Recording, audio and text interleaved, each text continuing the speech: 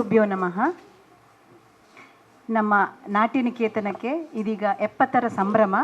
ಈ ಒಂದು ಶುಭ ಸಂದರ್ಭದಲ್ಲಿ ಈ ಕಾರ್ಯಕ್ರಮ 70ರ ಕಾರ್ಯಕ್ರಮವನ್ನು ನಮ್ಮ ನಾಟ್ಯನಿಕೇತನದ ರೂವಾರಿ ಹಾಗೂ ನಮ್ಮ ಗುರುಗಳಾಗಿರುವಂತಹ ಗುರು ಉಳ್ಳಾಲ್ ಮೋಹನ್ ಕುಮಾರ್ ಅವರ ಜತಿಗಳ ಜೊತೆ ಮಾತುಕತೆ ಹಾಗೂ ಸಾಕ್ಷ್ಯಚಿತ್ರ ಪ್ರದರ್ಶನದೊಂದಿಗೆ ಆರಂಭ ಮಾಡ್ತಾ ಇದ್ದೇವೆ. ಈ ಒಂದು ಕಾರ್ಯಕ್ರಮಕ್ಕೆ ಆಗಮಿಸಿರುವಂತಹ ಎಲ್ಲರಿಗೂ ನಾನು ಸ್ವಾಗತವನ್ನು ಬಯಸ್ತಾ ಇದ್ದೇನೆ. ಮುಖ್ಯವಾಗಿ ಇವತ್ತಿನ ಅತಿಥಿಯಾಗಿ ಬಂದಂತಹ ನಮ್ಮವರೇ ಆಗಿರುವಂತಹ ನೂಪುರ ಕಲಾಶಾಲೆಯ ಗುರುಗಳಾಗಿರುವಂತಹ ಸುಲೋಚನಾ ಭಟ್ ಅವರಿಗೆ ನಮ್ಮ ನಾಟ್ಯನಿಕೇತನದ ಪರವಾಗಿ ಸ್ವಾಗತವನ್ನು ಬಯಸ್ತಾ ಇದ್ದೇನೆ. ಇನ್ನೊಂದು ಮುಖ್ಯವಾಗಿ ಇವತ್ತು ವಿಶೇಷ ಅಂತ ಹೇಳಿದರೆ ಸಂಸ್ಕಾರ ಭಾರತೀಯ ರಾಷ್ಟ್ರೀಯ ಸದಸ್ಯರಾಗಿರುವಂಥ ಕಾರ್ಯಕಾರಿಣಿ ಸಮಿತಿಯ ಸದಸ್ಯರಾಗಿರುವಂತಹ ಶ್ರೀಪತಿ ಅವರು ಆಗಮಿಸಿದ್ದಾರೆ. ಅದು ನಮಗೆ ಬಹಳ ಸಂತೋಷ. ಅವರಿಗೆ ಕೂಡ ಸ್ವಾಗತವನ್ನು ಬಯಸ್ತಾ ಇದ್ದೇನೆ. ಅವರ ಧರ್ಮಪತ್ನಿಯವರು ಕೂಡ ಆಗಮಿಸಿದ್ದಾರೆ. ಅವರಿಗೂ ಕೂಡ ನಾನು ಸ್ವಾಗತವನ್ನು ಬಯಸುತ್ತಾ, ಆಗಮಿಸಿರುವಂತಹ ಎಲ್ಲ ಗುರುಗಳು ಬೇರೆ ಬೇರೆ ಕಡೆಗಳಿಂದ ಬಂದಿದ್ದಾರೆ. ಪುತ್ತೂರು, ಮೂಡಬಿದಿರೆ, ಮಂಗಳೂರು. ನಮಗೆ ಬಹಳ ಸಂತೋಷ ಆಯಿತು. ಗುರುಗಳ ಮೇಲೆ ಪ್ರೀತಿ ಇಟ್ಟು ಆಗಮಿಸಿದಂತಹ ಎಲ್ಲರಿಗೂ ಕೂಡ ನಾಟ್ಯನಿಕೇತನದ ಪರವಾಗಿ ಸ್ವಾಗತವನ್ನು ಬಯಸುತ್ತಾ ಈ ಕಾರ್ಯಕ್ರಮವನ್ನು ದೇವತಾ ಜ್ಯೋತಿ ಪ್ರಜ್ವಲನದೊಂದಿಗೆ ಆರಂಭಿಸ್ತಾ ಇದ್ದೇವೆ. ಗುರುಗಳಾಗಿರುವಂತಹ ಗುರು ಉಳ್ಳಾಲ್ ಮೋಹನ್ ಕುಮಾರ್ ಅವರು ದೀಪವನ್ನು ಬೆಳಗಿಸಿ ಕಾರ್ಯಕ್ರಮವನ್ನು ಆರಂಭಿಸಬೇಕು ಅಂತ ಕೇಳಿಕೊಳ್ತಾ ಇದ್ದೇನೆ. ಅವರೊಂದಿಗೆ ಇಂದಿನ ಅತಿಥಿಗಳಾಗಿರುವಂತಹ ಗುರು ಸುಲೋಚನಾ ಭಟ್ ಅವರು, ಶ್ರೀಪತಿ ಅವರು, ಅವರ ಧರ್ಮಪತ್ನಿಯವರು ಹಾಗೂ ನಾಟ್ಯನಿಕೇತನದ ಹಿರಿಯ ಗುರುಗಳು ಕೂಡ ಗುರು ಉಳ್ಳಾಲ್ ಮೋಹನ್ ಕುಮಾರ್ ಅವರ ಶಿಷ್ಯರು ಕೂಡ ಆಗಮಿಸಬೇಕಾಗಿ ಕೇಳಿಕೊಳ್ತಾ ಇದ್ದೇನೆ. ಪ್ರಾರ್ಥನೆಯನ್ನು ನಮ್ಮ ನಾಟ್ಯನಿಕೇತನದ ಹಿರಿಯ ವಿದ್ಯಾರ್ಥಿನಿ ಕುಮಾರಿ ಅದಿತಿ ಶೆಟ್ಟಿ ಇವರು ನೆರವೇರಿಸಲಿದ್ದಾರೆ. ನನಯೋತಂ ಗಣೇಶ್ವರಂ ಗಜಾನನಯೋತಂ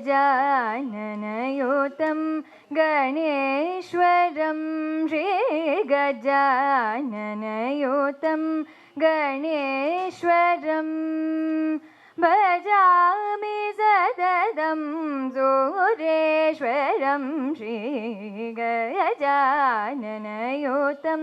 ಗಣೇಶ್ವರಂ ಭಜಾಮಿ ಸತತಂ ಸೂರೇಶ್ವರಂ ಶ್ರೀ ಗಜಾನನಯೋತಂ ಗಣೇಶ್ವರಂ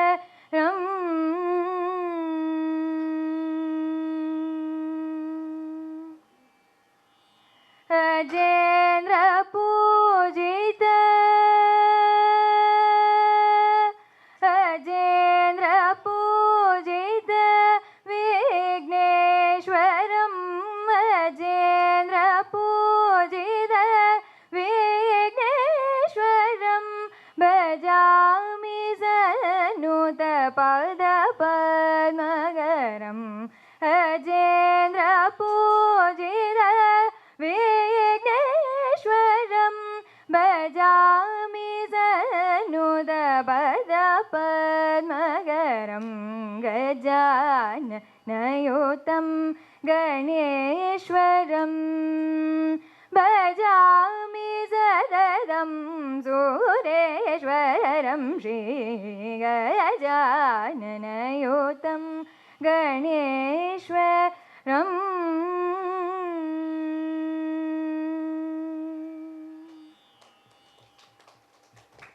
ಪುಟ್ಟ ಕಾರ್ಯಕ್ರಮ ಅಂದರೆ ಇವಾಗ ಆರಂಭ ಮಾಡ್ತಾ ಇದ್ದೇವೆ ಅಷ್ಟೇ. ಜತಿಗಳ ಬಗ್ಗೆ ಹೆಚ್ಚು ಇವತ್ತು ಏನು ಗುರುಗಳು ಹೇಳೋದಿಲ್ಲ. ಮುಂದಕ್ಕೆ ದೊಡ್ಡ ರೀತಿಯಲ್ಲಿ ಮಾಡುವ ಒಂದು ನನಗೆ ಆಸೆ ಇದೆ. ಇವತ್ತು ಆರಂಭ ಆದ ಕಾರಣ ಅದೊಂದು ಚಿಕ್ಕ ರೀತಿಯಲ್ಲಿ ಮಾಡಿ ಮತ್ತೆ ಅವರ ಸಾಕ್ಷ್ಯಚಿತ್ರ ಪ್ರದರ್ಶನ ನಡೆಯಲಿದೆ. ಎಲ್ಲರಿಗೂ ನಮಸ್ಕಾರ. ಇವತ್ತು ಈ ಒಂದು ಕಾರ್ಯಕ್ರಮದಲ್ಲಿ ನನಗೆ ಜತಿಯ ಬಗ್ಗೆ ಕೆಲವು ವಿಷಯ ತಿಳಿಸಲಿಕ್ಕೆ ಸಮಯ ಸಾಲದು. ಆದರೆ ಒಂದು ಜತಿಯನ್ನು ಕೆಲವು ಸಣ್ಣ ಮಟ್ಟಿನ ತ್ರಿಕಾಲ ಮತ್ತು ಈ ಥರ ಜತಿಯೆಲ್ಲ ಮಾಡಿದ್ದೇನೆ. ರೂಪಕಕ್ಕೆ ಮತ್ತು ಆದಿತಾಳಕ್ಕೆ ಹೊಂದುವಂಥ ಒಂದೇ ಜತಿ ಅಂಥದ್ದು.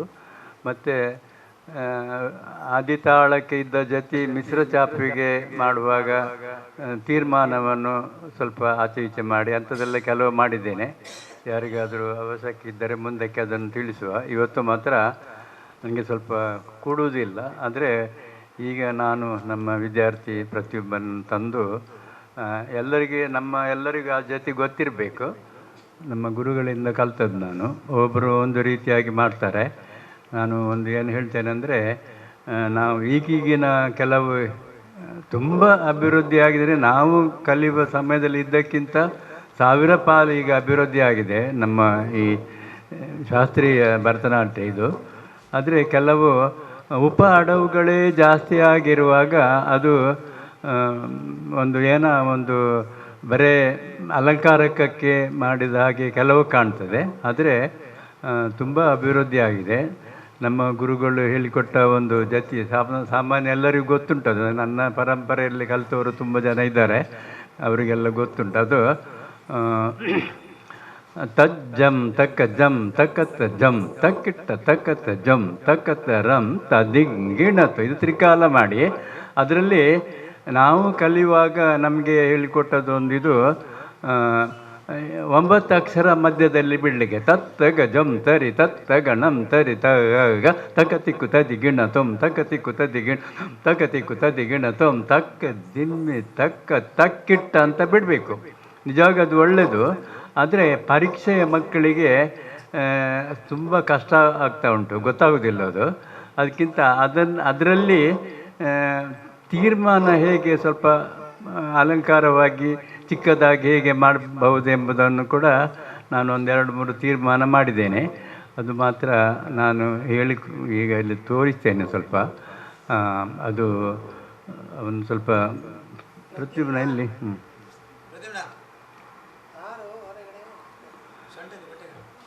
ಮತ್ತು ಒಂದು ಮುಖ್ಯವಾದ ವಿಷಯ ಅಂದರೆ, ನಾನು ತುಂಬ ಸಲ ಹೇಳಿದ್ದೇನೆ, ಶಾಸ್ತ್ರೀಯ ನೃತ್ಯಗಳಲ್ಲಿ ಭರತನಾಟ್ಯಕ್ಕೆ ತಾಯಿಯ ಸ್ಥಾನ ಉಂಟಂತ ವಿದ್ವಾಂಸರು ಹೇಳ್ತಾರೆ. ಆದ್ದರಿಂದ ಅದನ್ನು ಆರಾಧನೆ ರೀತಿಯಲ್ಲಿ ನಾವು ನೃತ್ಯವನ್ನು ಕಲಿಸಬೇಕು ಮಕ್ಕಳಿಗೆ. ಮತ್ತು ಅದನ್ನು ದೈವತ್ವವನ್ನು ಕಾಣುವಂತೆ ನಮಗೆ ನಮ್ಮ ಗುರುಗಳು ಹೇಳಿಕೊಟ್ಟಂಥ ವಿಷಯವನ್ನು ಹೆಚ್ಚಿನವರೆಲ್ಲರೂ ಪಾಲಿಸ್ತಾರೆ. ಈಗ ಶುರುವಿಗೆ ಇದು ತಟ್ಟುಮುರಿ ಅಂತ ಹೇಳ್ತಾರೆ ತಮಿಳಿನಲ್ಲೆಲ್ಲ. ಅದು ಮಾಡುವಾಗ ಒಂದು ಕ್ರಮ ಉಂಟು ಅದಕ್ಕೆ. ದೇ ದತ್ ತೊಮ್ ತೊಮ್ ತತ್ ಅಂತ. ದೇ ಅಂದರೆ ಕೊಡು, ಅದು ಅಂದರೆ ಬ್ರಹ್ಮವಿದ್ಯೆಗೂ ಮಿಗಿಲಾದಂಥ ವಿದ್ಯೆಯು ನನಗೆ ಅನುಗ್ರಹಿಸುವಂಥ ದೇವರಲ್ಲಿ ಬೇಡುವ ಹಾಗೆ. ದೇ ದತ್ ಎಂಬುದಕ್ಕೆ 2 ತಟ್ಟಿ ಅದರಲ್ಲಿ ಮುದ್ರೆ ಎಲ್ಲ ಉಪಯೋಗಿಸಿ ಎಲ್ಲರಿಗೂ ಗೊತ್ತು. ಅದನ್ನು ಮಾಡಿ ಮತ್ತು ಗ್ರೂಪ್ ಮಾಡುವಾಗ ಸಾಲಾಗಿ ಬಂದು ಅದು ಹೇಳ್ತಾರಲ್ಲ, ಅದು ಇನ್ನೊಮ್ಮೆ ನಾನು ಹೇಳ್ತಾ ಇರೋದು ಚಿಕ್ಕ ಮಕ್ಕಳಿಗೆ ಗೊತ್ತಾಗುವ ಹಾಗೆ. ಅದಕ್ಕೆ ನಮಸ್ಕಾರ ಮಾಡಬೇಕಂದ್ರೆ ಮನುಷ್ಯರಿಗೆ ಪ್ರಾಣ ಇದ್ದಂತೆ ಸಂಗೀತ ನೃತ್ಯಗಳಿಗೆಲ್ಲ ತಾಳವೇ ಪ್ರಧಾನವಾಗಿರೋದು. ಅದರಲ್ಲಿಯೂ ನಾವು ದೈವತ್ವವನ್ನು ಕಾಣ್ತೇವೆ. ಈಗ ತಾ ಮತ್ತು ಳಾ ಎಂಬುದು ಈ ಮರದ ತುಂಡಿಗೆ ನಾವು ಏಕೆ ನಮಸ್ಕಾರ ಮಾಡಬೇಕೆಂಬುದನ್ನು ನಾವು ಮಕ್ಕಳಿಗೆ ಖಂಡಿತವಾಗಿ ಹೇಳಬೇಕು. ಯಾಕಂದರೆ ತಾ ಅಂದರೆ ತಾಂಡವ, ಲಾ ಅಂದರೆ ಲಾಸ್ಯ. ಶಿವಪಾರ್ವತಿಯರು ಇದರಲ್ಲಿ ಇದ್ದಾರೆ, ಅವರ ಸಂಯೋಗವೇ ತಾಳ. ಇದು ನಮಗೆ ಬಹಳ ಪ್ರಮುಖ. ಆದ್ದರಿಂದ ಅದಕ್ಕೆ ನಾವು ನಮಸ್ಕಾರ ಮಾಡಬೇಕು. ಮತ್ತು ಇನ್ನೊಂದು ವಿಷಯ ನಾನು ನೋಡಿದ ವಿಷಯದಲ್ಲಿ, ಯಕ್ಷಗಾನದವರು ಎಷ್ಟೇ ದೊಡ್ಡ ವಿದ್ವಾಂಸರಾದರೂ ಅವರು ಸ್ಟೇಜಿಗೆ ಬಂದು ಕೂತ್ಕೊಳ್ಳುವಾಗ ಎಲ್ಲ ಪಕ್ಕವಾದ್ಯದಲ್ಲಿ ಅಂದರೆ ಪ್ರಥಮವಾಗಿ ಭಾಗವತರಿಗೆ ನಮಸ್ಕರಿಸಿ ಎಲ್ಲರಿಗೆ ನಮಸ್ಕರಿಸಿ ಕೂತ್ಕೊಳ್ಳುವಂಥ ಒಂದು ಪದ್ಧತಿಯನ್ನು ನಾನು ಕಾಣ್ತಾ ಇದ್ದೇನೆ. ಹಾಗೆಯೇ ನಮ್ಮ ಭಾರತೀಯ ಎಲ್ಲ ಕಲೆಗಳಲ್ಲಿ ದೇವರು ಇದ್ದಾರೆ ಅಂತ ತಿಳ್ಕೊಂಡು ಬರೀ ಆಚಾರಕ್ಕಾಗಿ ಕಲಿಯುವ ಹಾಗೆಲ್ಲ ಎಲ್ಲ ಹೆಚ್ಚಿನವರು ಹಾಗೆ ಮಾಡ್ತಾ ಇದ್ದಾರೆ. ಇನ್ನೊಮ್ಮೆ ನಾನು ಅದನ್ನು ಹೇಳ್ತಾ ಇದ್ದೇನೆ. ಈಗ ಇವತ್ತು ನಾನು ಆಗ ಹೇಳಿದಂತಹ ಒಂದು ಜತಿ ಅದನ್ನು ನಾನು ಅವನ ಹತ್ರ ಮಾಡಿಸ್ತೇನೆ. ತಟ್ಟು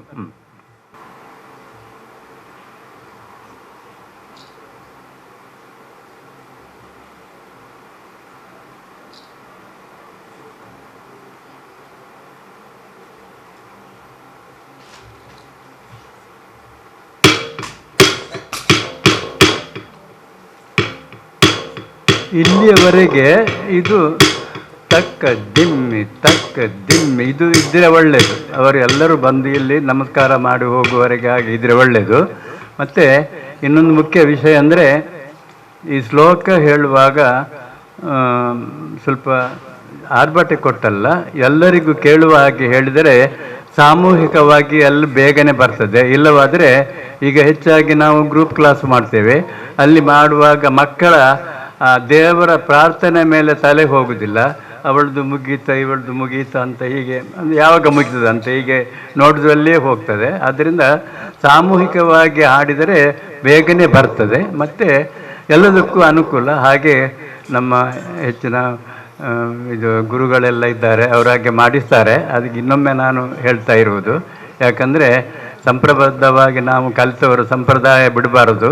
ಅದು ಇದ್ರೇ ನಮ್ಮ ಇಡೀ ಭಾರತ ದೇಶದ ಎಲ್ಲ ಕಲೆಗಳು ದೇವರಿಗೆ ಅರ್ಪಿಸುವಂಥದ್ದು. ಅದನ್ನು ನಾವು ಮಾಡಿದರೆ ಒಳ್ಳೆಯದು ಅಂತ. ಈಗ ಇವತ್ತು ಒಂದು ಜತಿ ಅದು ಹೆಚ್ಚಿನವರಿಗೆಲ್ಲ ಗೊತ್ತುಂಟು, ತ ಜಂ ತ ಕ ಜಂ ತ ಕ ತ ಜಂ ತ ಕಿ ತ ತ ಕ ತ ಜಂ ತ ಕ ತ ರಂ ತದ್ದಿಂ ಗಿ ನ ತ ತಜ್ಜಂ ತಕ್ಕ ಜಂ ತಕ್ಕ ತಜ್ಜಂ ತಕ್ಕಿಟ್ಟ ತಕ್ಕ ತಜ್ಜಂ ತಕ್ಕ ತರಂ ತದ್ದಿಂ ಗಿ ನ ತೋ ತಜ್ಜಂ ತಕ್ಕ ಜಂ ತಕ್ಕ ತಜ್ಜಂ ತಕ್ಕಿಟ್ಟ ತಕ್ಕ ತಜ್ಜಂ ತಕ್ಕ ತರಂ ತದ್ದಿಂ ಗಿಣ್ಣತ್ತೋ ತಜ್ಜಂ ತಕ್ಕಜಂ ತಕ್ಕತಜಂ ತಕ್ಕಿಟ್ಟ ತಕ್ಕತಜಂ ತಕ್ಕತರಂ ತದಿಂಗಿಣತು ತಜ್ಜಂ ತಕ್ಕಜಂ ತಜಂ ತಕ್ಕ ತದಿಂಗಿಣತು ತತ್ತಗಜಂ ತರಿ ತತ್ತಗಣಂ ತಗ ತಕ್ಕ ತಿಕ್ಕು ಕೃತ ತರಿಜಂ ತಕ್ಕ ತಿಕ್ಕು ತರಿಜಂ ತಕ್ಕ ತಿಕ್ಕು ಕೃತ ತರಿಜಂ ತತ್ತಗಜಂ ತರಿ ತತ್ತಗಣಂ ತರಿ ತಗ ತಕ್ಕ ತಿಕ್ಕು ಜಂ ತಕ್ಕ ತಿಕ್ಕು ಕೃತ ಧರಿ ಜಂ ತಕ್ಕ ತಿಕ್ಕು ಕೃತ ಧರಿ ಜಂ ತಕ್ಕ ತಕ್ಕಿಟ್ಟ ತತ್ತಗ ಜಂ ತರಿ ತಗಣಂ ತರಿ ತಗ ತಕ್ಕ ತಿಕ್ಕು ಕೃತ ತರಿ ಜಂ ತಕ್ಕ ತಿಕ್ಕು ಕೃತ ತರಿ ಜಂ ತಕ್ಕ ತಿಕ್ಕು ಕೃತ ತರಿ ಜಂ. ಹೀಗೆ ನಾವೆಲ್ಲರೂ ಮಾಡ್ತೇವೆ, ಎಲ್ಲರೂ ಮಾಡ್ತಾರೆ ಇದನ್ನು. ಅದನ್ನು ನಾನು ಪರೀಕ್ಷೆಯ ಮಕ್ಕಳಿಗೆ ಸ್ವಲ್ಪ ಸಣ್ಣದಾಗಿ ಮಾಡಿದ್ದೇನೆ. ಸಣ್ಣದಲ್ಲ, ಈ 9 ಅಕ್ಷರ ಎಲ್ಲ ಬಿಡುವಾಗ ಕೆಲವು ಈಗ ತುಂಬ ಚಿಕ್ಕವರೇ ಎಲ್ಲ ಸೀನಿಯರ್ ಪರೀಕ್ಷೆ ಎಲ್ಲ ಕೂತ್ಕೊಳ್ತಾರೆ. ಮತ್ತು ಮುಖ್ಯವಾಗಿ ಹೆಚ್ಚು ಪ್ರಾಕ್ಟೀಸ್ ಮಾಡಲಿಕ್ಕೆಲ್ಲ ಸಮಯ ಕೂಡ ಇರುವುದಿಲ್ಲ. ಅದಕ್ಕೆ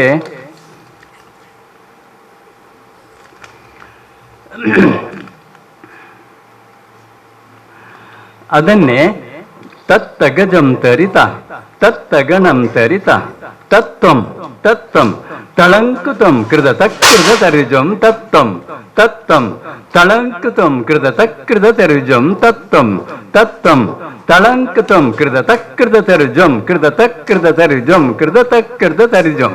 ಸುಲಭದಲ್ಲಿ ಆಗ್ತದೆ ಅದು. ದಿತ್ತೈ ದಿತ್ತೈ ತಳಂಕುತಂ ತೈ ದಿತಿ ತೈ ತೈ ದಿತಿ ತೈ ತೈ ದಿತಿ ತೈ ಏನು ಬಿಡ್ಲಿಕ್ಕಿಲ್ಲ. ಇನ್ನೊಂದು ಅದರಲ್ಲಿ ಅದರಲ್ಲಿ ಇರುವ ಹಾಗೆ ತತ್ತಗಜಂ ತರಿ ತತ್ತಗಣಂ ತರಿ ತಕ್ಕತಿಗು ಕೃತ ತರಿ ಜಂ ತತ್ತಗಜಂ ತರಿ ತತ್ತಗಣಂ ತರಿ ತಕ್ಕತಿಗು ಕೃತ ತರಿ ಜಂ ತತ್ತಗಜಂ ತರಿ ತತ್ತಗಣಂ ತರಿ ತಕ್ಕತಿಗು ಕೃತ ತರಿ ಜಂ ತತ್ತಗಜಂ ತರಿ ತತ್ತಗಣಂ ತರಿ ತಕ್ಕತಿಕ್ಕು ಕೃತ ತರಿಜಂ ತಕ್ಕತಿಕ್ಕು ತರಿಜಂ ತಕ್ಕತಿಕ್ಕು ಕೃತ ತರಿಜಂ 3 ಅಕ್ಷರ ಬಿಟ್ಟರೆ ಆಯಿತು ಮಧ್ಯದಲ್ಲಿ. ನಾನಂದರೆ ಎಲ್ಲರಿಗೂ ಮಾಡಲೇಬೇಕಂತ ಹೇಳೋದಲ್ಲ, ಸ್ವಲ್ಪ ಸುಲಭ ಆಗುವ ಹಾಗೆ ಅಂತ ಅದು ಮಾಡಿದ್ದೇನೆ. ಇನ್ನೊಂದು ತಜ್ಜಂ ತರಿತಕ್ಕ ತಗಜಂ ತರಿತಕ್ಕ ತೈ ದಿತ ದಿತ ತದ್ದಿತ್ತ ತಗ್ಗದ್ದಿತ್ತ ತಕತಿಕು ತದಿಗಿಣತಂ ತಕ್ಕ ದಿತ ದಿತ ತದ್ದಿತ್ತ ತಗ್ಗದ್ದಿತ್ತ ತಕತಿಕು ತದಿಗಿಣತಂ ತಕ್ಕ ದಿತ ದಿತ ತದ್ದಿತ್ತ ತಗ್ಗದ್ದಿತ್ತ ತಕತಿಕು ತದಿಗಿಣತಂ ತ. ಇದು ಮಾಡ್ಬೋದು, ನಿಮಗೆ ಕೂಡ ಮಾಡಲಿಕ್ಕೆ ಆಗ್ತದೆ, ಎಲ್ಲರಿಗೂ ಮಾಡಲಿಕ್ಕೆ ಆಗ್ತದೆ. ನಮ್ಗೆ ಪುರ್ಸೊತ್ತು ಇರುವುದಿಲ್ಲ ಮಾತ್ರ ಅಷ್ಟೇ. ಯಾಕಂದರೆ ಮಾಡಿದ್ದನ್ನೇ ಮಾಡೋದಕ್ಕಿಂತ ಅಥವಾ ಹೊಸ ಜತಿ ಮಾಡಿ ಕೂಡ ಕೆಲವು ಉಪಯೋಗಿಸ್ಬೋದು. ಇವತ್ತು ನಾನು ಇದರಲ್ಲಿ ಯಾವುದು ಮಾಡ್ತೀನಿ ನೀನು? 9 ಅಕ್ಷರ ಬಿಟ್ಟು ಎಲ್ಲರಿಗೂ ಗೊತ್ತುಂಟು. ಇದು ಮಾಡು. ತತ್ತ ಗಜಂ ತರಿ ತತ್ತ ಗಣಂ ತರಿ ತಗ ತಕ್ಕ ತಿಕ್ಕು ತಜ್ಜಿಗಿಣ್ಣ ತುಮ್ ತಕ್ಕಿಟ್ಟ ಬಿಟ್ಟು ಜಂ ಜಂ ತ ಜಂ ತ ಕ ತ ಜಂ ತ ರಂ ತ ದಿಂಗ್ ಗಿ ನ ತಂ ತ ಜಂ ತ ಕ ಜಂ ತ ಕ ತ ಜಂ ತ ಕಿ ತ ತ ಕ ತ ಜಂ ತ ಕ ತ ರಂ ತ ದಿಂಗ್ ಗಿ ನ ತಂ ತ ಜಂ ತಕ್ಕ ಜಂ ತಕ್ಕ ತ ಜಂ ತಕ್ಕಿಟ್ಟ ತಕ್ಕ ತ ಜಂ ತಕ್ಕ ತ ರಂ ತ ದಿಂಗ್ ಗಿನ್ನ ತ ಜಂ ತಕ್ಕ ಜಂ ತಕ್ಕ ತ ಜಂ ತಕ್ಕಿಟ್ಟ ತಕ್ಕ ತ ಜಂ ತಕ್ಕ ತ ರಂ ದಿಂಗ್ ಗಿಣ್ಣ ತಜ್ಜಂ ತಕ ಜಂ ತಕ ತಜಂ ತಕಿಟ ತಕ ತಜಂ ತಕ ತರಂ ತದಿಂಗ್ ಗಿಣ ತಜ್ಜಂ ತಕ ತಕ ತಜಂ ತಕಿಟ ತಕ ತಜಂ ತಕ ತರಂ ತದಿಂಗ್ ಗಿಣ ತಜ್ಜಂ ತಕ ಜಂ ಜಂ ತಕಿಟ ತಕ ತಜಂ ಇರುತ್ತೆ.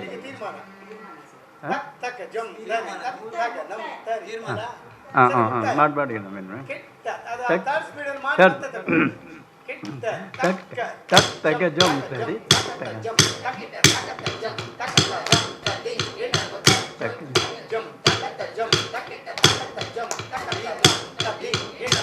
ತಗ ಜಂ ತರಿ ತತ್ತ ಗಣಂ ತರಿ ತಗ ತಕ ತಿಕ್ಕು ಕರ ತರಿ ಜಂ ತಕ್ಕಿಟ್ಟ ತಗ ಜಂ ತರಿ ತತ್ತ ಗಣಂ ತರಿ ತಗ ತಕ ತಿಕ್ಕು ಕರ ತರಿ ಜಂ ತಕ್ಕಿಟ್ಟ ತಗ ಜಂ ತರಿ ತತ್ತ ಗಣಂ ತರಿ ತಗ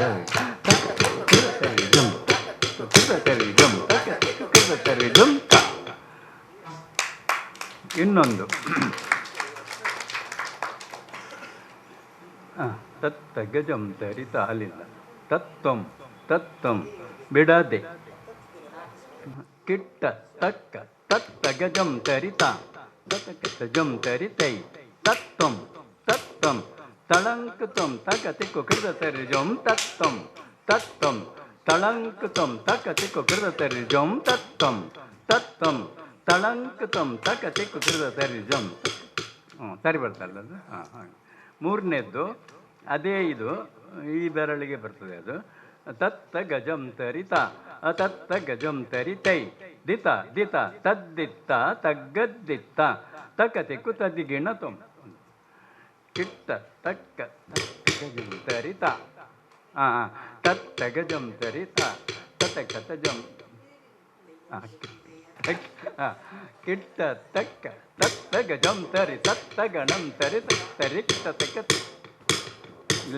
ಗಜಂ ತರಿ ತತ್ತ ಗಣಂ ತರಿ ಕಿಟ್ಟ ತಕ್ಕ ತದ್ದಿತ್ತ ನಿಲ್ಸಂತ ಗಜಂ ತರಿ ತತ್ತ ಗಣಂ ತರಿ ತತ್ತ ಗಣಂ ತಕ ತಿಕ್ ದಿತ ದಿತ ತದ್ದಿತ್ತ ತಕ್ಕ ತತ್ತ ಗಜಂ ತರಿತ ತತಕ ತಜಂ ತರಿತೈ ದಿತ ದಿತ ತದ್ದಿತ್ತ ತಗ್ಗದ್ದಿತ್ತ ತಕ ತಿಕ್ಕು ಕೃತ ತರಿ ಜಂ ತಕ್ಕ ದಿತ ದಿತ ತದ್ದಿತ್ತ ತಗ್ಗದ್ದಿತ್ತ ತಕ ತಿಕ್ಕು ಕೃತ ತರಿ ಜಂ ತಕ್ಕ ದಿತ ದಿತ ತದ್ದಿತ್ತ ತಗ್ಗದ್ದಿತ್ತ ತಕ ತಿಕ್ಕು ಕೃತ ತರಿ ಜಂ.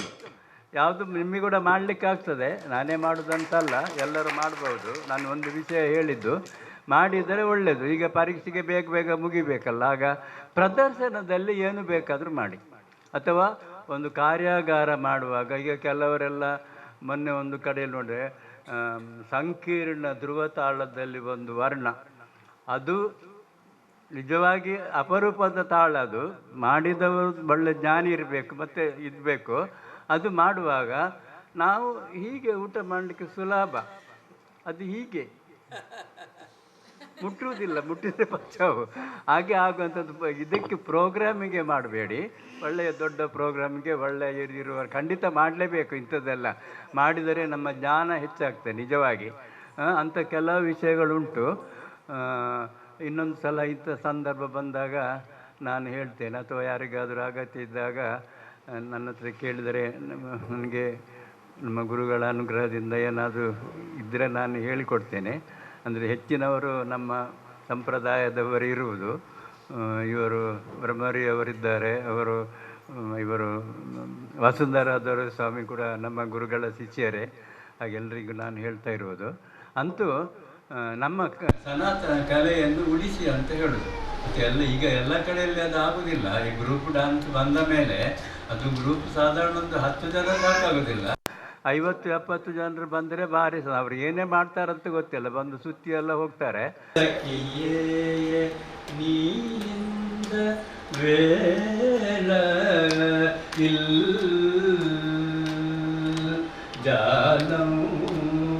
செய்யாதே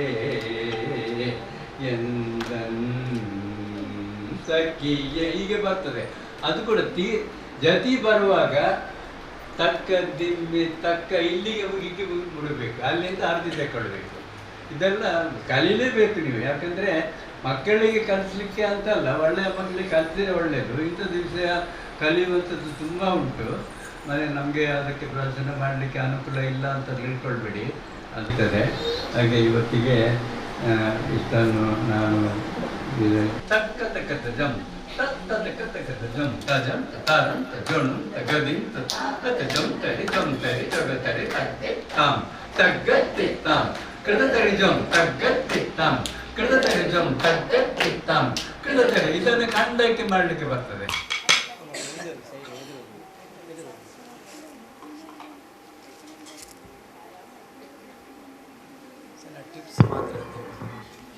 ನಾನು ಆಗ ಹೇಳಿದ ಹಾಗೆ ಇದು ಆರಂಭ ಮಾತ್ರ ಇವತ್ತು. ಯಾಕೆಂದರೆ ನನಗೆ ಅದರಿಂದಲೇ ಆರಂಭ ಆಗಬೇಕು ಅಂತಿತ್ತು. ಅದರಿಂದಾಗಿ ಇವತ್ತು ಸಣ್ಣ ಮಟ್ಟದಲ್ಲಿ ಒಂದು ಆರಂಭ ಮಾಡಿದ್ದಾರೆ. ನಿಜವಾಗಿ ಅವನು ಮಾಡಲಿಕ್ಕಿರಲಿಲ್ಲ, ಅವನಿಗೆ ಈಗ ಹೇಳಿಕೊಟ್ಟದವರು. ಇನ್ನು ಮುಂದೆ ಅವರ ಜತಿಗಳು ಸುಮಾರು ಜತಿಗಳನ್ನು ಮಾಡಿದ್ದಾರೆ. ನಾವು ಕಾರ್ಯಕ್ರಮ ನೀಡ್ತಿದ್ದ ಸಂದರ್ಭದಲ್ಲಿ ಅವರು ಜತಿ ಹೇಳಿದರೆ ನಮಗೆ ಆಟೋಮೆಟಿಕ್ಕಾಗಿ ಮಾಡಲಿಕ್ಕೆ ಸ್ಪಿರಿಟ್ ಬರ್ತಾ ಇತ್ತು. ನಾನು ನಿಜವಾಗಿ ಇಷ್ಟು ಒಳ್ಳೆಯ ರೀತಿಯಲ್ಲಿ, ಈಗ ಅವರಿಗೆ ಇಷ್ಟು ಏಜಾಗಿ ಹೀಗೆ ಹೇಳ್ತಾ ಇದ್ದಾರೆ, ನಮ್ಗೆ ಆ ಏಜಲ್ಲಿ ಸಾಧ್ಯವೂ ಇಲ್ಲ. ಬಟ್ ಆ ಕಾಲದಲ್ಲಿ ನಮಗೆ ಎಷ್ಟು ಸ್ಪಿರಿಟಲ್ಲಿ ನಾವು ಮಾಡ್ತಿದ್ದೇವೆ ಅಂತ ಹೇಳಲಿಕ್ಕೆ ಆಗೋದೇ ಇಲ್ಲ. ನನಗೆ ಅಷ್ಟು ಈಗಲೂ ನೆನಪಾಗ್ತಾ ಇದೆ. ಅಷ್ಟು ತಾಳ ಗಟ್ಟಿ ಇದ್ದು, ಅಷ್ಟೊಂದು ಅವರ ವಾಯ್ಸ್ ಕೂಡ ಹಾಗೇ ಇತ್ತು. ನನಗೆ ಅದು ನಾನು ದೂರದರ್ಶನಕ್ಕೆ ನಾನು ಆಯ್ಕೆ ಆದಾಗ ಸಹ ನನಗೆ ಅವರು ಜತಿ ಹೇಳಿಯೇ ಮಾಡಬೇಕು ಅಂತೇಳಿ ನಾನು ಅವರು ನನಗೆ ಆಗ ಕಲಿಸಿದ ಕೆಲವು ನೃತ್ಯ ಬಂಧಗಳನ್ನೇ ಮಾಡಿದ್ದೆ. ಯಾಕೆ ನನಗೆ ಈಗ ಸಮಾಧಾನ ಆಗೋದಿಲ್ಲ ಯಾರು ಜತಿ ಹೇಳಿದರೆ ಸಹ. ಆದರೆ ಸುಮಾರು ಜತಿಗಳನ್ನು ಮಾಡಿದ್ದಾರೆ ಅವರು. ಅದರದ್ದೊಂದು ಕಾರ್ಯಾಗಾರ ಮಾಡಬೇಕು ಅನ್ನೋ ಒಂದು ಆಸೆ ಕೂಡ ನನಗೆ ಉಂಟು. ಅದು ನೋಡುವ, ಈಗ ಮುಂದೆ ಮಾಡ್ತೇನೆ, ನನಗೆ ಧೈರ್ಯ ಇದೆ ಮಾಡ್ತೇನೆ ಅಂತ. ಇವತ್ತು ಬರೀ ಒಂದು ಪ್ರಾರಂಭ ಮಾತ್ರ. ಇನ್ನು ಮುಖ್ಯವಾಗಿ ಈ ಒಂದು ಸಾಕ್ಷ್ಯಚಿತ್ರ ಕನ್ನಡ ಸಂಗೀತ ನೃತ್ಯ ಅಕಾಡೆಮಿ ಅವರು ಮಾಡಿದ್ದು. ಅದಕ್ಕೆ ಮೂಲ ಕಾರಣ ಶಾರದಾ ಮಣಿಶೇಖರ್ ಅವರು ಸದಸ್ಯ ಆಗಿದ್ದಾಗ ಅವರ ಮುತುವರ್ಜಿಯಿಂದ ಇದಾಯಿತು. ಯಾವಾಗಲೂ ಶಾರದಮಣಿ ಹೇಳ್ತಿದ್ದು, ಯಾವಾಗ ರಾಜಶ್ರೀ ಇದು ಮಾಡೋದು, ಯಾವಾಗ ಮಾಡೋದು ಅಂತೇಳಿ. ಅದು ಸರಿಯಾಗಿ ಇವತ್ತು ಸಮಯ ಕೂಡಿ ಬಂತು. ಅಪ್ಪನ ಹೆಚ್ಚಿನ ಹಿರಿಯ ಶಿಷ್ಯರು ಬಂದಿದ್ದಾರೆ. ಅದರಿಂದ ಈಗ ಅದರ ಕಾರ್ಯಕ್ರಮ ನಾವೀಗ ಅದು ಮಾಡ್ತಾ ಇದ್ದೇವೆ. ಮುಂದಕ್ಕೆ ತುಂಬ ಮಂದಿ ಬರಲಿಲ್ಲ, ಮತ್ತು ಇನ್ನೊಮ್ಮೆ ಕೂಡ ನಾವು ಮಾಡುವ ಅಂತ ಹೇಳಿ ಒಂದು ಆಲೋಚನೆ ಮಾಡಿದ್ದೇವೆ. ಇದೀಗ ಸಾಕ್ಷ್ಯಚಿತ್ರ ಪ್ರದರ್ಶನ.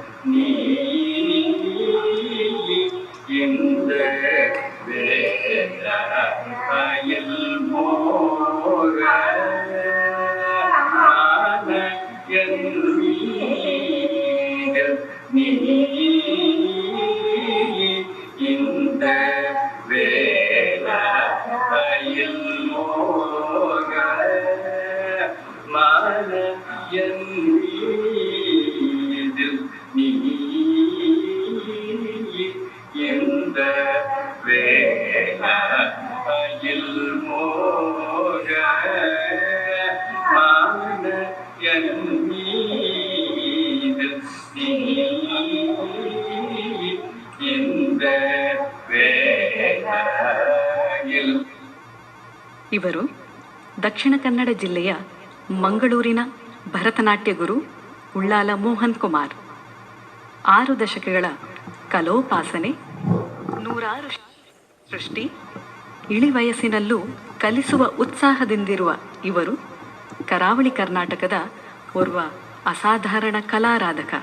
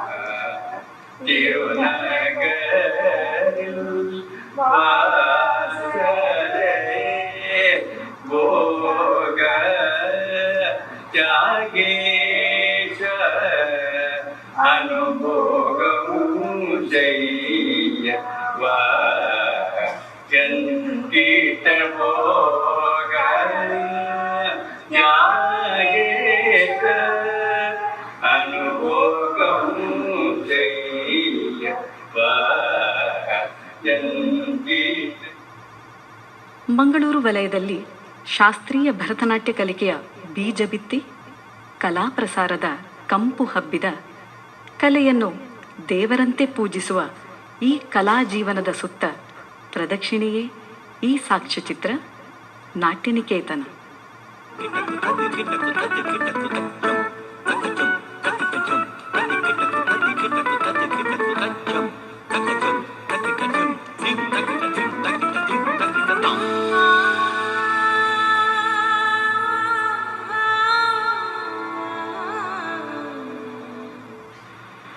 ನಮಸ್ತೆ ಸರ್.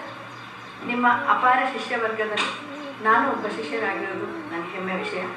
ಕರ್ನಾಟಕ ಸಂಗೀತ ನೃತ್ಯ ಅಕಾಡೆಮಿಯವರು ನಿಮ್ಮ ಸಂದರ್ಶನವನ್ನು ನನಗೆ ಕಲ್ಪಿಸಿಕೊಟ್ಟದ್ದು ನನ್ನ ಪೂರ್ವಜನ್ಮದ ಪುಣ್ಯವೇ ಸರಿ.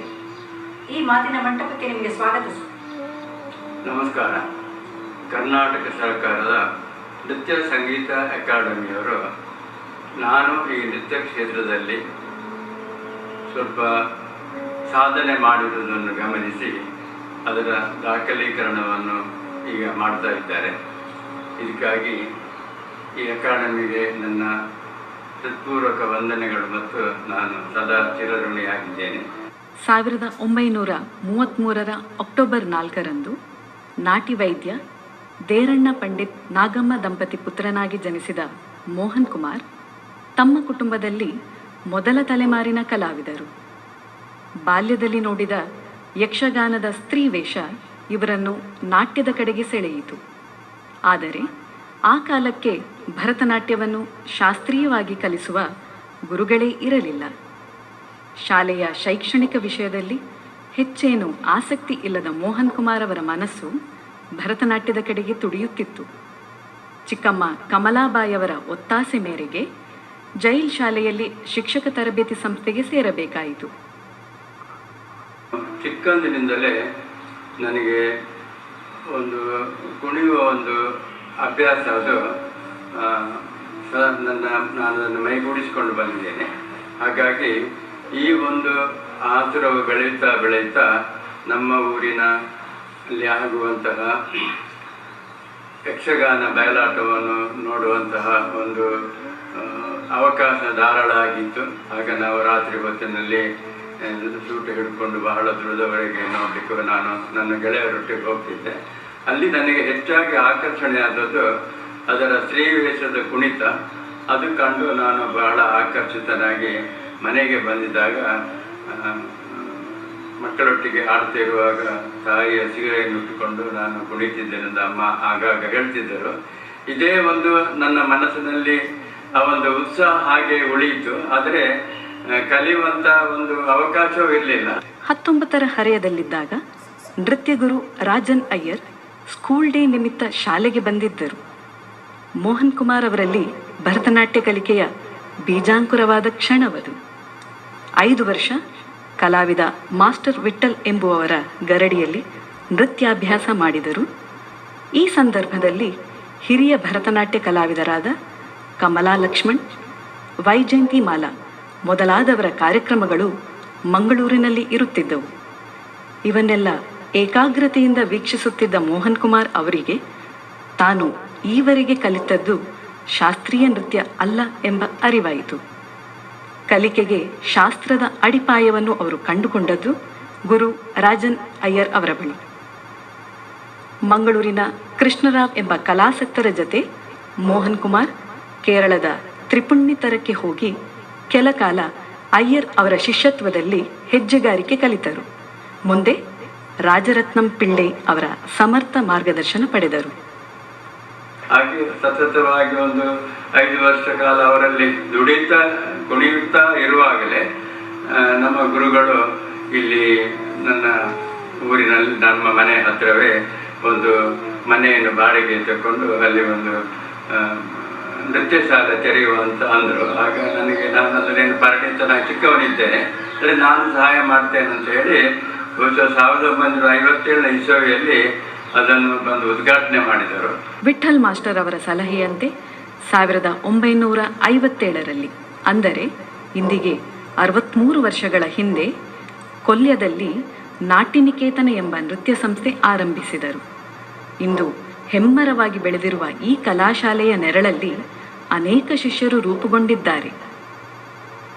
ಕಮಲಾ ಭಟ್, ಚಿತ್ರಲೇಖಾ ಬೋಳಾರ್, ರಾಜಶ್ರೀ ಉಳ್ಳಾಲ, ಶಾರದಾಮಣಿ ಶೇಖರ್, ಗೀತಾ ಸರಳಾಯ, ಚಂದ್ರಶೇಖರ ನಾವಡ, ಶ್ರೀಧರ ಹೊಳ್ಳ ದಂಪತಿ, ರೂಪಾರೇಖಾ ಸಹೋದರಿಯರು, ಅಪರ್ಣಾ ಸಾಮಗ ಮೊದಲಾದವರು ನೃತ್ಯ ಗುರುಗಳಾಗಿ ಶಿಷ್ಯ ಪರಂಪರೆಯನ್ನು ಮುಂದುವರಿಸುತ್ತಿದ್ದಾರೆ. ಈ ಕ್ಷೇತ್ರದಲ್ಲಿ ಸಾಕಷ್ಟು ವೈವಿಧ್ಯತೆ ಇದೆ. ನೀವು ಸಕ್ರಿಯವಾಗಿದ್ದಾಗ ನಿಮ್ಮ ಹಿಮ್ಮೇಳದವರು ಮತ್ತು ಹೊರಗಿನವರು ಹೇಗೆ ಪ್ರೋತ್ಸಾಹಿಸಿದರು? ನಾನು ನಮ್ಮ ಭಾರತದ ಶಾಸ್ತ್ರೀಯ ನೃತ್ಯ ಪರಂಪರೆಯಲ್ಲಿ ನಾವು ಅಭ್ಯಾಸ ಮಾಡುತ್ತಿರುವ ಕಾಲದಲ್ಲಿ ಬರೀ 4 ಶಾಸ್ತ್ರೀಯ ನೃತ್ಯಗಳಿದ್ದು, ಭರತನಾಟ್ಯ, ಕಥಕ್ಕಳಿ, ಕಥಕ್ ಮತ್ತು ಮಣಿಪುರಿ ಅಂತ. ಆಗ ನಾನು ಹೆಚ್ಚಾಗಿ ಮೆಚ್ಚಿಕೊಂಡವ ಭರತನಾಟ್ಯವನ್ನು. ಹಾಗಾಗಿ ಈ ಭರತನಾಟ್ಯದಲ್ಲಿ ನನಗೆ ದುಡಿಬೇಕು, ಇದರ ವಿಷಯ ಏನಂತ ಅರ್ಥಕೊಳ್ಬೇಕೆಂಬ ಒಂದು ಮಹಾ ಆಕಾಂಕ್ಷೆ ನನ್ನಲ್ಲಿ ಇದ್ದುದರಿಂದ ನಾನು ಭರತನಾಟ್ಯವನ್ನು ಆರಿಸಿಕೊಂಡೆ. ಹಾಗೆ ಕಲಿತು ಬಂದ ಮೇಲೆ ಅದನ್ನು ಪ್ರದರ್ಶನ ಮಾಡಲು ನಮಗೆ ಹಿಮ್ಮೇಳದವರ ಅಗತ್ಯ ಬಹಳ ಉಂಟು. ಒಂದು ಕಾರ್ಯಕ್ರಮದಲ್ಲಿ ಪ್ರದರ್ಶನ ಮಾಡುವಾಗ ಅಲ್ಲಿ ನನ್ನ ಲೆಕ್ಕದಲ್ಲಿ ಹಿಮ್ಮೇಳವು ನಮ್ಮ ಒಂದು ಅವಿಭಾಜ್ಯ ಅಂಗ ಅಂತ ನಾನು ತಿಳ್ಕೊಂಡಿದ್ದೇನೆ. ಅಲ್ಲಿ ಕಲಿತು ಬಂದ ಮೇಲೆ ಇದನ್ನು ಹೇಗೆ ಪ್ರದರ್ಶನ ಮಾಡುವುದು, ಇದನ್ನು ಹೇಗೆ ಮುಂದುವರಿಸಿಕೊಂಡು ಹೋಗಬಹುದು ಎಂಬುದಕ್ಕೆ ನನಗೆ ಹಾಡುಗಾರರಾಗಿ ಪ್ರಥಮವಾಗಿ ದಿವಂಗತ ಅನಂತ್ ಶೆಣೈ ಅಂತ ಇದ್ದರು. ಅನಂತರ NK ಸುಂದರಾಚಾರ್ಯ ಅವರು ಸಂಗೀತ ಮತ್ತು ಮೃದಂಗದ ಗುರುಗಳು. ಅನಂತರ ನರಸಿಂಹರಾವ್ ಅಂತ ಹಾಡುಗಾರರು ಮತ್ತು ಹಿಮ್ಮೇಳ ವಾದನಕಾರರು. ಇನ್ನು ಮುಖ್ಯವಾಗಿ ನನ್ನನ್ನು ನನಗೆ ತಾಳ ವೈವಿಧ್ಯದಲ್ಲಿ ನನಗೆ ಗಟ್ಟಿ ಮಾಡಿದವರೇ, ನಾನು ಅವರನ್ನು ಸದಾಕಾಲ ಮನಸಾರ ಅವರನ್ನು ಕೂಡ ಗುರು ಅಂತ ತಿಳ್ಕೊಂಡಿದ್ದೇನೆ. ದಿವಂಗತ TR ಕೃಷ್ಣನ್ ಇವರು ನನಗೆ ತುಂಬ ಉಪಕಾರ ಮಾಡಿದ್ದಾರೆ. ಆ ಉಪಕಾರವನ್ನು ಸದಾ ನಾನು ಹೃದಯದಲ್ಲಿ ಇಟ್ಟುಕೊಂಡಿದ್ದೇನೆ. ಹಾಗಾದ್ದರಿಂದ ಅವರ ಆಶೀರ್ವಾದದಿಂದಲೇ ನಾನು ಇಷ್ಟು ಸಣ್ಣ ಒಂದು ಬೆಳಕಿಗೆ ಬರಲು ಕಾರಣ ಅಂತ ನಾನು ತಿಳ್ಕೊಂಡಿದ್ದೇನೆ. ಪ್ರತಿ ಕಲಾವಿದನನ್ನು ರೂಪಿಸುವುದು ಆತನ ಗುರು. ಹಾಗೆ ನಿಮ್ಮ ಗುರುವಿನ ಬಗ್ಗೆ ಹೇಳಿ ಸರ್. ಒಬ್ಬ ಅಥವಾ ಒಬ್ಬಳು ನೃತ್ಯವನ್ನು ಕಲಿತು ಆದ ಮೇಲೆ ಅದನ್ನು ಇನ್ನೊಬ್ಬರಿಗೆ ಹೇಳಿಕೊಡುವಾಗ ಅವರಿಗೆ ಅನುಭವ ಹೆಚ್ಚಾಗ್ತದೆ. ಮತ್ತು ಹೇಳಿಕೊಡುವಲ್ಲಿ ಕೂಡ ಮನಪೂರ್ವಕವಾಗಿ ಹೇಳಿಕೊಟ್ರೆ ಮಾತ್ರ ಆ ಕಲೆಯಾಗಿ ಉಳಿತದೆ. ನನ್ನ ಅಭಿಪ್ರಾಯ ಪ್ರಕಾರ ಶಿಷ್ಯನಾದವನು ಗುರುವನ್ನು ಮೀರಿಸಬೇಕಂತ ಒಂದು ಮಾತನ್ನು ನಾನು ಕೂಡ ಒಪ್ತೇನೆ. ಆದ್ದರಿಂದ ನನ್ನ ಹೆಚ್ಚಿನ ವಿದ್ಯಾರ್ಥಿಗಳು ನನ್ನಲ್ಲಿ ಅಭ್ಯಾಸ ಮಾಡಿದವರು ಒಳ್ಳೆಯ ರೀತಿಯಲ್ಲಿ ಇದ್ದಾರೆ. ಆದ್ದರಿಂದ ನಾನು ಕೂಡ ಹಾಗೆ ನನ್ನ ಗುರುಗಳು, ನಾನು ಆಗಲೇ ತಿಳಿಸಿದಂತೆ ಪಂದನಲ್ಲೂರು ಸಂಪ್ರದಾಯದ ಭರತನಾಟ್ಯವನ್ನು ಅಭ್ಯಾಸ ಮಾಡಿದ್ದೇನೆ. ನನ್ನ ಗುರುಗಳು ರಾಜರತ್ನ ಪಿಳ್ಳೆಯವರು ನನಗೆ ಅದನ್ನು ಪ್ರಾಥಮಿಕ ಹಂತದಿಂದಲೇ ಕಲಿಸುವುದು ಹೇಗೆ ಮತ್ತು ಅದರಲ್ಲಿ ಸಾಧನೆ ಮಾಡುವುದು ಹೇಗೆ ಅಂತ ಅದನ್ನು ಬಹಳ ಸೂಕ್ಷ್ಮವಾದ ವಿಷಯಗಳನ್ನು ನನಗೆ ತಿಳಿಸಿಕೊಟ್ಟಿದ್ದಾರೆ. ಆದ್ದರಿಂದಲೇ ನನ್ನ ಶಿಷ್ಯರಿಗೆ ಹೇಳಿಕೊಡಲಿಕ್ಕೆ ನನಗೆ ಶಕ್ತಿ ಬಂದಿದೆ ಅಂತ ನಾನು ಗ್ರಹಿಸ್ತೇನೆ. ಹಾಗೆ ಹೆಚ್ಚಿನ ಕಲಾವಿದರು ಇದರಲ್ಲಿ ಕಲಾವಿದರಾಗಿ ಪ್ರಚಾರ ಮತ್ತು ಪ್ರಸಾರ ಮಾಡಿಕೊಂಡು ನಮ್ಮ ಈ ಶಾಸ್ತ್ರೀಯ ಒಂದು ನೆಲೆಗಟ್ಟನ್ನು ಇಲ್ಲಿ ಸ್ಥಾಪಿಸಿದ್ದಾರೆ ಅಂತ ನನಗೆ ಬಹಳ ಆನಂದವಾಗಿದೆ. ಪ್ರತಿಯೊಬ್ಬ ಕಲಾವಿದನಿಗೂ ಕುಟುಂಬದ ಪ್ರೋತ್ಸಾಹ ಇದ್ದೇ ಇರ್ತದೆ. ನಿಮ್ಮ ಕುಟುಂಬದವರು ಹೇಗೆ ಪ್ರೋತ್ಸಾಹ ಕೊಟ್ಟರು ಅಂತೇಳಿ ವಿವರವಾಗಿ ಹೇಳಿ. ನನ್ನ ಅಮ್ಮನ ಹೆಸರು ನಾಗಮ್ಮ ಅಂತ, ತಂದೆಯವರು ಪಂಡಿತ ಜಯರಣರಾವ್ ಅಂತ. ನಾನು ನೃತ್ಯ ಕಲಿಲಿಕ್ಕೆ ಹೋಗುವುದು ನನ್ನ ಅಪ್ಪನಿಗೆ ಸ್ವಲ್ಪ ಇಷ್ಟ ಇರಲಿಲ್ಲ, ಆದರೆ ಹೇಳ್ತಿರ್ಲಿಲ್ಲ. ನನ್ನ ಅಮ್ಮನಿಗೆ ತುಂಬ ಪ್ರೋತ್ಸಾಹದಿಂದ, ಅಮ್ಮ ಪ್ರೋತ್ಸಾಹ ಕೊಟ್ಟದ್ದರಿಂದ ನಾನು ಇಷ್ಟು ಒಂದು 4 ಜನ ನೋಡುವ ಹಾಗೆ ಆಗಿದೆ ಅಂತ ನನ್ನ ಅನಿಸಿಕೆ. ಹಾಗೆ ಕಲಿತು ಆದ ಮೇಲೆ ಕಲಿತಾ ಇರುವಾಗಲೇ ನನಗೆ ಮದುವೆ ಆಯಿತು. ನನ್ನ ಹೆಂಡತಿ ಹೆಸರು ಸಬಿತಾ ಅಂತ. ಅವಳು ಕೂಡ ಇದಕ್ಕೆ ತುಂಬ ಪ್ರೋತ್ಸಾಹ ಮಾಡಿದ್ದರಿಂದ ನನಗೆ ಮಕ್ಕಳನ್ನು ತಯಾರು ಮಾಡಲಿಕ್ಕೆ, ವಿದ್ಯಾರ್ಥಿಗಳನ್ನು ತಯಾರು ಮಾಡಲಿಕ್ಕೆ ಬಹಳ ಒಂದು ಅನುಕೂಲ ಆಯಿತು. ಯಾಕಂದರೆ ನಾನು ಎಲ್ಲರ ಹಾಗೆ ಪಾಠ ಮಾಡಿದ್ದಲ್ಲ, ನಮ್ಮ ಮನೆಯಲ್ಲಿ ಗುರುಕುಲ ಪದ್ಧತಿಯಲ್ಲಿ ಪಾಠ ಮಾಡಿದ್ದೇನೆ. ನಾನು ಪಾಠ ಮಾಡುವಾಗ ಸಮಯವನ್ನು ನಾನು ನೋಡ್ತಿರ್ಲಿಲ್ಲ. ನಾನು ಮಕ್ಕಳ ಅಂಗಡಿಗೆ ಮತ್ತು ಅವರು ಏನು ಮಾಡ್ತಾರೆ, ಅವರ ಮನಸ್ಸಿನಲ್ಲಿರುವ ಇದನ್ನು ಹೊರಗೆ ತರುವುದಕ್ಕೆ ಬೇಕಾಗಿ ನನಗೆ ಸಮಯದ ಪರಿವೆ ಇರ್ತಿರಲಿಲ್ಲ. ಆದರೂ ಎಷ್ಟೇ ಹೊತ್ತಾದರೂ ನನ್ನ ಹೆಂಡತಿ ಅವರಿಗೆ ತನ್ನ ಮಕ್ಕಳ ಹಾಗೆ ತಿಳಿದು ಅವರಿಗೆ ಊಟ ವಗೈರೆಗಳನ್ನು ಮಾಡಿಕೊಂಡು ಯಾವ ಒಂದು ಬೇಸರ ಇಲ್ಲದೆ ಬಹಳ ಸಂತೋಷದಿಂದ ತನ್ನ ಮಕ್ಕಳ ಹಾಗೆ ವಿದ್ಯಾರ್ಥಿಗಳನ್ನು ನೋಡಿದ್ದರಿಂದ ಅವಳನ್ನು ಎಲ್ಲರೂ ಈಗಲೂ ಅನ್ನಪೂರ್ಣ ಅಂತ ಹೇಳ್ತಾ ಇದ್ದಾರೆ. ಆದ್ದರಿಂದಲೇ ನನಗೆ ಈ ಕ್ಷೇತ್ರದಲ್ಲಿ ಮುಂದುವರಿಲಿಕ್ಕೆ ತುಂಬ ಸುಲಭ ಆಯಿತು. ಮತ್ತು ಇನ್ನೊಂದು, ನಾನು ಒಂದು ಪ್ರಾಥಮಿಕ ಶಾಲೆ ಉಪಾಧ್ಯಾಯ. ನನಗೆ ಸಂಸಾರ ಎಲ್ಲ ನೋಡಿಕೊಂಡು ಕಲೀಲಿಕ್ಕೆ ಆಚೆ ಹೋಗಲಿಕ್ಕೆಲ್ಲ ತುಂಬ ಕಷ್ಟ ಆಗಿತ್ತು. ನನ್ನ ಅಪ್ಪನ ಪಾಲಿನಲ್ಲಿ 1 ಎಕರೆ ನನಗೆ ಜಾಗ ಸಿಕ್ಕಿತ್ತು. ಅದನ್ನು ಮಾರಿ ನಾನು ಈ ವಿದ್ಯಾಭ್ಯಾಸಕ್ಕೆ, ನೃತ್ಯ ವಿದ್ಯಾಭ್ಯಾಸಕ್ಕೆ ಖರ್ಚು ಮಾಡಿದ್ದೇನೆ. ನನಗೆ 3 ಮಂದಿ ಮಕ್ಕಳು. ಹಿರಿಯವಳು ರಾಜಶ್ರೀ ಅಂತ, 2ನೇವ ಶಿವಪ್ರಸಾದ್, 3ನೇವ ಶ್ಯಾಮ್ ಪ್ರಸಾದ್ ಅಂತ. ಈ ರಾಜಶ್ರೀ ಕಲಿತಾ ಇರುವಾಗಲೇ ನೃತ್ಯವನ್ನು ಕೂಡ ಅಭ್ಯಾಸ ಮಾಡಿಕೊಂಡು ಇದರಲ್ಲಿ ನಮ್ಮ ನಾಟ್ಯ ನಿಕೇತನದಲ್ಲಿ ವಿದ್ವತ್ ಪದವಿ ಪಡೆದ ಮೇಲೆ ಅವಳಿಗೆ ವಿವಾಹವಾಯಿತು. ಅವಳು ಸಾಧಾರಣ 10 ವರ್ಷಗಳಿಗೆ ವಿವಾಹವಾಗಿ ಬೆಂಗಳೂರಿನಲ್ಲಿ ಇದ್ದಳು. ಅಲ್ಲಿ ಮಾಯಾರಾವ್ ಅವರಲ್ಲಿ ಕಥಕ್ ನೃತ್ಯದಲ್ಲಿ BA ಪದವಿಯನ್ನು ಮತ್ತು ಬೆಂಗಳೂರು ಯೂನಿವರ್ಸಿಟಿಯಲ್ಲಿ ಭರತನಾಟ್ಯದಲ್ಲಿ MA ಪದವಿಯನ್ನು ಪಡೆದಿರುತ್ತಾಳೆ. ಅಲ್ಲಿ ಹಲವು ವರ್ಷ ಇದ್ದು ಈಗ ನಾನು ಸ್ವಲ್ಪ ವಯಸ್ಸಾಗಿ ನನಗೆ ಪಾಠ ಮಾಡಲಿಕ್ಕೆ ಕಷ್ಟ ಆಗಿದೆ ಅಂತೇಳಿ ಈಗ ನನ್ನ ಈ ಪಾಠವನ್ನು, ನನ್ನ ಕ್ಲಾಸನ್ನು, ನಾಟ್ಯ ನಿಕೇತನ ಸಕಲ ಜವಾಬ್ದಾರಿಯನ್ನು ಮಾಡಿಕೊಂಡು ಇದನ್ನು ಮುನ್ನಡೆಸ್ತಾ ಇದ್ದಾಳೆ. 2ನೇವ ಶಿವಪ್ರಸಾದ್ ಅಂತ, ಅವನು ಸಿವಿಲ್ ಇಂಜಿನಿಯರ್.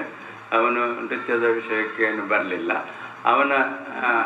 ಅವನ ಹೆಂಡತಿ ಹೆಸರು ರವಿಕಲಾ ಅಂತ.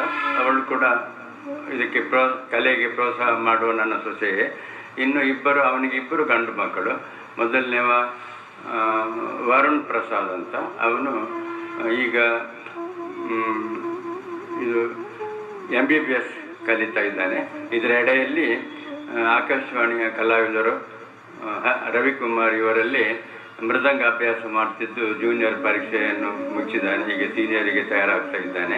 2ನೇವ ಮತ್ತು ಭರತನಾಟ್ಯದಲ್ಲಿ ಕೂಡ ಜೂನಿಯರ್ ಪರೀಕ್ಷೆ ಪಾಸ್ ಮಾಡಿದ್ದಾನೆ. ಇನ್ನು 2ನೇವ ವಸಿಷ್ಠ ಪ್ರಸಾದ್ ಅಂತ, ಅವನು ಮೃದಂಗವೂ ಅಭ್ಯಾಸ ಮಾಡ್ತಾನೆ ಮತ್ತು ಸಂಗೀತದಲ್ಲಿ ಕೂಡ ಅವನು ಜೂನಿಯರ್ ಪರೀಕ್ಷೆ ಮಾಡಿದ್ದಾನೆ.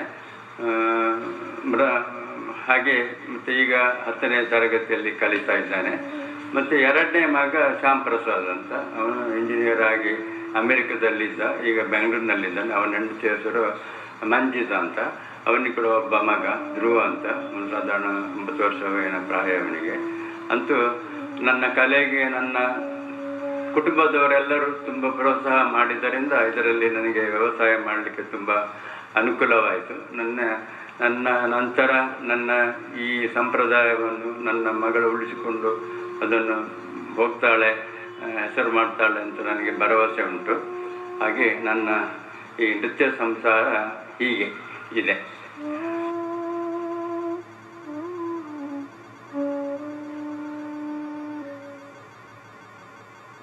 ಸರ್, ಭರತನಾಟ್ಯ ಕ್ಷೇತ್ರದಲ್ಲಿ ನಿಮ್ಮ ಸಮಕಾಲೀನರು ನೀವು ಕಲಿತಿರುವಾಗ ಯಾರಾದರೂ ಗುರುಗಳಾಗಿ ಮುಂದುವರಿದವರು ಅಥವಾ ಕಲಾವಿದರಾಗಿಯೇ ಬೆಳೆದವರು ಯಾರಾದ್ರೂ ಇದ್ರೆ? ಇದ್ದಾರೆ. ಅಂದರೆ ನಾನು ಅಧ್ಯಾಪಕನಾದ ಮೇಲೆ ಈ ಕ್ಷೇತ್ರಕ್ಕೆ ಕಾಲಿಟ್ಟದ್ದು. ನನ್ನೊಟ್ಟಿಗೆ ಪ್ರೇಮನಾಥ್ ಎಂಬ ಮಂಗಳೂರಿನವರೊಬ್ಬರಿದ್ದರು, ಇನ್ನೊಬ್ಬರು ಸಂಜೀವ ಮಾಸ್ಟರ್ ಅಂತ ಇದ್ದರು. ಅವರು ಅದನ್ನು ಮುಂದುವರಿಸಲಿಲ್ಲ. ಪ್ರೇಮನಾಥರು ಮಾತ್ರ ಇದನ್ನು ಮುಂದುವರಿಸಿಕೊಂಡು ಮಂಗಳೂರಿನಲ್ಲಿ ನೃತ್ಯ ಕಲೆಯನ್ನವರು ಮುಂದುವರಿಸಿಕೊಂಡು ಹೋಗಿ ಹಲವಾರು ಮಂದಿಗೆ ಪಾಠ ಹೇಳ್ತಾ ಇದ್ದಾರೆ. ಮತ್ತು ಅನೇಕ ಮಂದಿ ಶಿಷ್ಯರು ವೈಯಕ್ತಿಕವಾಗಿ ಹೀಗೆ ಅನೇಕ ಗುಂಪಾಗಿ ಅನೇಕ ಪ್ರದರ್ಶನ ಮಾಡಿದ್ದಾರೆ. ಆದರೆ ಅದನ್ನು ಯಾರಂತ ನನಗೆ ಹೇಳಲಿಕ್ಕೆ ಬರೋದಿಲ್ಲ. ಮುಖ್ಯವಾಗಿ ನನ್ನ ಸಹಪಾಠಿಯಾಗಿದ್ದುಕೊಂಡಿರುವವರು ಪ್ರೇಮನಾಥರಂತ ನಾನು ಹೇಳಬಲ್ಲೆ. ಈಗಿನ ಕಾಲದಲ್ಲಿ ಸಾಧಾರಣ 57ರ ಆ ಸಮಯದಲ್ಲಿ ಈ ನೃತ್ಯ ಕಲಿಯುವ ಮಕ್ಕಳು ಎಷ್ಟಿರಲಿಲ್ಲ. ಮುಖ್ಯವಾಗಿ ನನ್ನ ನಾಟ್ಯ ನಿಕೇತನ ಆರಂಭಿಸುವಾಗ ಬರೀ 5 ಮಂದಿ ಮಾತ್ರ ಇದ್ದರು. ಅದು ನನ್ನ ಮನೆಯಲ್ಲೇ ಆರಂಭಿಸಿದ್ದು. ಆನಂತರ ಕೆಲವು ಸಂಘ ಸಂಸ್ಥೆಗಳವರು ಅಥವಾ ಶಾಲೆಯಲ್ಲಿ ಗುಂಪು ತರಗತಿ ತೆಗಲಿಕ್ಕೆಲ್ಲ ಅಭ್ಯಾಸ ಮಾಡಿದ ಮೇಲೆ ಜನರು ತುಂಬ ಬಂದರು. ಕಡಿಮೆ ವಿದ್ಯಾರ್ಥಿಗಳಿದ್ದರೆ ನಮಗೆ ಅವರಿಗೆ ಚೆನ್ನಾಗಿ ಶಿಕ್ಷಣ ಕೊಡಲಿಕ್ಕೆ ಬರ್ತದೆ. ಯಾಕಂತ ಹೇಳಿದ್ರೆ ಈ ಭರತನಾಟ್ಯದಲ್ಲಿ ಈ ಇದು ಅಂತ ಹೇಳಿದ್ರೆ ಅದರ ಅಡಿಪಾಯ ಉಂಟಲ್ಲ, ಅದನ್ನು ಮತ್ತೆ ಮುಖ್ಯವಾಗಿ ನಾವು ಅದಕ್ಕೆ ಅದರ ಹೆಜ್ಜೆಗಳಿಗೆ ಅಡವುಗಳು ಅಂತ ಹೇಳ್ತೇವೆ. ಅದರ ಕೈಕಾಲು ಉಪಯೋಗ ಮಾಡುವಾಗ ಇದು ಅದರ ಸಂಪ್ರದಾಯವನ್ನು ಉಳಿಸಿಕೊಳ್ಳಿಕ್ಕೆ ನಾವು ತುಂಬ ಪ್ರಯತ್ನ ಮಾಡಬೇಕು. ಹಸ್ತ ತತ್ವದೃಷ್ಟಿ ಅಂತ ಆ ರೀತಿಯಾಗಿ ಮಾಡಬೇಕಾದ್ರೆ ತುಂಬ ಸಮಯ ಬೇಕಾಗ್ತದೆ. ಹಾಗೆ ಈಗಿನ ಕಾಲದಲ್ಲಿ ಹೇಗೆಂದರೆ ತುಂಬ ಮಂದಿ ಕಲಿತಿದ್ದಾರೆ, ಅಲ್ಲಲ್ಲಿ ತರಗತಿಗಳು. ಅದಲ್ಲದೆ ಈ ಪರೀಕ್ಷೆ ಬಂದ ಮೇಲೆ ತುಂಬ ಮಂದಿ ವಿದುಷಿಗಳಾಗಿ ಎಲ್ಲ ಕಡೆಯಲ್ಲಿ ಹೋಗಿ ತರಗತಿಗಳನ್ನು ಮಾಡ್ತಾರೆ. ಆಗ ಅದನ್ನು ಸ್ವಲ್ಪ ಸರಳೀಕರಿಸಲಿಕ್ಕೆ ನೋಡ್ತಾರೆ. ಹಾಗಾಗಿ ಅಂದಿನ ವಿದ್ಯಾಭ್ಯಾಸಕ್ಕೂ ಇಂದಿನ ನೃತ್ಯ ವಿದ್ಯಾಭ್ಯಾಸ ತುಂಬ ವ್ಯತ್ಯಾಸ ಉಂಟು. ಆದರೆ ಪರಂಪರೆಯಿಂದ ಬಂದಂತಹ ಈ ಸಂಪ್ರದಾಯಬದ್ಧವಾದ ಈ ಶಾಸ್ತ್ರೀಯ ಎಲ್ಲ ಬಂಧಗಳನ್ನು ನಾವು ಹಾಗೆ ಉಳಿಸುವುದು ನಮ್ಮ ಕರ್ತವ್ಯ. ಅದರ ಒಳಗೆ ನಾವು ಏನಾದರೂ ಬದಲು ಮಾಡಬೇಕು ಹೊರತು ಅದರಿಂದ ಹೊರಗೆ ಹೋಗಿ ಮಾಡಲಿಕ್ಕೆ ಆಗುದಿಲ್ಲ. ಅದರಿಂದ ಅಂದು ಬಹಳ ಕಷ್ಟಪಟ್ಟು ಗಂಟೆಗಟ್ಟಲೆ ಪಾಠ ಮಾಡಿದರು ಮಕ್ಕಳು ಮಾಡ್ತಿದ್ರು. ಈಗಿನವರು ಹಾಗಲ್ಲ. ಸಾಧಾರಣ ಗಂಟೆ ನೋಡಿ ಹೊತ್ತಾಯ್ತು, 1 ಗಂಟೆ ಅರ್ಧ ಗಂಟೆ ಕ್ಲಾಸ್ ಮಾಡಿ ಹೆತ್ತವರು ಕೂಡ ಒಂದು ಹೊರಗೆ ಕಾಯ್ತಿದ್ದು ಆಗಲಿಲ್ಲ ಅಂತ ಕೇಳುವ ಸಂದರ್ಭ ಆ ರೀತಿ ಆಗಿದೆ. ತಪ್ಪಲ್ಲ. ಈಗ ತುಂಬಾ ಪ್ರೋತ್ಸಾಹ ಉಂಟು ಇದಕ್ಕೆ, ನಾಟ್ಯಕ್ಕೆ. ಆದರೆ ಆ ಕಾಲ ಮತ್ತು ಆಗ ಜನಸಂಖ್ಯೆ ಕಡಿಮೆ ಇತ್ತು, ಕಲಿಯುವವರು ಕಡಿಮೆ ಇದ್ರು. ಈಗ ಜನಸಂಖ್ಯೆ ಹೆಚ್ಚಾಗಿದ್ದಾರೆ. ಈಗ ನಾಟ್ಯವೆಂಬುದು ಕುಣಿತಕ್ಕೂ ಒಂದು ಅರ್ಥವಿಲ್ಲದ ಹಾಗೆ ಆಗಿದೆ. ಹಾಗೆ ಕಲಿಸಬೇಕಾಗ್ತದೆ. ಹಾಗಾಗಿ ಆ ರೀತಿ ಒಂದು ವ್ಯತ್ಯಾಸ ನನಗೆ ಕಾಣ್ತಾ ಉಂಟು. ನಿರ್ದೇಶನ ನಿಮಗೆ ಇಷ್ಟವಾದ ವಿಷಯ, ನಿಮ್ಮ ಪರಿಕಲ್ಪನೆಯಲ್ಲಿ ಮೂಡಿಬಂದ ನೃತ್ಯ ಬಂಧಗಳು ಅಥವಾ ನೃತ್ಯ ರೂಪಗಳು ಯಾವುದಾದ್ರೆ ಇದ್ರೆ ನಮಗೆ? ಇದೆ. ನನಗೆ ಹೆಚ್ಚಾಗಿ ಶಾಸ್ತ್ರೀಯ ಭರತನಾಟ್ಯದ ಮಾರ್ಗೀಯ ಬಂಧಗಳಿಗೆ ಆಸಕ್ತಿ ಹೆಚ್ಚು. ಅದು ಅಂಥ ತುಂಬ ಬಂಧಗಳಿಗೆ ನೃತ್ಯ ನಿರ್ದೇಶನ ಮಾಡಿದ್ದೇನೆ, ಪದವರ್ಣಗಳಿಗೆ, ಜತಿಸ್ವರಗಳಿಗೆಲ್ಲ. ಮತ್ತು ಕೆಲವು ಕೀರ್ತನೆಗಳಿಗೆ ಕೂಡ, ಮುಖ್ಯವಾಗಿ ಪಂಚರತ್ನ ಮೊದಲ ಕೀರ್ತನೆಗಳಿಗೆ ಕೂಡ ಮಾಡಿದ್ದೇನೆ. ಹಾಗಾಗಿ ಶಾಸ್ತ್ರೀಯ ಸಂಗೀತವೇ ಅದಕ್ಕೆ ಹೆಚ್ಚಾಗಿ ಬೇಕಾದ್ದರಿಂದ ಅದಕ್ಕೆ ಸ್ವಲ್ಪ ಅದನ್ನು ಪ್ರಯೋಗ ಮಾಡೋದು ಸ್ವಲ್ಪ ಕಷ್ಟವೇ, ಆದರೂ ಮಾಡ್ತಾ ಇದ್ದೇನೆ. ಆನಂತರ ಕೆಲವು ನೃತ್ಯ ರೂಪಗಳನ್ನು ಕೂಡ ತಯಾರು ಮಾಡಿದ್ದೇನೆ. ಮುಖ್ಯವಾಗಿ ಪರಶುರಾಮನ ಪಿತೃಭಕ್ತಿ ಮತ್ತು ಕೃಷ್ಣ ಪಾರಿಜಾತ, ಇನ್ನು ಹಲವಾರು ಇವೆ, ನೆನಪಿಗೆ ಬರುವುದಿಲ್ಲ. ಅದರಲ್ಲಿ ಮುಖ್ಯವಾಗಿ ತುಳು ಒಂದು ನೃತ್ಯ ರೂಪಕ, ಅದು ಎಳುವೇರಿ ದಯ್ಯಾರ್ ಅಂತ, ಸಪ್ತಮಾತೃಕೆಯರಂತ ಪ್ರೊಫೆಸರ್ ಅಮೃತ ಸೋಮೇಶ್ವರ ಇವರ ತುಳು ಸಾಹಿತ್ಯಕ್ಕೆ ಹೊಂದಿಸಿಕೊಂಡು ಸಾಧಾರಣ ಒಂದು 2 ಗಂಟೆಯವರೆಗಿನ ನನ್ನ ಹಿರಿಯ ಶಿಷ್ಯರನ್ನೆಲ್ಲ ಸೇರಿಸಿ ಅದನ್ನು ಪ್ರಯೋಗ ಮಾಡಿ, ಅದು ಸಾಧಾರಣ 1000ಕ್ಕಿಂತಲೂ ಜಾಸ್ತಿ ಪ್ರಯೋಗ ಕಂಡಿದೆ. ನಮ್ಮ ರಾಜ್ಯದಲ್ಲಿ ಮಾತ್ರ ಅಲ್ಲ, ಕೇರಳ ಮತ್ತು ಮುಂಬೈ ಮುಂತಾದ ಪ್ರದೇಶಗಳಲ್ಲಿ ಮತ್ತು ದುಬೈಯಲ್ಲಿ ಕೂಡ ಅದರ ಪ್ರದರ್ಶನ ಆಗಿದೆ. ಹಾಗೆ ಅದು ಒಂದು ನಮಗೆ ನೆನಪಿನಲ್ಲಿ ಉಳಿಯುವಂತಹ ಒಂದು ನೃತ್ಯ ಬಂದು ಬಹುಶಃ ತುಳುವಿನಲ್ಲಿ ಅದು ಮೊದಲ ನೃತ್ಯ ಶಾಸ್ತ್ರೀಯ ನೃತ್ಯ ಬಂದ ಅದೇ ಇರಬಹುದು, ರೂಪಕ್ಕೆ ಇರಬಹುದು ಅಂತ ನನ್ನ ಅನಿಸಿಕೆ. ಭಗವತಿ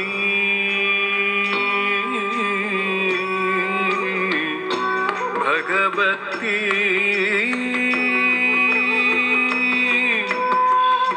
ಭಗವತಿ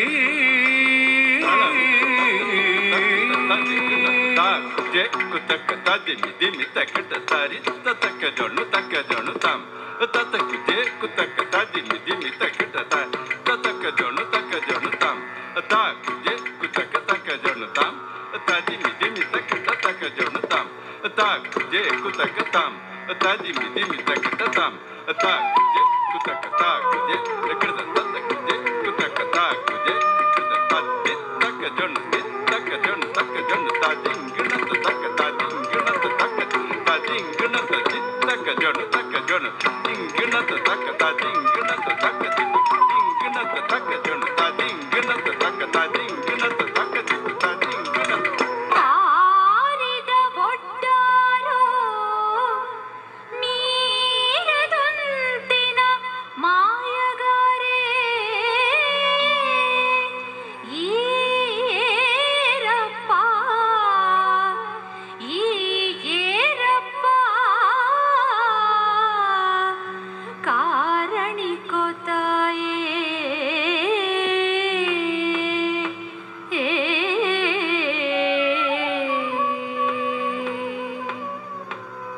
കുളികയാതണ്ട യാനേ കേണ്ടര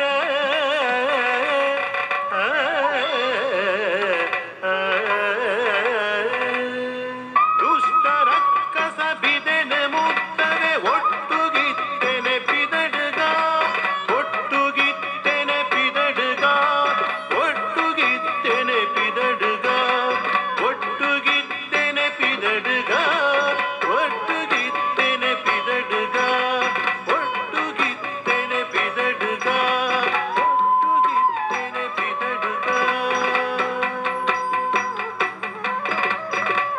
ಹಾಗೆ ಹಲವಾರು ಲಘು ನೃತ್ಯಗಳನ್ನು ಕೂಡ ಈಗಿನ ಕಾಲದಲ್ಲಿ ಮಾಡಬೇಕಾಗಿದೆ, ಮಾಡ್ತಾ ಇದ್ದೇವೆ. ಹೀಗೆ ಸಾಹಿತ್ಯಗಳನ್ನು ಬರೆದಿದ್ರಲ್ಲ ಸರ್?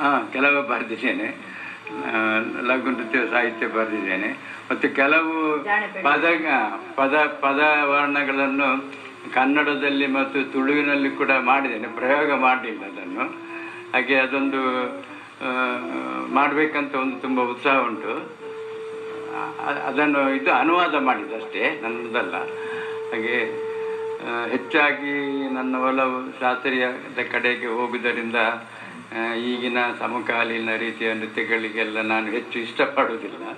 ಇದು ನನ್ನ ಒಂದು ಮನಸ್ಸಿನ ಒಂದು ಅನಿಸಿಕೆ. ಬಹಳ ಕಟ್ಟುನಿಟ್ಟಿನ ಶಿಸ್ತಿನ ಮೇಷ್ಟ್ರು ಅಂತ ನಿಮ್ಮ ಶಿಷ್ಯ ವರ್ಗವೇ ಹೇಳ್ತಾ ಇದೆ.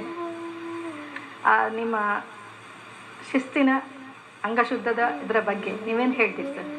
ಅಂದರೆ ನನ್ನ ಗುರುಗಳು ರಾಜರತ್ನ ಪಿಳ್ಳೆಯವರು ನನಗೆ ತುಂಬ ಕಷ್ಟಪಟ್ಟು ಮತ್ತು ಶ್ರದ್ಧೆಯಿಂದ ಇದನ್ನು ಹೇಳಿಕೊಟ್ಟಿದ್ದಾರೆ. ನನಗೂ ಕೂಡ ಹಾಗೆ ಮನಸ್ಸು, ಅಂದರೆ ನನ್ನ ಶಿಷ್ಯರು ಅದೇ ರೀತಿ ತಯಾರಾಗಬೇಕು. ಮತ್ತು ಅಂಗಶುದ್ಧ ಇದ್ದರೆ ಮಾತ್ರ ಒಂದು ನೃತ್ಯ ಪರಿಪೂರ್ಣತೆಗೆ ಬರ್ತದೆ. ಬರೀ ಅಭಿನಯ ಅಥವಾ ನೃತ್ಯ ಭಾಗ ಮಾತ್ರ ಅಲ್ಲ, ಇದರಲ್ಲಿ ನೃತ್ಯ ನಾಟ್ಯ ಅಂತ ಅಂಗಗಳಿದ್ದರೂ ಪ್ರಾರಂಭದಲ್ಲಿ ನಾವು ನೃತ್ಯ ಭಾಗಕ್ಕೆ ಪ್ರಾಶಸ್ತ್ಯ ಕೊಡಬೇಕು. ಭರತನಾಟ್ಯದ ಈ ಹೆಜ್ಜೆಗಳಿಗೆ ಇವುಗಳಿಗೆ ಅಡವುಗಳಂತ ಹೆಸರು. ಈ ಎಲ್ಲ ಸಾಧಾರಣ ತುಂಬ ಅಡವುಗಳಿವೆ. ಅದೆಲ್ಲ ತ್ರಿಕಾಲದಲ್ಲಿ ನಾವು ಮಾತಾಡಿದ ಹಾಗೆ ಸುಲಭದಲ್ಲಿ ಸಮಯದ ಪರಿವೆ ಇಲ್ಲದೆ ನಾನು ಎಷ್ಟೋ ಜನರನ್ನು ತಯಾರು ಮಾಡಿದ್ದೇನೆ. ಮತ್ತು ಅದಕ್ಕಾಗಿ ಅವರಿಗೆ ಸ್ವಲ್ಪ ತೊಂದರೆ ಕೂಡ ಕೊಟ್ಟಿದ್ದೇನೆ, ಸರಿಯಾಗಿ ಒಳ್ಳೆ ಬರುವ ಮಕ್ಕಳಿಗೆ, ಯಾಕಂದರೆ ಒಳ್ಳೆ ರೀತಿಯಲ್ಲಿ ಮಾಡಬೇಕಂತ. ಹಾಗಿದ್ದರಿಂದಲೇ ಹೆಚ್ಚು ನನ್ನ ವಿದ್ಯಾರ್ಥಿಗಳು ಇಲ್ಲಿ ತುಂಬ ಮಂದಿ ಗುರುಗಳಾಗಿದ್ದಾರೆ. ಅದು ಕೂಡ ಶಾಸ್ತ್ರೀಯವಾದ ಅಂಶವನ್ನು ಉಳಿಸಿಕೊಂಡು ಮಾಡ್ತಾರೆ. ಅದರಿಂದ ನಾನು ಆವತ್ತು ಕಟ್ಟುನಿಟ್ಟಾಗಿ ಕಲಿಸಿದ್ದರಿಂದ ಅದೀಗ ಪ್ರಯೋಜನಕ್ಕೆ ಬಂದಿದೆ ಅಂತ ನನಗೆ ಬಹಳ ಸಂತೋಷ ಆಗಿದೆ ಮತ್ತು ಸಾರ್ಥಕ ಆಗಿದೆ ಅಂತ ನಾನು ತಿಳಿತೇನೆ. ಮುಖ್ಯವಾಗಿ ಶಾಸ್ತ್ರೀಯ ಅಂದ ಮೇಲೆ ಅದರ ಎಲ್ಲ ಲಕ್ಷಣಗಳನ್ನು ನಾವು ಸಾಧ್ಯವಾದಷ್ಟು ಅದನ್ನು ಅಳವಡಿಸಿಕೊಂಡ್ರೆ ಮಾತ್ರ ಅದು ಶಾಸ್ತ್ರೀಯ ನೃತ್ಯ ಅಂತ ಎನಿಸ್ತದೆ. ಅದರಲ್ಲಿ ನಮ್ಮದು ಮುಖ್ಯವಾಗಿ ಭರತನಾಟ್ಯ ಆದ್ದರಿಂದ ಅದನ್ನು ಭರತನಾಟ್ಯವಾಗಿ ಎಲ್ಲರೂ ಉಳಿಸಿಕೊಳ್ಬೇಕಂತ ನನ್ನ ಶಿಷ್ಯವರ್ಗದವರಿಗೆಲ್ಲರಿಗೂ ನಾನು ಹೇಳ್ತಾ ಇದ್ದೇನೆ. ಅಭಿನಯ ಮತ್ತು ನೃತ್ಯ ಎರಡೂ ಸಮ ಪ್ರಮಾಣದಲ್ಲಿ ಇರಬೇಕೆನ್ನುವರು ನೀವು. ಈ ಬಗ್ಗೆ ನೀವು ಏನು ಹೇಳ್ತೀರಿ? ಶಾಸ್ತ್ರೀಯ ಕಲೆಗಳಿಗೆ ಸಂಗೀತ ಶಾಸ್ತ್ರದ ಹಾಗೆ ನಮ್ಮದು ನಾಟ್ಯಶಾಸ್ತ್ರ ಕೂಡ ಸಂಗೀತಕ್ಕೆ ತಾಳ ಹೇಗೆ ಮುಖ್ಯವ ಹಾಗೆಯೇ ಹಾಡು ಕೂಡ ಹಾಡಿನುಂಟು. ನಮಗೆ ನಾಟ್ಯದ ಒಟ್ಟಿಗೆ ತಾಳ ಬೇಕು. ಆದ್ದರಿಂದ ನೃತ್ಯ ಮತ್ತು ಅಭಿನಯ ತಾಳ ಇವುಗಳ ಹೊಂದಾಣಿಕೆ ನಮಗೆ ಬಹಳ ಅಗತ್ಯ. ಏಕೆಂದರೆ ತಾಳ ಎಂಬುದು ನಮ್ಮ ದೇಹದಲ್ಲಿ ಶ್ವಾಸ ಇದ್ದಾಗೆ ಅದು ಅಗತ್ಯವಾಗಿ ಬೇಕು. ಅಭಿನಯ ಮತ್ತು ಎರಡು ಸಮಸಮವಾಗಿ ಇರಬೇಕಂತ ನನ್ನ ಅಭಿಪ್ರಾಯ. ಇತ್ತೀಚೆಗಿನ ನೃತ್ಯ ಕಾರ್ಯಕ್ರಮಗಳಲ್ಲಿ ಮಾರ್ಗ ಪದ್ಧತಿಯನ್ನು ಬಿಟ್ಟು ಹೊಸ ವಿಚಾರಗಳನ್ನು ವಿಚಾರಗಳನ್ನು ಮಾಡ್ತಾರೆ. ಇದರ ಬಗ್ಗೆ ಸಾಧಕ ಬಾಧಕ ನಿಮ್ಮ ಏನು ಅನಿಸ್ತದೆ ನಿಮಗೆ? ಸಾಧಕಗಿಂತ ಬಾಧಕವೇ ಹೆಚ್ಚು. ಯಾಕಂದರೆ ಭಾರತದ ಶಾಸ್ತ್ರೀಯ ನೃತ್ಯಗಳಿಗೆ ಅದರದ್ದಾದೇ ಒಂದು ಸ್ವಂತಿಕೆ ಉಂಟು. ಒಂದೊಂದು ಪ್ರಕಾರದೊಟ್ಟಿಗೆ ಇನ್ನೊಂದು ಪ್ರಕಾರವನ್ನು ಸೇರಿಸಿದಾಗ ಅದು ಶಾಸ್ತ್ರೀಯವಾಗಿ ಅಂತ ಉಳಿಯುವುದಿಲ್ಲ. ಹಾಗಿರುವಾಗ ಆ ಶಾಸ್ತ್ರದ ಪ್ರಕಾರ ಈಗ ಭರತನಾಟ್ಯ, ಕಥಕ್ಕಳಿ, ಕಥಕ್ ಇಂಥದ್ದು ಆಯಾಯ ದಾರಿಯಲ್ಲಿ ಹೋದರೆ ಮಾತ್ರ ಅದು ನಿಜವಾದ ಶಾಸ್ತ್ರೀಯ ಆಗ್ತದೆ. ಆದರೆ ಇತ್ತೀಚೆಗಿನ ಕಾಲದಲ್ಲಿ ಕೆಲವರು ಅಲ್ಪ ಸ್ವಲ್ಪ ಕಲಿತು ಏನೆಲ್ಲ ಅದಕ್ಕೆ ಅಗತ್ಯ ಇಲ್ಲದಂಥ ಮನೋರಂಜನೆಗೆ ಆಗುವಂತಹ ವಿಷಯಗಳನ್ನು ಸೇರಿಸಿ ಜನರಿಗೆ ರಂಜನೆ ಕೊಡುವಂತಹ ಒಂದು ಪರಿಪಾಠ ಈಗ ಹೆಚ್ಚಿನ ಇದರಲ್ಲಿ ಕಾಣ್ತದೆ. ಯಾಕಂದರೆ ಈ ಪರೀಕ್ಷೆ ಬಂದ ನಂತರ ತುಂಬ ಜನರು ವಿದುಷಿಗಳಾಗಿ ವಿದ್ವಾನ್ಗಳಾಗಿ ಅಲ್ಲಲ್ಲಿ ಪಾಠ ಮಾಡ್ತಾರೆ. ಅವರಿಗೆ ಒಮ್ಮೆ ಪಾಠ ಮಾಡಿ ಕೈಯಲ್ಲಿ ದುಡ್ಡು ಬಂದ ಮೇಲೆ ಕಲಿಬೇಕಂತ ತೋರುವುದಿಲ್ಲ. ಅಲ್ಲದೆ ನಾಟ್ಯದ ಬಗ್ಗೆ ಅನುಭವ ಇಲ್ಲದವರು ಅವರು ಹೊಗಳಿದಾಗ ನಮ್ಮದಿಷ್ಟಕ್ಕೆ ಅಂತ ಆಗಿ ಹೋಗಿ ಮುಂದಕ್ಕೆ ಈ ಶಾಸ್ತ್ರೀಯ ನೃತ್ಯ ಹೀಗೆಯೇ ಆಗಿ ಹೋದರೆ ನಶಿಸಿ ಹೋಗ್ತದ ಎಂಬ ಒಂದು ಭಯ ನಮ್ಮಲ್ಲಿ ಉಂಟಾಗಿದೆ. ಆದ್ದರಿಂದ ನಾನು ಎಲ್ಲರಲ್ಲಿ ಕೇಳಿಕೊಳ್ಳೋದು ಆಯಾಯ ಕಡೆಯಲ್ಲಿ ಆಯಾಯವನ್ನಿಟ್ಟು ಸರಿಯಾಗಿ ಮಾಡಿ. ಈಗ ಚಹಾ ಮತ್ತು ಕಾಫಿಯ ರುಚಿ ಬೇರೆ, ಚಹಾದ ರುಚಿ ಬೇರೆ.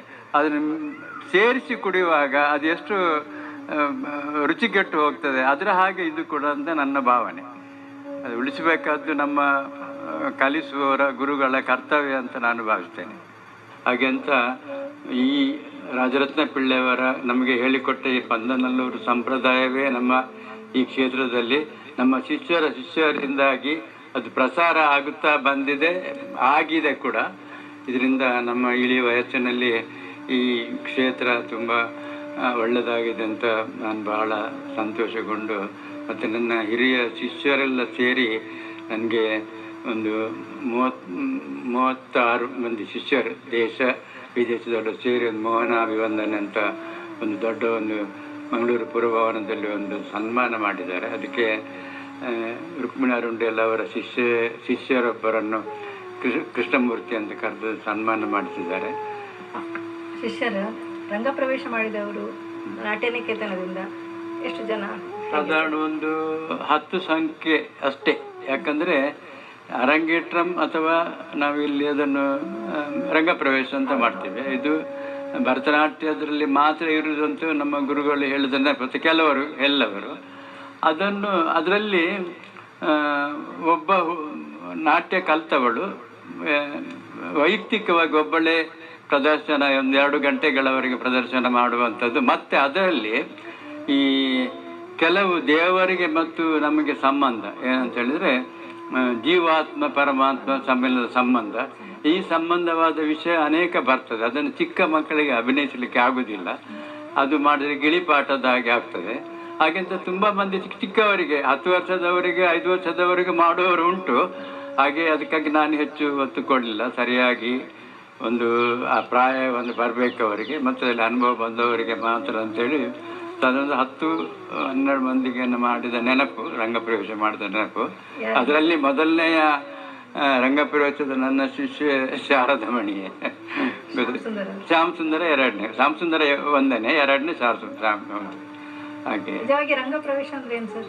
ರಂಗಪ್ರವೇಶ ಅಂದರೆ ಭರತನಾಟ್ಯ ಸಂಪ್ರದಾಯದಲ್ಲಿ ಮಾರ್ಗೀಯ ಬಂಧಗಳನ್ನು ಒಂದು ಸಂಗೀತ ಕಚೇರಿಯಲ್ಲಿ ಒಬ್ಬರು ಕಲಾವಿದ ಹೇಗೆ ಒಂದು ಕಾರ್ಯಕ್ರಮ ಮಾಡ್ತಾರ, ಹಾಗೆಯೇ ಈ ಭರತನಾಟ್ಯಕ್ಕೆ ಕೂಡ ಇಂಥದ್ದನ್ನು ಹೀಗೆ ಹಾಡಬೇಕು, ಹೀಗೆ ಮಾಡಬೇಕ ನಿಯಮ ಇದೆ. ಅದನ್ನು ಜೀರ್ಣಿಸಿಕೊಂಡು ಏನು ತೊಂದರೆ ಇಲ್ಲದೆ ಅಭಿನಯಿಸಲಿಕ್ಕೆ ಮತ್ತು ಅದರ ಅನುಭವ ಪಡೆದುಕೊಂಡು ಜನರ ಹಾಗೆ ತಲುಪಿಸಲಿಕ್ಕೆ ಸಾಮರ್ಥ್ಯ ಇರಬೇಕು. ಆ ಸಾಮರ್ಥ್ಯ ಬಂದಾಗ ಅದು ರಂಗ ಪ್ರವೇಶ ಅಂತ ಆಗ್ತದೆ.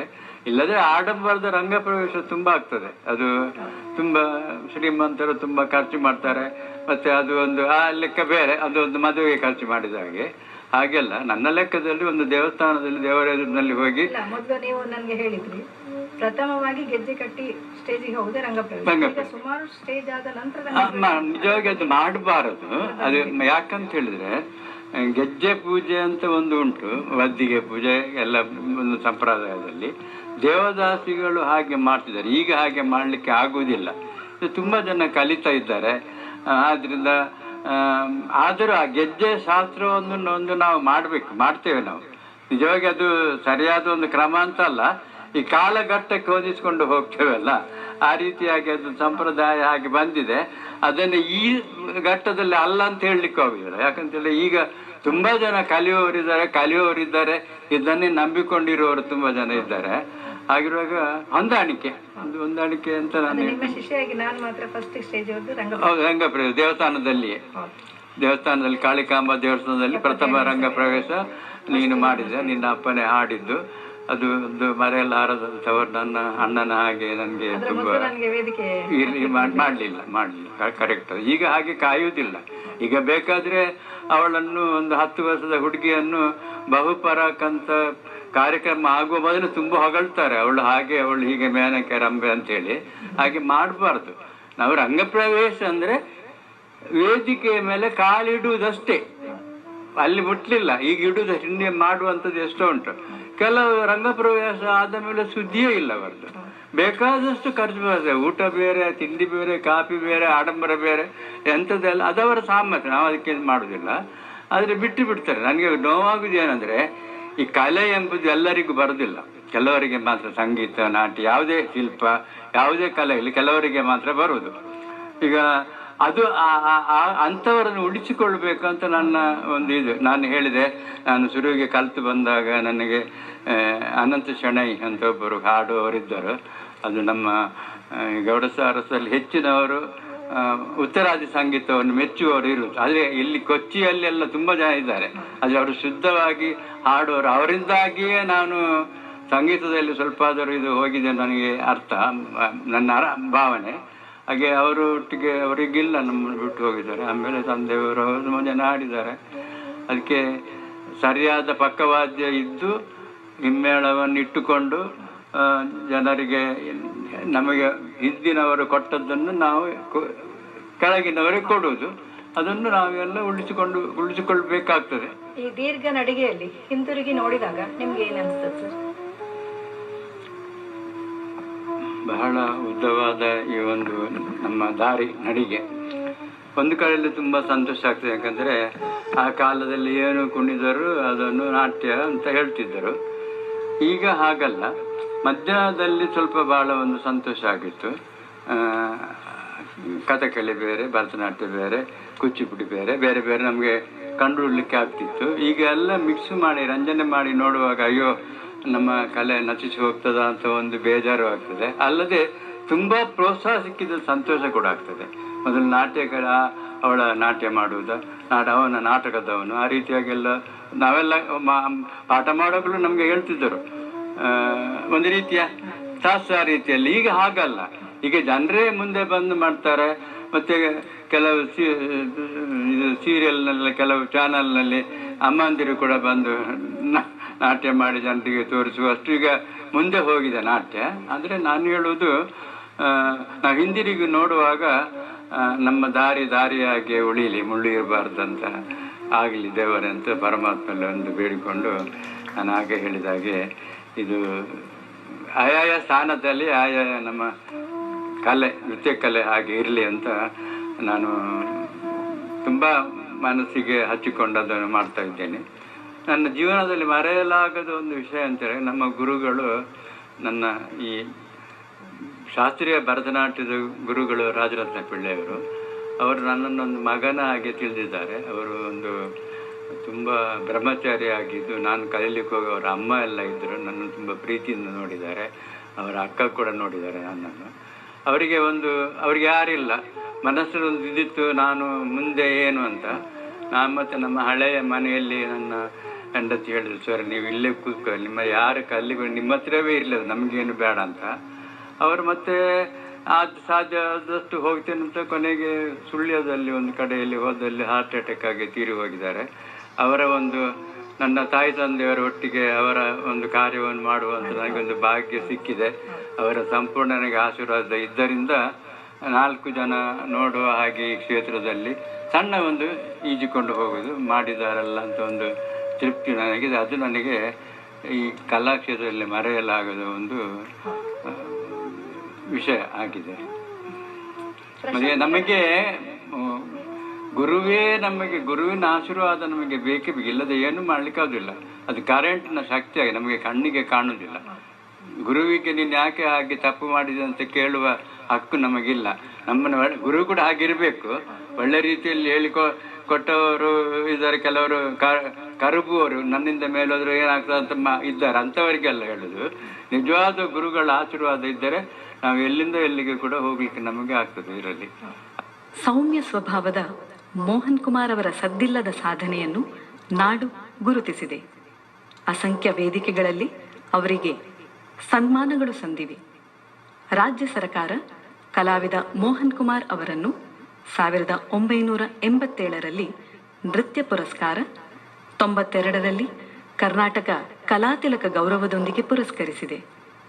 1997ರಲ್ಲಿ ಪ್ರತಿಷ್ಠಿತ ಶಾಂತಲಾ ಪ್ರಶಸ್ತಿ ತೊಡಿಸಿದ ಸರ್ಕಾರ ಅನಂತರ ರಾಜ್ಯೋತ್ಸವ ಪ್ರಶಸ್ತಿಯ ಗರಿಯನ್ನೂ ಇರಿಸಿತು. ಶೃಂಗೇರಿ ಶ್ರೀ ಭಾರತೀ ತೀರ್ಥರು, ಪೇಜಾವರ ಶ್ರೀ ವಿಶ್ವೇಶ ತೀರ್ಥರು, ಎಡನೀರು ಶ್ರೀ ಕೇಶವಾನಂದ ಭಾರತೀ ತೀರ್ಥರು ಮೋಹನ್ ಕುಮಾರ್ ಅವರನ್ನು ಸನ್ಮಾನಿಸಿ ಹರಸಿದ್ದಾರೆ. ನಿಮಗೆ ಪ್ರಶಸ್ತಿಗಳ ಸಿಕ್ಕಿದಲ್ಲ, ಅದರ ಬಗ್ಗೆ ಸ್ವಲ್ಪ ಹೇಳಿ. ಪ್ರಶಸ್ತಿಗಳು, ಬಿರುದು, ಭಾವನೆಗಳು ತುಂಬ ಸಿಕ್ಕಿದೆ. ಆದರೆ ಮುಖ್ಯವಾಗಿ ಸರ್ಕಾರದಿಂದ ನನಗೆ 4 ಪ್ರಶಸ್ತಿ ಬಂದಿದೆ. 1987ರಲ್ಲಿ ಪುರಸ್ಕಾರ ಅಂತ ಒಂದಿತ್ತು, ಅದು ಕೊಳ್ಳೆಗಾಲದಲ್ಲಿ ಸಿಕ್ಕಿದ್ದು. ಅದು ಈಗ ಅದು ನಿಂತಿದೆ, ಅದಿಲ್ಲ. ಆ ನಂತರ 91ನೇ ಇಸ್ವಿಯಲ್ಲಿ ಕಾಣ್ತದೆ ಕರ್ನಾಟಕ ಕಲಾ ತಿಲಕ, ನಿಮಗೆಲ್ಲ ಕಲಾಶ್ರೀ ಸಿಕ್ಕಿದೆ, ಅದು ಬದಲು ಕಲಾ ತಿಲಕ ಇತ್ತು, ಅದು ಸಿಕ್ಕಿದೆ. ಆಮೇಲೆ ರಾಜ್ಯೋತ್ಸವ ಸಿಕ್ಕಬೇಕಿತ್ತು, ನನಗೆ ಯಾರ ಹತ್ರದ್ದು ಹೇಳಿಸಿಕೊಳ್ಳುವ ಇದಿಲ್ಲದು, ಪರಿಚಯ ಮಾಡಿ ಮಾತಾಡುವಂಥದ್ದಿಲ್ಲ. ಆದರೆ ಬೆಂಗಳೂರಿನಲ್ಲಿ ಇದು ಸೇರಿ ನನಗೆ ಶಾಂತಲಾ ಪ್ರಶಸ್ತಿ ನಮ್ಮ ಕ್ಷೇತ್ರದಲ್ಲಿದ್ದವರು ಹಿರಿಯರಾದ ಮುರಳೀಧರ ಮಾಸ್ಟರ್ ಅವರಿಗೆಲ್ಲ ಅವ್ರಿಗೆ ಆಗ ಸಿಕ್ಕಿರಲಿಲ್ಲ. ಅವರಿಗೆ ಸಿಕ್ಕಿದ ನಂತರವೇ ನನಗೂ ಸಿಕ್ಕಿದೆ, ಅದರ ನಂತರದ ವರ್ಷ. ಅದು 9ನೇ ಇಸವಿದು, 11ನೇ ಇಸವಿಯಲ್ಲಿ, 17ನೇ ಇಸವಿಯಲ್ಲಿ ಸಿಕ್ಕಿದ್ದು. 9ನೇ ಅಷ್ಟರವರೆಗೆ ಖಾಲಿ ಇತ್ತು ಹಾಗೆ.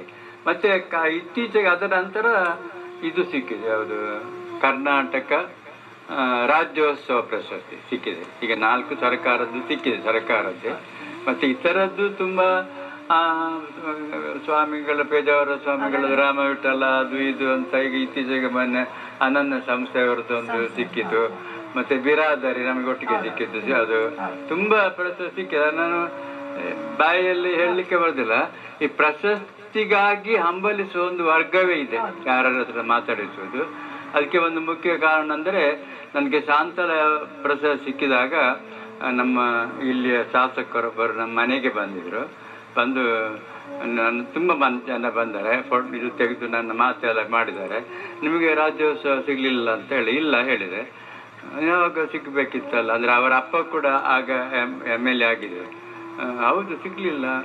ಮತ್ತು ಅಲ್ಲ, ನಿಮ್ಮ ಬಯೋಡಾಟ ಕೊಡಿ ಅಂತ ಹೇಳಿದೆ. ನಾನು ಕೊಡಲಿಲ್ಲ, ಸತ್ಯ ನಿಜ, ನಾನು ಕೊಡಲಿಲ್ಲ. ಮತ್ತು ಅವ ಯಾರ ಹತ್ರ ಮಾತಾಡಿ ಆ ವರ್ಷ ಸಿಕ್ಕಲಿಲ್ಲ. ಮತ್ತು ಹೇಗೂ ಸಿಕ್ಕಿದೆ, ನನಗೆ ಗೊತ್ತೆ, ಕರೆಯುವಾಗ ಹೋಗಿದ್ದೇನೆ ನಾನು. ಅಂಥವ್ರು ಇರ್ತಾರೆ. ಮತ್ತೆ ಮಾತಾಡಿಸ್ಕೊಂಡು ತೆಗೊಳ್ಳುವವರಿದ್ದಾರೆ. ತೆಗೊಳ್ಳುವಾಗ ನನಗೆ ಭಯ ಬೇಕು, ನನಗೇನು ಗೊತ್ತಿಲ್ಲ, ನಾನು ತೆಗೊಳ್ಬಹುದಾ ಅಂತ ಇದ್ದಾನಲ್ವಾ. ಅದಿಲ್ಲದವರು ಇಲ್ಲ. ಈಗ ಕಲೆಗಿಂತ ಜಾಸ್ತಿ ಅವರ ಬಯರಾಟ ಅಂತ ಹೇಳ್ತಾರೆ, ಅದೇ ಜಾಸ್ತಿ ಆಗಿ ಹೋಗಿದೆ ಈಗ. ಅಂತ ಒಂದು ವರ್ಗ ಕೂಡ ಉಂಟು. ಪ್ರಶಸ್ತಿ ನಾವು ದುಡಿದದ್ದಕ್ಕೆ ಏನಾಗೂ ಸಿಕ್ಕುವುದು, ಅಲ್ಲದೆ ನಮಗೆ ಒಂದು ಇದು ಕೊಡೋದು, ಎಂಥದ್ದು ಸರಿಯಾದ ರೀತಿಯಲ್ಲಿ ಹೋಗಿ ಅಂತ ಒಂದು ಇದು ಕೊಡೋದು ನಾನು ತಿಳಿದಿದ್ದೇನೆ. ಅದಕ್ಕೆ ಸರ್ಕಾರ ಕೊಟ್ಟಿದ್ದೆಲ್ಲ ಅಂತ ನಮಸ್ಕಾರ ಕೂಡ ಮಾಡ್ತಾ ಇದ್ದೇನೆ. ಕಾರ್ಯಕ್ರಮದಲ್ಲಿ ಪ್ರೇಕ್ಷಕರ ಒಂದು ಅಭಿಪ್ರಾಯ ಅಂದರೆ ಕಲಾವಿದ ಮತ್ತು ಪ್ರೇಕ್ಷಕರ ಒಂದು ಅನುಭವದ ಬಗ್ಗೆ. ಸಮರ್ಥರಾದ ಕಲಾವಿದರು ಅವರ ಕಲೆಯನ್ನು ಪ್ರದರ್ಶನ ಮಾಡುವಾಗ ಅದನ್ನು ಅನುಭವಿಸುವ ಪ್ರೇಕ್ಷಕರು ಕೂಡ ಬೇಕಾಗ್ತದೆ. ಮುಖ್ಯವಾಗಿ ಕಲೆಯ ಬಗ್ಗೆ ತಿಳುವಳಿಕೆ ಇಲ್ಲದವರು ಅದು ಅರ್ಥ ಆಗುವುದಿಲ್ಲ ಅವರಿಗೆ. ಹಾಗಾಗಿ ಸ್ವಲ್ಪ ಪ್ರೇಕ್ಷಕ ವರ್ಗದಲ್ಲಿ ಹಿನ್ನಡೆ ಆಗಲಿಕ್ಕೂ ಸಾಕು. ಆದರೆ ನನ್ನ ಅಭಿಪ್ರಾಯ ಪ್ರಕಾರ ಆಗದಿದ್ದರೆ ಹಲವಾರು ಸಾಲಿಗೆ ನೋಡಿ ನೋಡಿ ನೋಡಿ ಅವರಿಗೆ ಅದರ ಮೇಲೆ ಅನುಭವ ಬರ್ತದೆ. ಆ ರೀತಿಯಾಗಿ ಮಾಡಿದರೆ ಒಂದು ರೀತಿಯಲ್ಲಿ ಪ್ರೇಕ್ಷಕರ ಪ್ರೋತ್ಸಾಹ ಸಿಗಬಹುದು. ಅದಕ್ಕೆ ಮುಖ್ಯವಾಗಿ ಕಾರಣ ನಾನು ಹೇಳೋದಾದರೆ ಪ್ರೇಕ್ಷಕರೇ ಕಾರಣ. ಈಗ ಕಲಾವಿದನೊಂದು ಕಲೆಯನ್ನು ಪ್ರದರ್ಶನ ಮಾಡುವಾಗ ಪ್ರೇಕ್ಷಕರ ಒಂದು ಪ್ರೋತ್ಸಾಹ ಇಲ್ಲದ್ರೆ ಮಾಡಲಿಕ್ಕೆ ಆಗುವುದಿಲ್ಲ. ಅದೊಂದು ಮುಖ್ಯ ಕಾರಣ. ಅಂತೂ ಕೆಲವು ಕಡೆಗಳಲ್ಲಿ ಈಗ ಸಂಗೀತವ ಅದರಲ್ಲಿ ಉತ್ತರಾದಿ ದಕ್ಷಿಣಾದಿ ಇಂಥದ್ದೆಲ್ಲ ಉಂಟು. ಅದು ಉತ್ತರಕ್ಕೆ ಹೋದರೆ ಉತ್ತರಾದಿ ಸಂಗೀತಕ್ಕೆ ಆಲಿಸುವವರು ತುಂಬ ಜನ ಇರ್ತಾರೆ. ದಕ್ಷಿಣ ಸಂಗೀತದಲ್ಲಿ ನಮ್ಮ ದಕ್ಷಿಣ ಭಾರತದಲ್ಲಿ ತುಂಬ ಕೇಳುವವರು ಅನುಭವಿಸುವವರು ಇರ್ತಾರೆ. ಹಾಗೆ ಅಂಥ ಪ್ರೇಕ್ಷಕರು ಇರುವಾಗ ನಮಗೆ ಕಲೆಯನ್ನು ಆಯಾ ವೈವಿಧ್ಯತೆಯನ್ನು ಅದರಲ್ಲಿ ಇರುವವನ್ನು ತೋರಿಸಲು ನಮಗೆ ತುಂಬ ಇಷ್ಟ ಆಗ್ತದೆ ಮತ್ತು ನಮಗೆ ಒಂದು ರೀತಿಯ ಉತ್ಸಾಹ ಬರ್ತದೆ ಅಂತ ನನ್ನ ಅಭಿಪ್ರಾಯ. ಅಂತೂ ನೋಡಿ ನೋಡಿ ನೋಡಿ ಕಲಾ ಪ್ರೇಕ್ಷಕರು ಅದನ್ನು ಅನುಭವ ಮಾಡಿಕೊಳ್ಳಬೇಕಾಗ್ತದೆ. ಯಕ್ಷಗಾನಕ್ಕೆ ಅದರದೇ ಆಗ ಒಂದು ಪ್ರೇಕ್ಷಕ ವರ್ಗ ಇದೆ, ನಮ್ಮ ಭರತನಾಟ್ಯಕ್ಕೆ ಇಲ್ಲ. ಅದು ಹೇಗೆ? ನಮ್ಮ ಯಕ್ಷಗಾನ ನಮ್ಮ ತುಳುನಾಡಿನಲ್ಲಿ ಕನ್ನಡ ನಾಡಿನಲ್ಲಿ ಹುಟ್ಟಿದ ಒಂದು ಕಲೆ. ಅದು ಭಾಷೆ ಕೂಡ ಅದೇ ಇರ್ತದೆ. ಮೊದಲು ನಾವೆಲ್ಲ ಇರುವಾಗ ತುಳುವಿನಲ್ಲಿ ಯಕ್ಷಗಾನ ಇರಲಿಲ್ಲ. ಚಿಕ್ಕದಿರುವಾಗ ಕನ್ನಡದಲ್ಲಿ ಇತ್ತು. ಆ ಭಾಷೆ ಜನರಿಗೆ ಅರ್ಥ ಆಗ್ತದೆ. ವಾಚಿಕ ಅಭಿನಯದಲ್ಲಿ ಏನು ಮಾತಾಡಿದ್ದಾರೆ ಎಂಬುದು ಜನರಿಗೆ ಅರ್ಥ ಆಗ್ತದೆ. ಮತ್ತು ನಮ್ಮ ಪುರಾಣದ ಕಥೆಗಳಲ್ಲಿ ಮೊದಲು ಮಾಡ್ತಿದ್ದರು. ಆದ್ದರಿಂದ ಅದು ಜನರಿಗೆ ತಲುಪಲಿಕ್ಕೆ ಬಹಳ ಸುಲಭ. ಆದ್ದರಿಂದ ಅಭಿನಯಿಸುವವರು ಕಥೆಯನ್ನು ಯಕ್ಷಗಾನವನ್ನು ಕಲಾವಿದರಿಗೆ ಕೂಡ ಒಂದು ರೀತಿಯ ಪ್ರೋತ್ಸಾಹ ಬಂದು ದಿನದಿಂದ ದಿನಕ್ಕೆ ಅವರು ಅಭಿವೃದ್ಧಿ ಆಗ್ತಾ ಬರ್ತಾರೆ. ಎಲ್ಲದಕ್ಕೂ ಮುಖ್ಯವಾಗಿ ಪ್ರೇಕ್ಷಕರು ಬೇಕೇ ಬೇಕು. ಅವರಿಲ್ಲದೆ ನಮ್ಗೆ ಏನು ಮಾಡಲಿಕ್ಕೆ ಆಗುವುದಿಲ್ಲ. ಯಕ್ಷಗಾನಕ್ಕೆ ಹಾಗೆ ಇರ್ತದೆ. ಯಾಕಂದರೆ ಯಕ್ಷಗಾನ ನಮ್ಮ ಊರಿನಲ್ಲಿ ಹುಟ್ಟಿದ ಕಲೆ. ಅದರಲ್ಲಿ ಈಗ ತುಳುವಿನಲ್ಲಿ ತುಂಬ ಒಳ್ಳೆಯದಾಗಿ ಬರ್ತದೆ. ತುಳುನಾಡಿನಲ್ಲಿ ತುಳು ಭಾಷೆಗೆ ತುಂಬ ಪ್ರಾಮುಖ್ಯತೆ ಇರುವುದರಿಂದ ಅದಕ್ಕೆ ತುಂಬ ಪ್ರೋತ್ಸಾಹ ಇರುವುದರಿಂದಲೇ ಯಕ್ಷಗಾನ ಕೂಡ ಮುಂದಕ್ಕೆ ಬಂದಿದೆ.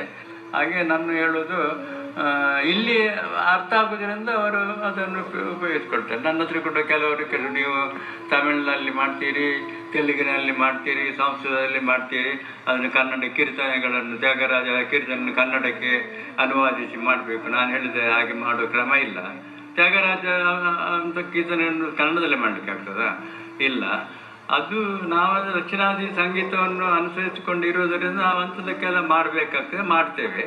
ಅದು ನೋಡುವ ಮಾತ್ರ ಅರ್ಥ ಮಾಡಿಕೊಳ್ಬೇಕು. ಈಗ ಭರತನಾಟ್ಯ ಸಂಪ್ರದಾಯದಲ್ಲಿ ನೃತ್ಯ ರೂಪಕ ಮಾಡುವಾಗ ಬೇರೆ ಬೇರೆ ಇದೆಲ್ಲ ತರಲಿಕ್ಕಿಲ್ಲ. ಎಂಥದ್ದು ಸಾಂಕೇತಿಕವಾಗಿ ಒಂದೆರಡು ತರ್ಬೋದು ಹೊರತು ಇಡೀ ಬೇರೆ ಎಲ್ಲ ತರಲಿಕ್ಕೆ ಅದು ಆಗುವುದಿಲ್ಲ. ಈಗ ದೇವಿಯವರ ಇದು ಮಾಡುವಾಗ ಭರತನಾಟ್ಯ ಸಂಪ್ರದಾಯದಲ್ಲಿ ಮಾಡಲಿಕ್ಕೆ ಆಗುವುದಿಲ್ಲ. ಮತ್ತು ಮಾಡುವವರಿದ್ದರು, ತಪ್ಪಂತ ಹೇಳಲಿಕ್ಕೆ ಬರೋದಿಲ್ಲ. ಆ ರೀತಿಯಾಗಿ ಅದು ಉಳಿದಿದೆ. ಮುಖ್ಯವಾಗಿ ನಾನು ಹೇಳೋದು, ಅವರಿಗೆ ಅರ್ಥ ಆಗುವಂಥ ಭಾಷೆಯಲ್ಲಿದ್ದರೆ ಬೇಗನೆ ಮುಟ್ಟುತ್ತದೆ ಅಂತ. ಶಾಸ್ತ್ರೀಯ ನೃತ್ಯ ಪರಂಪರೆ ಶ್ರೀಮಂತಗೊಳಿಸಲು ನಿಮ್ಮ ಸಲಹೆ ಸೂಚನೆಗಳನ್ನು ತಿಳಿಸಿರಾ? ಶಾಸ್ತ್ರೀಯ ಸಂಪ್ರದಾಯ ಪ್ರಕಾರ ಕಲಿತಂಥ ಗುರುಗಳೆಲ್ಲ ಶಾಸ್ತ್ರವನ್ನು ಕೈಬಿಡದೆ ಅದೇ ರೀತಿಯಲ್ಲಿ ಇದನ್ನು ಮುನ್ನಡೆಸಿಕೊಂಡು ಕಲಾವಿದರನ್ನು ತಯಾರು ಮಾಡಿದರೆ ಬಹಳ ಸುಲಭ ಆಗ್ತದೆ. ಅದರಲ್ಲಿ ಇತರ ವಿಷಯಗಳನ್ನು ಸೇರಿಸಿಕೊಂಡಾಗ ಕಲೆಗೆ ನಷ್ಟ ಆಗ್ತದೆ. ಅದರಿಂದ ಯಾರು ಶಾಸ್ತ್ರಬದ್ಧವಾಗಿ ಕಲ್ತಿದ್ದಾರ ಅವರು ಅದೇ ರೀತಿಯಲ್ಲಿ ಮುಂದುವರೆದುಕೊಂಡು ಹೋಗಿದರೆ ಪರಂಪರೆಯನ್ನು ಉಳಿಸಲಿಕ್ಕೆ ಅನುಕೂಲ ಆಗ್ತದೆ ಅಂತ ನನ್ನ ಅಭಿಪ್ರಾಯ. ಈಗಿನ ಉದಯೋನ್ಮುಖ ಕಲಾವಿದರಿಗೆ ನಿಮ್ಮ ಒಂದು ಕಿವಿ ಮಾತು? ಉದಯೋನ್ಮುಖ ಕಲಾವಿದರಂದರೆ ಕಲೆ ಎಂಬುದೊಂದು ಸಾಗರ. ಅದರಲ್ಲಿ ನಾವು ಸುಮ್ಮನೆ ಒಂದು ಸಣ್ಣ ಕ್ರಿಮಿಯಾಗಿ ಈಜಾಡೋದು ಇಷ್ಟೇ. ಎಲ್ಲ ಗೊತ್ತುಂಟಂತ ಚಿಕ್ಕ ಮಕ್ಕಳ ತಲೆಯ ಮೇಲೆ ಬಂದರೆ ಅದು ದಾರಿ ಬಿಟ್ಟು ಹೋಗ್ತದೆ. ಆದ್ದರಿಂದ ಯಾವ ಕಲೆಯನ್ನು ನಾವು ಅಭ್ಯಾಸ ಮಾಡ್ತೇವೋ ಅದು ಭರತನಾಟ್ಯದ ಒಟ್ಟಿಗೆ ಇನ್ನೊಂದು ಯಾವುದೋ ಪ್ರಕಾರನ ಅಭ್ಯಾಸ ಮಾಡಿದರೆ ಸರಿಯಾದ ಗುರುಗಳಲ್ಲಿ ಹೋಗಿ ಅದನ್ನು ಅಭ್ಯಾಸ ಮಾಡಿ ಅದನ್ನು ಆಯಾಯ ಅಲ್ಲಿಯೇ ಇಟ್ಟುಕೊಂಡು ಅದರಲ್ಲಿ ಮುಂದುವರೆದುಕೊಂಡು ಹೋದರೆ ಒಳ್ಳೆಯದು. ಎಲ್ಲವನ್ನು ಮಿಶ್ರ ಮಾಡಿದರೆ ಅದು ಇಲ್ಲ ಇದು ಇಲ್ಲದೆ ಆಗ್ತದೆ. ಆದರೆ ನಾನು ಈಗಿನ ಕಲಾವಿದರಿಗೆ ಹೇಳೋದು, ನೀವು ಯಾವ ವಿದ್ವತ್ತ ಯಾವ MA ಪಾಸಾಗಿ, ಅದು ಓದಿ ಪಾಸಾಗೋದು ಗೊತ್ತಾಯಿಲ್ಲ, ಪಾಸಾಗಿ. ಆದರೆ ಅನುಭವ ಬೇರೆ. ಒಳ್ಳೆಯ ನುರಿತ ಕಲಾವಿದರಿಂದ ಅಥವಾ ಇಲ್ಲಿದ್ದ ಕಲಾವಿದರ ಕಾರ್ಯಕ್ರಮವನ್ನು ನೋಡಿ ನಮ್ಮದೇನು ತಪ್ಪಿದೆ, ನಾವೇನು ಸರಿ ಮಾಡಿಕೊಳ್ಬೇಕು, ಒಳ್ಳೆಯವರದನ್ನು ನೋಡಿ ಮಾಡಿ. ಒಬ್ಬನು ತಪ್ಪು ಮಾಡ್ತಾನೆ, ಅದು ಹಾಗೆ ನಾವು ಮಾಡ್ಲಿಕ್ಕೆ ಹೋಗಬಾರ್ದು. ಮಾಡಿಕೊಂಡು ಹೋದರೆ ಕಲೆ ಬೆಳಗ್ತದಲ್ಲ. ನಾನು ಈಗಿನವಾಗ ನಾನು ಹೇಳ್ತಾ ಇರ್ತೇನೆ. ಮತ್ತು ಇನ್ನೊಂದು ಮುಖ್ಯವಾದ ವಿಷಯ ಅಂದರೆ, ನಮಗೆಲ್ಲರಿಗೂ ಪಾಠ ಮಾಡಲಿಕ್ಕೆ ಕಷ್ಟ ಆಗ್ತದೆ. ಬಂದು ಒಂದು 6 ತಿಂಗಳಲ್ಲಿ ನಾವು ಸ್ಟೇಜಿಗೆ ಮಕ್ಕಳನ್ನು ಹಾಕಬೇಕಾದ್ರೆ ಅವರ ಇಚ್ಛೆಗೆ ಬೇಕಾಗಿ ಬೇರೆ ಸಣ್ಣ ಸಣ್ಣ ಇದು ಮಾಡಿ ಹೊರತು ಶಾಸ್ತ್ರೀಯ ಕಬ್ಬಿಣದ ಕಡಲೆ ಅದನ್ನು ಮಾಡಬೇಕಾದ್ರೆ ತುಂಬ ಸಮಯ ಹೋಗಬೇಕು. ಅದನ್ನು ಕಲಿಸಿಕೊಟ್ಟು ಗಜಿಬಿಜಿ ಮಾಡಿ ಇದು ಮಾಡಬೇಡಿ ಅಂತ ಬೇರೆ ಇವರು ಹೆತ್ತವರು ಕೂಡ, ಮಕ್ಕಳು ಹೆತ್ತವರು ಕೂಡ ಅವಸರ ಮಾಡಿ. ಎಷ್ಟೋ ಜನ ಕಡಿಮೆ ಇರುವವರು ಸರಿಯಾಗಿ ಬಂದ ಮೇಲೆ ಮಾತ್ರ ಹಾಕಿದರೆ ಸಾಕು ಅಂತೇಳಿ. ಇಲ್ಲದ್ರೆ ಮರುದಿನವೇ ಒಂದು ವಾರದಲ್ಲಿಯೇ ಭರತನಾಟ್ಯ ಡ್ರೆಸ್ ಅಂತ ಬೇಗ ಸಿಗ್ತದೆ. ಈಗ ಸಿಕ್ಕಿ ಮಾಡ್ತಾರೆ. ಅದಲ್ಲ, ಶಾಸ್ತ್ರವನ್ನು ಮಾಡಿದ ಮೇಲೆ ನನಗೆ ಅಲಾರಿಪ್ ಆಯಿತು, ಜಜ್ಸರ ಆಯಿತು, ಇನ್ನು ಬೇರೆ ಅಂತೇಳಿ ಎಷ್ಟೋ ಉಂಟಲ್ಲ ಅದರಲ್ಲಿ ಸರಿಯಾಗಿ ಆಗಲಿಕ್ಕೆ. ಅದನ್ನು ಸರಿಯಾಗಿ ಆಗುವವರೆಗೆ ಅಭ್ಯಾಸ ಮಾಡಿ, ಗೊತ್ತಾಯ್ತಲ್ಲ. ಹಾಗೆ ನಾನು ಹಾಗಿದ್ದೇನೆ, ಎಲ್ಲರೂ ಆಗಿರ್ತಾರೆ ಅಂತ ಹೇಳಲಿಕ್ಕೆ ಬರೋದಿಲ್ಲಲ್ಲ. ಈಗ ಕಾಲಕ್ಕೆ ಸರಿಯಾಗಿ ಹೋಗಬೇಕಾಗ್ತದೆ, ಹೋಗುವಾಗ ದಾರಿ ಬಿಟ್ಟು ಹೋಗಬೇಕಾಗ್ತದೆ, ಏನು ಮಾಡಲಿಕ್ಕಾಗ್ತದೆ. ಅದು ಉಳಿಸಿಕೊಳ್ಳಿ ಅಂತಿಲ್ಲ. ಮತ್ತೆ ಅದನ್ನು ಶಾಸ್ತ್ರೀಯ ವಿಭಾಗ ಅಂತ ಬೇರೆ ಯಾಕಿಟ್ಟದ್ದು, ಒಂದು ಕುಣಿತ ಅಂತ ಹೇಳ್ಬಾರ್ದಲ್ಲ. ಅದರಲ್ಲಿ ಜಾನಪದದಲ್ಲಿ ಹೀಗೆ ಕುಣಿಬೇಕಂತ ಉಂಟು. ಒಂದು ದೈವದ ಕುಣಿತದಲ್ಲಿ ಈ ಭೂತಕ್ಕೆ ದೈವಕ್ಕೆ ಈ ದೈವಕ್ಕೆ ಕುಣಿಬಹುದು ನಿಯಮ ಉಂಟು. ಅವರ ಕೈಯಲ್ಲಿ ಇದು ಕೊಡ್ತಾರಲ್ಲ, ಅದನ್ನು ಕೂಡ ಅದು ಕೆಳಗೆ ಬೀಳಬಾರ್ದಂತೆ. ಅದನ್ನು ಕೊಡುವಾಗ ಇಂಥವನ್ನ ಕೈಯಲ್ಲಿ ಕೊಡುವುದಂತ ಸಂಪ್ರದಾಯ ನನಗೆ ನೋಡ್ತಾ ಇದ್ದೆ. ಅದನ್ನು ಟಿವಿಯಲ್ಲಿ ಅದರ ಬಗ್ಗೆ ಮಾತಾಡ್ತಿದ್ದಾರೆ. ಎಲ್ಲದಕ್ಕುಂಟು ನಮ್ಮ ಭಾರತದಲ್ಲಿ ದೇವರನ್ನು ಮುಂದೆ ಇಟ್ಟುಕೊಂಡು. ನಾಟ್ಯದವರು ಮಾತ್ರ ಕೆಲವರು ಏನೆಲ್ಲ ಮಾಡ್ತಾರೆ. ಡ್ರೆಸ್ ಸಿಗ್ತದೆ, ಯಾವ ಡ್ರೆಸ್ ಬೇಕಾದ್ರೂ ಸಿಗ್ತದೆ. ಡ್ರೆಸ್ ತಂದು ಇವರು ವಸುಂಧರ ಹೇಳ್ತಾರೆ, ಈಗ ಅಭಿನಯದಲ್ಲಿ ಆಹಾರ್ಯ ಅಭಿನಯ ಮಾತ್ರ ಇರುವುದು ಅಂತೇಳಿ, ಡ್ರೆಸ್ ಮಾತ್ರ ಇರುವುದು ಅಂತೇಳಿ ಹಾಗೆ ಹಾಗೆ ಹೇಳ್ತಾ ಇರೋದು.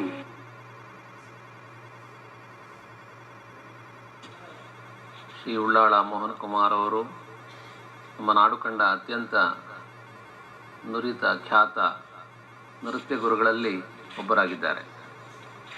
ನಮ್ಮ ಎಡನೀರು ಶ್ರೀಮಠಕ್ಕೂ ಅವರಿಗೂ ಒಂದು ರೀತಿಯ ಅವಿನಾಭಾವ ಸಂಬಂಧ. ಬ್ರಹ್ಮೈಕ್ಯ ಹಿರಿಯ ಶ್ರೀಪಾದರು, ಶ್ರೀ ಕೇಶವಾನಂದ ಭಾರತಿ ಶ್ರೀಪಾದಂಗಳವರಿಗೆ ಮೋಹನ್ ಕುಮಾರ್ ಅಂದರೆ ಅತ್ಯಂತ ಅಭಿಮಾನ ಮತ್ತು ಒಂದು ವಿಶೇಷವಾದಂಥ ಪ್ರೀತಿ. ಮಠದ ಯಾವತ್ತೂ ಕಾರ್ಯಕ್ರಮಗಳಲ್ಲಿ ಅವರು ತಮ್ಮಿಂದ ಆಗುವ ಸಂದರ್ಭದಲ್ಲಿ ಯಾವತ್ತೂ ಮಠದ ಕಾರ್ಯಕ್ರಮಗಳಲ್ಲಿ ಅವರು ಭಾಗವಹಿಸಿದ್ದನ್ನು ಇವತ್ತಿಗೂ ನಾವು ನೆನಪಿಸಿಕೊಳ್ತಾ ಇದ್ದೇವೆ. ನಮ್ಮ ಪೂರ್ವಾಶ್ರಮದ ಹಿರಿಯ ಸಹೋದರಿಯವರಿಗೆ ಅವರು ಶ್ರೀಮಠದಲ್ಲೇ ಬಂದು ನೃತ್ಯ ತರಬೇತಿಯನ್ನು ನೀಡುತ್ತಿದ್ದುದನ್ನು ಯಾವಾಗಲೂ ಅವರು ನಮ್ಮನ್ನು ಕಂಡಾಗ ನೆನಪಿಸಿಕೊಳ್ತಾ ಇರ್ತಾರೆ. ಎಡನೀರು ಮಠ ಅಂದರೆ ಅವರಿಗೊಂದು ವಿಶೇಷವಾದ ಅಭಿಮಾನ. ಇವತ್ತಿಗೂ ಮಠದ ಯಾವ ಕಾರ್ಯಕ್ರಮಗಳಲ್ಲೂ ತಮ್ಮ ಅನಾರೋಗ್ಯವನ್ನು ಕೂಡ ಲೆಕ್ಕಿಸದೆ ಅವರು ಪಾಲ್ಗೊಂಡದ್ದನ್ನು ನಾವು ಅತ್ಯಂತ ಅಭಿಮಾನದಿಂದ ನಾವು ನೆನಪಿಸಿಕೊಳ್ತಾ ಇದ್ದೇವೆ. ಅತ್ಯಂತ ಸಹೃದಯಿ ಮತ್ತು ಸಹಜವಾದ ಒಂದು ಗುಣವನ್ನು ಹೊಂದಿರುವಂಥ ಒಬ್ಬ ಹಿರಿಯ ನೃತ್ಯ ಗುರು ಅವರು. ಒಬ್ಬ ಉತ್ತಮ ಕಲಾವಿದನಾಗಿ, ಒಬ್ಬ ಸಜ್ಜನಾಗಿ, ಒಬ್ಬ ಸ್ನೇಹಪರನಾಗಿ, ಒಬ್ಬ ಹೃದಯವಂತನಾಗಿ ಹಲವು ಮುಖಗಳಿಂದ ಮೋಹನ್ ಕುಮಾರರು ನಮಗೆ ಆಪ್ತರಾಗ್ತಾರೆ. ತಾನು ಕಲಿತದ್ದನ್ನು, ಗುರುಗಳಿಂದ ಪಡೆದದ್ದನ್ನು ಹಾಗೆ ಕಟ್ಟಿ ಶಿಷ್ಯರಿಗೆ ಕೊಡುವುದಕ್ಕೆ ಅವರಷ್ಟು ತಜ್ಞರು ಬೇರೆ ಇಲ್ಲ. ಮಂಗಳೂರಿನಲ್ಲಿ ಒಂದು ಕಾಲದಲ್ಲಿ ಯಕ್ಷಗಾನ ಬಿಟ್ಟರೆ ಬೇರೆ ಕಲಾತ್ಮಕವಾಗಿ ರಂಜನೆಯನ್ನು ಕೊಡುವಂತಹ, ಸಂಸ್ಕಾರವನ್ನು ಕೊಡುವಂತಹ ಮತ್ತು ಯಾವುದೇ ಪ್ರಕಾರ ಇರಲಿಲ್ಲ. ಆ ಪ್ರಕಾರದಲ್ಲಿ ಶೂನ್ಯತೆ ಇತ್ತು. ಯಕ್ಷಗಾನದಂತಹ ಕಲೆಯಲ್ಲಿ ಗುರುಗಳಿಂದ ಪಡೆದು ಗುರುಗಳ ಸೇವೆಯನ್ನು ಮಾಡಿ ಕಲಿಯುವಂಥ ಸೌಕರ್ಯ ಇತ್ತು. ಆದರೆ ಭರತನಾಟ್ಯಕ್ಕೆ ಅಂತಹ ಸೌಕರ್ಯ ಒದಗಿ ಬಂದದ್ದು ಬಹಳ ತಡವಾಯಿತು. ಪ್ರಸಿದ್ಧರಾದ ಮಂಗಳೂರಿನಲ್ಲಿ ಎಲ್ಲರಿಗೂ ತಿಳಿದಂತಹ ಈ ಕೆಲಸವನ್ನು ವಿಶಾಲಗೊಳಿಸಿದರು. ಮಾತ್ರ ಅಲ್ಲ, ತಾನು ಕಲಿತದ್ದನ್ನು ಶಿಷ್ಯರಿಗೆ ಕೊಡಬೇಕು ಎಂಬ ಯೋಚನೆಯಿಂದ ಶಿಷ್ಯನ ಮಟ್ಟಕ್ಕೆ ಹಿಡಿದು ಶಿಷ್ಯರಿಗೆ ಬೇಕಾದ್ದನ್ನು ಕೊಟ್ಟು ಆ ಮೂಲಕ ಮುಕ್ತರಾದರು, ಸಂತೋಷರಾದರು. ಅವರೇ ಶ್ರೀ ರಾಜನ್ ಅಯ್ಯರ್. ಬಹಳ ವರ್ಷ ಕಾಲ ಇಲ್ಲೇ ಇದ್ದರು. ಇಲ್ಲೇ ಅವರ ಕಲಾಜೀವನ ನಡೆಯಿತು. ಇಲ್ಲೇ ಅವರು ತಾನು ಕಲಿತದ್ದನ್ನು ಶಿಷ್ಯರಿಗೆ ಧಾರೆ ಎರೆದರು. ಆ ಪರಂಪರೆಯಲ್ಲಿ ಉಳ್ಳಾಲ ಮೋಹನ್ ಕುಮಾರರು ಬರುತ್ತಾರೆ. ತಾನು ಕಲಿತದ್ದನ್ನು ಶಿಷ್ಯರಿಗೆ ಕೊಡುವುದರಲ್ಲಿ ನಿರ್ವಂಚನೆಯಿಂದ ವ್ಯವಹರಿಸುವಂಥ ಒಬ್ಬ ಗುರು ಇದ್ದರೆ ಸದ್ಯ ಇರುವವರಲ್ಲಿ ಮೋಹನ್ ಕುಮಾರರು ಮಾತ್ರ. ಅವರಿಗೆ ತಾನು ಕಲಿತದ್ದನ್ನು ಹೇಳಿಕೊಡಬೇಕು ಎಂಬುದು ಮಾತ್ರ ಅಲ್ಲ, ಅದು ಪ್ರಚಾರ ಆಗಬೇಕು ಅನ್ನುವಂತಹ ಕಳಕಳಿ ಇತ್ತು. ಅವರು ಕಲಿತದ್ದನ್ನು ಮತ್ತೊಬ್ಬರಿಗೆ ಕೊಡುವಲ್ಲಿ ಅವರಿಗೆ ನಿರ್ವಂಚನೆ ಇತ್ತು. ಆದ್ದರಿಂದಲೇ ಮೋಹನ್ ಕುಮಾರರು ಎಲ್ಲರಿಗೂ ಆಪ್ತರಾಗ್ತಾರೆ. ಆಡಂಬರ ಇಲ್ಲದೇ ಇದ್ದ, ಯಾವುದೇ ರೀತಿಯಲ್ಲಿ ತಾನು ಶ್ರೇಷ್ಠ ಅನ್ನುವಂಥ ಅಹಂಕಾರ ಇಲ್ಲದೇ ಇದ್ದಂಥ ಒಬ್ಬ ನೃತ್ಯ ಗುರುಗಳವರು. ಒಂದು ಕಾಲದಲ್ಲಿ ಮಂಗಳೂರಿನಲ್ಲಿ 1-2 ನೃತ್ಯ ಶಾಲೆಗಳಿದ್ದಿದ್ದರೆ ಅದು ಹೆಚ್ಚು. ಈಗ ಹಾಗಲ್ಲ. ಮಂಗಳೂರಿನ ಎಲ್ಲ ಬೀದಿಗಳಲ್ಲೂ ಸಹ ಒಂದಲ್ಲ ಒಂದು ನೃತ್ಯ ಶಾಲೆ ಇದೆ. ಒಂದೊಂದು ಶಿಷ್ಯ ವೃಂದವನ್ನು ಕಟ್ಟಿಕೊಂಡು ಪಾಠ ಹೇಳುವಂತಹ ಪ್ರವೃತ್ತಿಯ ವ್ಯಕ್ತಿಗಳಿದ್ದಾರೆ. ಆದ್ದರಿಂದ ಮೋಹನ್ ಕುಮಾರರ ಹೆಸರು ಹೇಳುವುದಕ್ಕೆ ಬಹಳ ಜನ ಇದ್ದಾರೆ. ಉಳ್ಳಾಲ ಮೋಹನ್ ಕುಮಾರ್ ಇವರು ನಮ್ಮ ನಾಡಿನ ಶ್ರೇಷ್ಠ ನಾಟ್ಯಾಚಾರ್ಯರುಗಳಲ್ಲಿ ಒಬ್ಬರು. ಇವರು ಸಾಕಷ್ಟು ದೊಡ್ಡ ಸಂಖ್ಯೆಯ ಸಮರ್ಥ ಶಿಷ್ಯವೃಂದವನ್ನು ಹೊಂದಿದವರು. ಯಾವುದೇ ಪ್ರತಿಫಲಾಪೇಕ್ಷೆ ಇಲ್ಲದೆ ತಮ್ಮ ಶಿಷ್ಯವರ್ಗಕ್ಕೆ ಗುರುಕುಲ ಪದ್ಧತಿಯಂತೆ ವಾತ್ಸಲ್ಯದಿಂದ ನಾಟ್ಯಕಲೆಯನ್ನು ಧಾರೆ ಎರೆದು ಸಂತೋಷಪಟ್ಟವರು.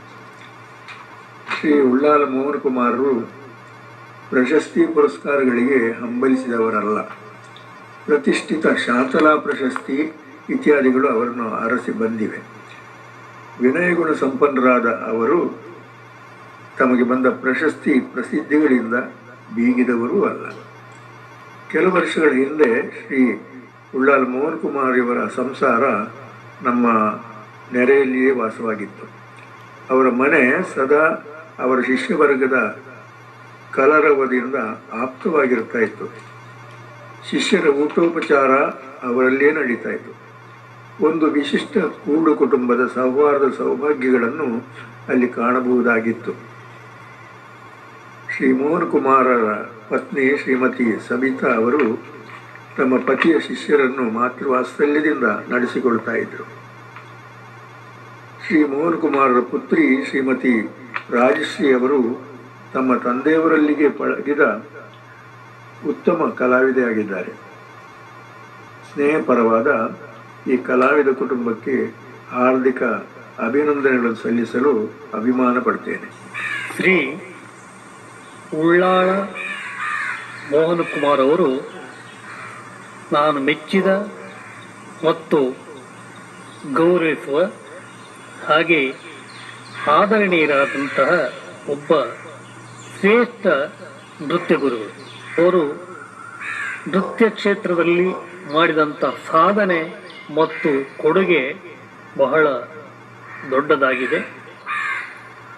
ಸುಮಾರು 60 ವರ್ಷಗಳ ಹಿಂದೆ ಅವರು ನೃತ್ಯ ರಂಗವನ್ನು ಪ್ರವೇಶ ಮಾಡಿದವರು.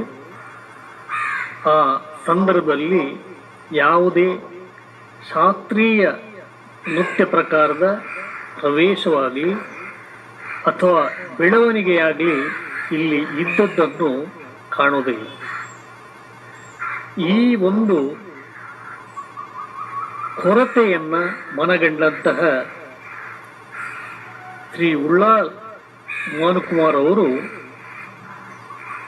ಪನ್ನನಲ್ಲೂರು ಶೈಲಿಯ ಭರತನಾಟ್ಯದಲ್ಲಿ ವಿಶೇಷವಾದಂತಹ ಸಾಧನೆಯನ್ನು ಅಭ್ಯಾಸವನ್ನು ಮಾಡಿ ಕೊಲ್ಯದಲ್ಲಿ ನಾಟ್ಯನಿಕೇತನ ಎಂಬ ನೃತ್ಯ ಸಂಸ್ಥೆಯನ್ನು ಸ್ಥಾಪಿಸಿ ನೃತ್ಯ ಶಿಕ್ಷಣವನ್ನು ನೀಡುವುದಕ್ಕೆ ಪ್ರಾರಂಭಿಸಿದರು.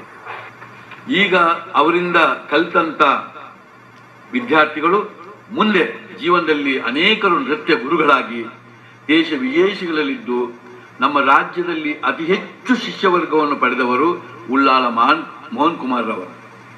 ಅವರನ್ನು ನಾವು ಕರಾವಳಿಯ ಭರತನಾಟ್ಯದ ಯುಗ ಪ್ರವರ್ತಕ ಎಂದು ಕರೀತೇವೆ. ಅದೇ ರೀತಿ ಕರಾವಳಿ ನೃತ್ಯ ಭೀಷ್ಮ ಎಂದು ಅವರನ್ನು ಕರೆಯುತ್ತೇವೆ. ಇದರ ಜೊತೆ ಶುದ್ಧ ಭರತನಾಟ್ಯವನ್ನು, ಅದರಲ್ಲೂ ಪಂದನಲ್ಲೂರು ಶೈಲಿಯನ್ನು ದಕ್ಷಿಣ ಕನ್ನಡ ಜಿಲ್ಲೆಗೆ ಪರಿಚಯಿಸಿ ತಂದವರು.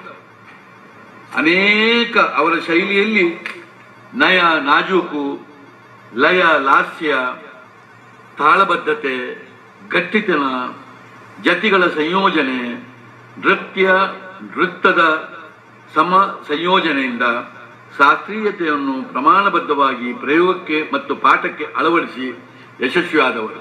ಯುವಕರನ್ನು ನಾಚಿಸುವಂತಹ ಲವಲವಿಕೆ ಇದೆಯಲ್ಲ, ಸಾಧ್ಯ. ಮಂಗಳೂರು, ಉಡುಪಿ ಜಿಲ್ಲೆಗಳಲ್ಲಿ ಎಲ್ಲಿಯೂ ಕೂಡ ನೃತ್ಯ ಕಾರ್ಯಕ್ರಮಗಳಾಗಲಿ ಒಬ್ಬ ಶಿಸ್ತಿನ ವಿದ್ಯಾರ್ಥಿ ಅಂತ ಕೂತ್ಕೊಂಡು ಅವರು ಬಿಗಿನಿಂಗ್ ಟು ಎಂಡ್ ಕಾರ್ಯಕ್ರಮವನ್ನು ನೋಡ್ತಾರೆ. ನಾನು ಎಷ್ಟೇ ಕಡೆಗಳಲ್ಲಿ ಗಮನಿಸಿದ್ದೇನೆ. ಅವರು ಯಾವತ್ತೂ ಕೂಡ ಪ್ರಶಸ್ತಿಯ ಬೆನ್ನು ಹತ್ತಿದವರೇ ಅಲ್ಲ.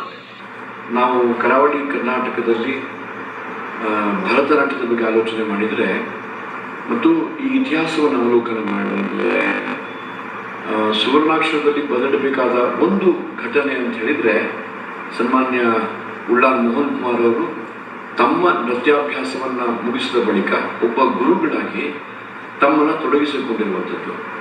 ಇವತ್ತು ಪ್ರಾಯಶಃ ಕರಾವಳಿಯ ಉದ್ದಗಲಕ್ಕೂ ಎಷ್ಟು ಜನ ನೃತ್ಯ ಶಿಕ್ಷಕರಿದ್ದಾರೆ, ಅವರೆಲ್ಲರೂ ಕೂಡ ಇವರ ಗರ್ಭದೊಳಗಿದ್ದವರು. ನನಗೆ ಬಹಳ ಆಶ್ಚರ್ಯ ಕೊಟ್ಟಂಥ ಸಂಗತಿ ಅಂತ ಹೇಳಿದರೆ, ಅವರ ಇಡೀ ವಯಸ್ಸಿನಲ್ಲಿಯೂ ಕೂಡ ಹೊಸದಾಗಿ ರಂಗಪ್ರವೇಶ ಮಾಡ್ತಿರುವಂಥ ಯುವ ಕಲಾವಿದರನ್ನು ಅವರ ಕಾರ್ಯಕ್ರಮದಲ್ಲಿ ಭಾಗವಹಿಸಿಕೊಂಡು ಪ್ರಾರಂಭದಿಂದ ಕೊನೆಯವರೆಗೆ ಕುಳಿತುಕೊಂಡು ಅವರನ್ನು ಪ್ರೋತ್ಸಾಹಿಸುವಂಥ, ಆಶೀರ್ವದಿಸುವಂಥ ಅವರ ಒಂದು ಸರಳ ಸಜ್ಜನಿಕೆಯ ಮನೋಭಾವ ಮತ್ತು ವ್ಯಕ್ತಿತ್ವ ನನಗೆ ಪ್ರೇರಣೆ ಕೊಡ್ತಾ ಇತ್ತು. ಮತ್ತು ಉಳ್ಳಾಲ್ ಮೋಹನ್ ಕುಮಾರ್ ಅವರನ್ನು ಒಂದು ಕಾರ್ಯಕ್ರಮದಲ್ಲಿ ಅಥವಾ ಒಂದು ವೇದಿಕೆ ನೋಡುವಂಥದ್ದೇ ಒಂದು ಕಣ್ಣಿಗೆ ಒಂದು ಹಬ್ಬ. ಕರಾವಳಿ ಜಿಲ್ಲೆಯಲ್ಲಿ ದೊಡ್ಡ ದೊಡ್ಡ ಕಲಾವಿದರನ್ನು ಅವರು ತಯಾರು ಮಾಡಿದಂಥ, ಅದರಲ್ಲೂ ಪಂದನಲ್ಲೂರು ಶೈಲಿಯಲ್ಲಿ ಮೊಟ್ಟ ಮೊದಲಿಗೆ ಇಲ್ಲಿಗೆ ಪಾಠವನ್ನು ಎಲ್ಲ ವರ್ಗದವರಿಗೆ ಯಾವುದೇ ಭೇದವಿಲ್ಲದೆ ಹೇಳಿಕೊಟ್ಟವರು ಮೋಹನ್ರವರು. ಇವರು ಎಷ್ಟು ಸಣ್ಣ ಸಂಗೀತ ಕಚೇರಿಯಲ್ಲಿ ಅಥವಾ ಭರತನಾಟ್ಯ ಇರಲಿ, during which time I not only learned many items and took part in many productions, toured, and all my dance exams, which is from the Karnataka Secondary Education Board, Junior, Senior and everything, and which I ನೃತ್ಯಾಭ್ಯಾಸ ಮಾಡಿದ್ದು. ಅವರು ಪಾಠ ಆರಂಭಿಸಿದರೆ ತಮ್ಮನ್ನು ತಾವೇ ಮರೆತು ಸಮಯದ ಪರಿವೇ ಇಲ್ಲದೆ ಪಾಠ ಮಾಡ್ತಿದ್ರು. ಅವರ ನೃತ್ಯ ಸಂಯೋಜನೆ, ನೃತ್ಯ ಭಾಗ, ಜತಿಗಳೆಲ್ಲ ತುಂಬ ಚಂದ. ಯಾವತ್ತೂ ಪ್ರತಿಫಲ ಅಪೇಕ್ಷೆ ಇಲ್ಲದೆ ವಿದ್ಯೆ ಹೇಳಿಕೊಟ್ಟಿದ್ದಾರೆ. ಹೆಚ್ಚಿನ ಜನರಿಗೆ ಶಾಸ್ತ್ರೀಯ ನೃತ್ಯ ಏನೆಂದು ಗೊತ್ತಿಲ್ಲದ ಕಾಲದಲ್ಲಿ ಸೋಮೇಶ್ವರದಂಥ ಚಿಕ್ಕ ಹಳ್ಳಿಯಲ್ಲಿ ಬಾಡಿಗೆಗೆ ಮನೆ ತೆಗೆದುಕೊಂಡು ನೃತ್ಯ ಕಲಿಸಲು ಶುರು ಮಾಡಿದರು. ಇದರಿಂದ ಅವರಿಗೆ ಆ ಕಲೆಯ ಮೇಲೆ ಎಷ್ಟು ಪ್ರೀತಿ, ಎಷ್ಟು ಆಸಕ್ತಿ ಎಂದು ನೀವು ಆಲೋಚನೆ ಮಾಡಬಹುದು. ಅವರ ಜೀವನದಲ್ಲಿ ಅದೇ ಧ್ಯೇಯ. ಅವರು ನೃತ್ಯವನ್ನು ಆರಾಧನೆ ರೂಪದಲ್ಲಿ ಸ್ವೀಕರಿಸಿದ್ದಾರೆ. ನಾನು ಅವರ ಪಾಠಕ್ಕೆ ಸೇರಿದ ನಂತರ ತುಂಬ ಆಕರ್ಷಿತಳಾಗಿದ್ದೆ. ಹೆಜ್ಜೆ ಹೆಜ್ಜೆಗೂ ನನ್ನ ತಪ್ಪುಗಳನ್ನು ತಿದ್ದಿ ತೀಡಿ ಒಂದು ನೃತ್ಯ ಅನ್ನುವ ಹೆಸರಿಗೆ ಒಂದು ಒಳ್ಳೆಯ ಅನುವನ್ನು ಮಾಡಿಕೊಟ್ಟದು ನನ್ನ ಪೂಜ್ಯ ಗುರುಗಳು ಉಳ್ಳಾಲ ಮೋಹನ್ ಕುಮಾರ್ ಅವರು. ನಮ್ಮ ಗುರುಗಳು ಒಬ್ಬ ಸರಳ ಸಜ್ಜನಿಕೆಯ ವ್ಯಕ್ತಿ. ಅವರನ್ನು ಗುರುಗಳನ್ನಾಗಿ ಪಡೆದಂತಹ ನಾನೇ ಧನ್ಯ ಎಂಬುದಾಗಿ ಅನಿಸಿಕೊಂಡಿದ್ದೇನೆ. ನಾನು ನೃತ್ಯವನ್ನು ಬೇರೆ ಬೇರೆ ನೃತ್ಯ ಗುರುಗಳಿಂದ ಪಡೆದರೂ ಪಂದನಲ್ಲೂರು ಶೈಲಿಯ ಪೂರ್ಣ ಪ್ರಮಾಣದ ಭರತನಾಟ್ಯ ನೃತ್ಯ ಶಿಕ್ಷಣವನ್ನು ನನ್ನ ಗುರುಗಳಿಂದ ಪಡೆದೆ. ನನ್ನ ಗುರುಗಳ ಬಗ್ಗೆ ನಾನು ಅನಿಸಿಕೊಂಡದ್ದು, ಅವರನ್ನು ಹತ್ತಿರದಲ್ಲಿ ಕಂಡುಕೊಂಡಿದ್ದೇನೆ. ನಾನು ಎಲ್ಲರಂತಲ್ಲ ನಮ್ಮ ಗುರುಗಳು. ಮನೆಯಲ್ಲೂ ಮನದಲ್ಲೂ ಗುರುಕುಲ ಪದ್ಧತಿಯ ನೃತ್ಯ ಶಿಕ್ಷಣ. ಪಾಠಕ್ಕೆ ಕುಳಿತರೆಂದರೆ ನೃತ್ಯವು ವಿದ್ಯಾರ್ಥಿಗಳಿಗೆ ಮನಸ್ಸಿಗೆ ಮುಟ್ಟುವವರೆಗೆ ಸಮಯದ ಪರಿವೇ ಇಲ್ಲದೆ ನೃತ್ಯ ಶಿಕ್ಷಣವನ್ನು ನೀಡುವಂತಹ ಒಂದು ಧೀಮಂತ ವ್ಯಕ್ತಿ ಅವರು. ಕನ್ವಿನ್ಸ್ ಮಾಡಿ ನನಗೆ ಭರತ ಕಲೆಯನ್ನು ಕಲಿಸಿದ ನನ್ನ ಭಾಗ್ಯದ ದೇವರಿವರು. ಗುರುವಿನ ಮನೆಯಲ್ಲೇ ಊಟ ಮಾಡಿ, ಅಲ್ಲೇ ಪ್ರಾಕ್ಟೀಸ್ ಮಾಡಿ, ಹಲವಾರು ಪ್ರೋಗ್ರಾಮ್ ಪಾರ್ಟಿಸಿಪೇಟ್ ಮಾಡಿ, ನನ್ನ ಜೂನಿಯರ್ ಸೀನಿಯರ್ ವಿದ್ವತ್ ಎಕ್ಸಾಮ್ ಮುಗಿಸಿ ಇವತ್ತು ಶ್ರೀ ಗುರುಗಳಾದ ಉಳ್ಳಾಲ್ ಮೋಹನ್ ಕುಮಾರ್ ಸರ್ ಅವರ ಶಿಷ್ಯ ಅನ್ಸೋ ಹೇಳಲಿಕ್ಕೆ ನನಗೆ ಹೆಮ್ಮೆ ಆಗ್ತಾ ಇದೆ. ನಮಗೆ ಒಂದು ತಾಳ ಹೇಗೆ ಮಾಡೋದು, ಒಂದು ತಾಳ ಹೇಗೆ ಕಲಿಸಬೇಕು, ಒಂದು ಭರತದವರ ಅಭಿನಯವನ್ನು ಹೇಗೆ ಕಲಿಸಬೇಕೆಂದು ನಮಗೆ ಅದರ ಡಿಟೇಲ್ ಮಾರ್ಗದರ್ಶನ ಕೊಟ್ಟವರು ನಮ್ಮ ಗುರುಗಳು. ನಾನು ರಾಜಶ್ರೀ ಉಳ್ಳಾಲ್, ಗುರು ಉಳ್ಳಾಲ್ ಮೋಹನ್ ಕುಮಾರ್ ಅವರ ಪುತ್ರಿ ಹಾಗೂ ಶಿಷ್ಯೆ. ನಾನು ಎಳವೆಯಲ್ಲಿ ನೃತ್ಯ ತರಗತಿಗಳನ್ನು ನೋಡುತ್ತಾ ಬೆಳೆದವಳು. ನನ್ನನ್ನು ಸುಮಾರು 6ನೇ ವಯಸ್ಸಿನಲ್ಲಿ ಅಪ್ಪ ನೃತ್ಯ ತರಗತಿಗೆ ಸೇರಿಸಿದ್ರು. ಅಂದರೆ ನಮ್ಮ ಮನೆಯಲ್ಲಿ ನೃತ್ಯ ತರಗತಿ ನಡೀತಾ ಇತ್ತು. ಎಲ್ಲರೊಟ್ಟಿಗೆ ನನಗೆ ಕೂಡ ಎಲ್ಲರ ಹಾಗೆ ಪಾಠ ಮಾಡ್ತಾ ಇದ್ರು. 6ನೇ ವಯಸ್ಸಂದರೆ ಅದು ಚಿಕ್ಕ ವಯಸ್ಸಾಗ. ಆದರೆ ಶುರು ಮಾಡುವಾಗ ಅವರು ಕೆಲವು ಎಕ್ಸಸೈಸ್ಗಳನ್ನು, ವ್ಯಾಯಾಮಗಳನ್ನು ಕಲಿಸಿ ಈ ಅಡವುಗಳನ್ನು ಕಲಿಸಲಿಕ್ಕೆ ಕೂಡ ತುಂಬ ಸಮಯ ತೆಗಿತಾ ಇದ್ರು. ಯಾಕೆ ಹೇಳಿದರೆ ಅವರು ಕಟ್ಟುನಿಟ್ಟಿನ ಮನುಷ್ಯ. ಅವರಿಗೆ ಪರ್ಫೆಕ್ಟ್ ಆಗಿದ್ದು ಅವರು ಮುಂದೆ ಹೋಗೋದೇ ಇಲ್ಲ. ಅದು ಎಷ್ಟು ವರ್ಷ ಆದರೂ ಅವ್ರು ಬಿಡೋದೇ ಇಲ್ಲ ಇತ್ತು. ಅದೇ ಥರ ನನಗೆ ಕೂಡ ಸುಮಾರು 2 ವರ್ಷ ಬರೀ ಅಡವಿನ ಪಾಠ ಕೂಡ ಮಾಡ್ತಾಯಿದ್ರು. ಆಮೇಲೆ ಕ್ರಮೇಣ ಒಂದೊಂದೇ ನೃತ್ಯಕ್ಕೆ ಸಂಬಂಧಪಟ್ಟಂತಹ ನೃತ್ಯ ಬಂಧಗಳನ್ನು ಕಲಿಸ್ತಾ ಇದ್ರು. ಎಲ್ಲ ಮಕ್ಕಳೊಟ್ಟಿಗೆ ಎಲ್ಲ ಮಕ್ಕಳಿಗೆ ಹೇಗೆ ಪಾಠ ಮಾಡ್ತಿದ್ರು ಅದೇ ಥರ ನನಗೆ ಕೂಡ ಮಗಳು ಅಂತ ಹೇಳುವ ಒಂದು ಸಪರೇಟಾಗಿ ಪಾಠ ಅಂತ ಮಾಡೋದಿಲ್ಲ ಇತ್ತು. ಕರ್ನಾಟಕ ಸಂಗೀತ ನೃತ್ಯ ಅಕಾಡೆಮಿಯವರು ನಾನು ನೃತ್ಯ ಕ್ಷೇತ್ರದಲ್ಲಿ ಮಾಡಿದ ಒಂದು ಸಣ್ಣ ಸಾಧನೆಯನ್ನು ಗುರುತಿಸಿ ಅದರ ದಾಖಲೀಕರಣವನ್ನು ಮಾಡಿರ್ತಾರೆ. ಇದು ಮುಂದಿನ ಪೀಳಿಗೆಗೆ ಅನುಕೂಲವಾಗುವಂತಿದ್ದರೆ ನಾನು ಭಾಳ ಸಂತೋಷ ಪಡ್ತೇನೆ. ಇದಕ್ಕಾಗಿ ಎಲ್ಲ ಅಕಾಡೆಮಿಯ ಬಂಧುಗಳಿಗೆ ನನ್ನ ಹೃತ್ಪೂರ್ವಕವಾದ ವಂದನೆಗಳನ್ನು ಸಮರ್ಪಿಸ್ತಾ ಇದ್ದೇನೆ. ಮೋಹನ್ ಕುಮಾರ್ ಭರತನಾಟ್ಯದಲ್ಲಿ ಪರಂಪರಾವಾದಿ. ಚೌಕಟ್ಟು ಮೀರಿದ ಕಲಾ ಪ್ರದರ್ಶನಕ್ಕೆ ಅವರ ಸಹಮತವಿಲ್ಲ. ಶಾಸ್ತ್ರೀಯ ಕಲೆಯನ್ನು ಮುಂದಿನ ಪೀಳಿಗೆಗೆ ಯಥಾವತ್ ಉಳಿಸಿ ಶಿಷ್ಯರಿಗೆ ಧಾರೆ ಎರೆದು ಜೀವನದಲ್ಲಿ ಸಾರ್ಥಕ್ಯವನ್ನು ಕಾಣುತ್ತಿರುವ ಈ ಗುರುವಿಗೆ ಪ್ರಣಾಮಗಳು.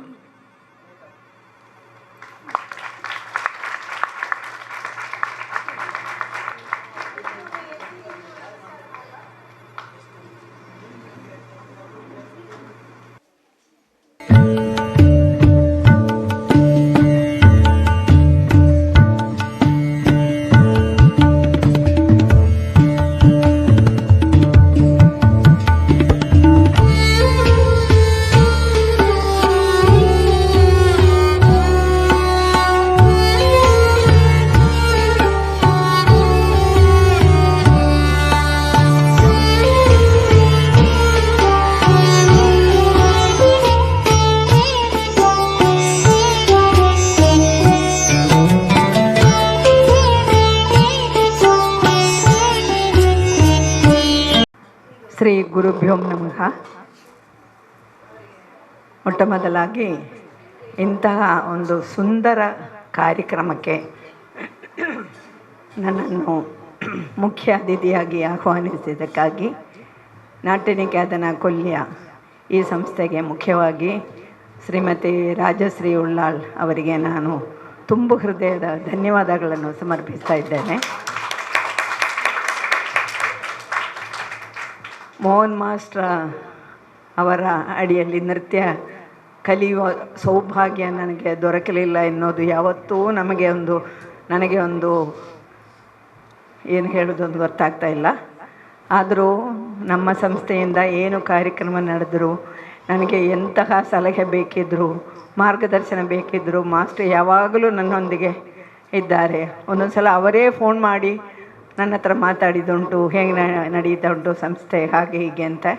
ಹಾಗಾಗಿ ಅಂತಹ ಒಂದು ಮಾರ್ಗದರ್ಶಕರು ನನಗೆ ಒಂದು ಸಿಕ್ಕಿದ್ದಾರೆ ಅಂತ ಹೇಳಿದರೆ ತುಂಬ ತುಂಬ ತುಂಬ ಸಂತೋಷದ ವಿಷಯ. ಇಂದಿನ ದಿವಸ ಅವರು ಜತಿಗಳ ಬಗ್ಗೆ ಬಹಳ ಸುಂದರವಾಗಿ ವಿವರಣೆಯನ್ನು ನೀಡಿದ್ದಾರೆ. ನಮ್ಮಂತಹ ಗುರುಗಳಿಗೆ ಇದರಿಂದ ತುಂಬ ಪ್ರಯೋಜನ ಸಿಗ್ತದೆ. ಮುಖ್ಯವಾಗಿ ಪರೀಕ್ಷೆಗೆ ಹೋಗುವಂಥ ಮಕ್ಕಳಿಗೆ ನಾವು ಯಾವ ನಮೂನೆಯಲ್ಲಿ ಅವರಿಗೆ ಒಂದು ಜತಿಗಳನ್ನು ತಯಾರು ಮಾಡಬೇಕು ನಮಗೆ ಸ್ವಲ್ಪ ಮಟ್ಟಿಗೆ ಗೊತ್ತಿರ್ತದೆ. ಆದರೂ ಇಂತಹ ವಿಶಿಷ್ಟ ಗುರುಗಳಿಂದ ಇಂತಹ ಮಾಹಿತಿಗಳನ್ನು ದೊರಕಿದರೆ ನಮಗೆ ಇನ್ನಷ್ಟು ಒಳ್ಳೆಯದಾಗ್ತದೆ. ಮತ್ತು ಅವರು ನೃತ್ಯ ಕ್ಷೇತ್ರದಲ್ಲಿ ಅವರು ಮಾಡಿದ ಸಾಧನೆಗಳ ಬಗ್ಗೆ ನಾವು ಇದೀಗ ನೋಡಿದ್ದೇವೆ. ಸಾಕ್ಷಿ ಚಿತ್ರದಲ್ಲಿ ಎಷ್ಟೋ ವಿಷಯಗಳು ನಮಗೆ ಇನ್ನಷ್ಟು ದೊರಕಿದೆ. ಹಾಗಾಗಿ ನೋಡುವಾಗ ತುಂಬ ಖುಷಿಯಾಯಿತು. ಅವರು ಕಟ್ಟಿದಂತಹ ಈ ಸಂಸ್ಥೆ ಇನ್ನೂ ಮುಂದಷ್ಟು ಮುಂದೆ ಹೋಗಬೇಕು. ರಾಜಶ್ರೀ ಅವರಿಗೆ ದೇವರು ಎಲ್ಲ ವಿಧದಲ್ಲಿಯೂ ಅನುಗ್ರಹ ನೀಡಲಿ. ಮಾಸ್ಟ್ರಿಗೆ ಕೂಡ ಸಕಲ ವಿಧ ಆಯುರಾರೋಗ್ಯ ಸೌಭಾಗ್ಯವನ್ನು ನೀಡಿ ಆ ದೇವರು ಕಾಪಾಡಲಿ ಅಂತ ನಿಮ್ಮೆಲ್ಲರ ಪರವಾಗಿ ನಾನು ಕೇಳಿಕೊಳ್ತಾ ಇದ್ದೇನೆ. ಧನ್ಯವಾದಗಳು. ಗುರುಗಳ ಹಿರಿಯ ಶಿಷ್ಯೆ ಗೀತಾ ಸರಳಾಯಿ ಅವರು ಮಾತಾಡ್ತಾ ಇದ್ದಾರೆ. ಎಲ್ರಿಗೂ ನಮಸ್ಕಾರ. ಮಾತಾಡಿ ಅಂದ ಕೂಡಲೇ ನನ್ನ ಮನಸ್ಸು ಹಾರಾಡ್ತು, ನಾನು ಮಾತಾಡಲೇಬೇಕು.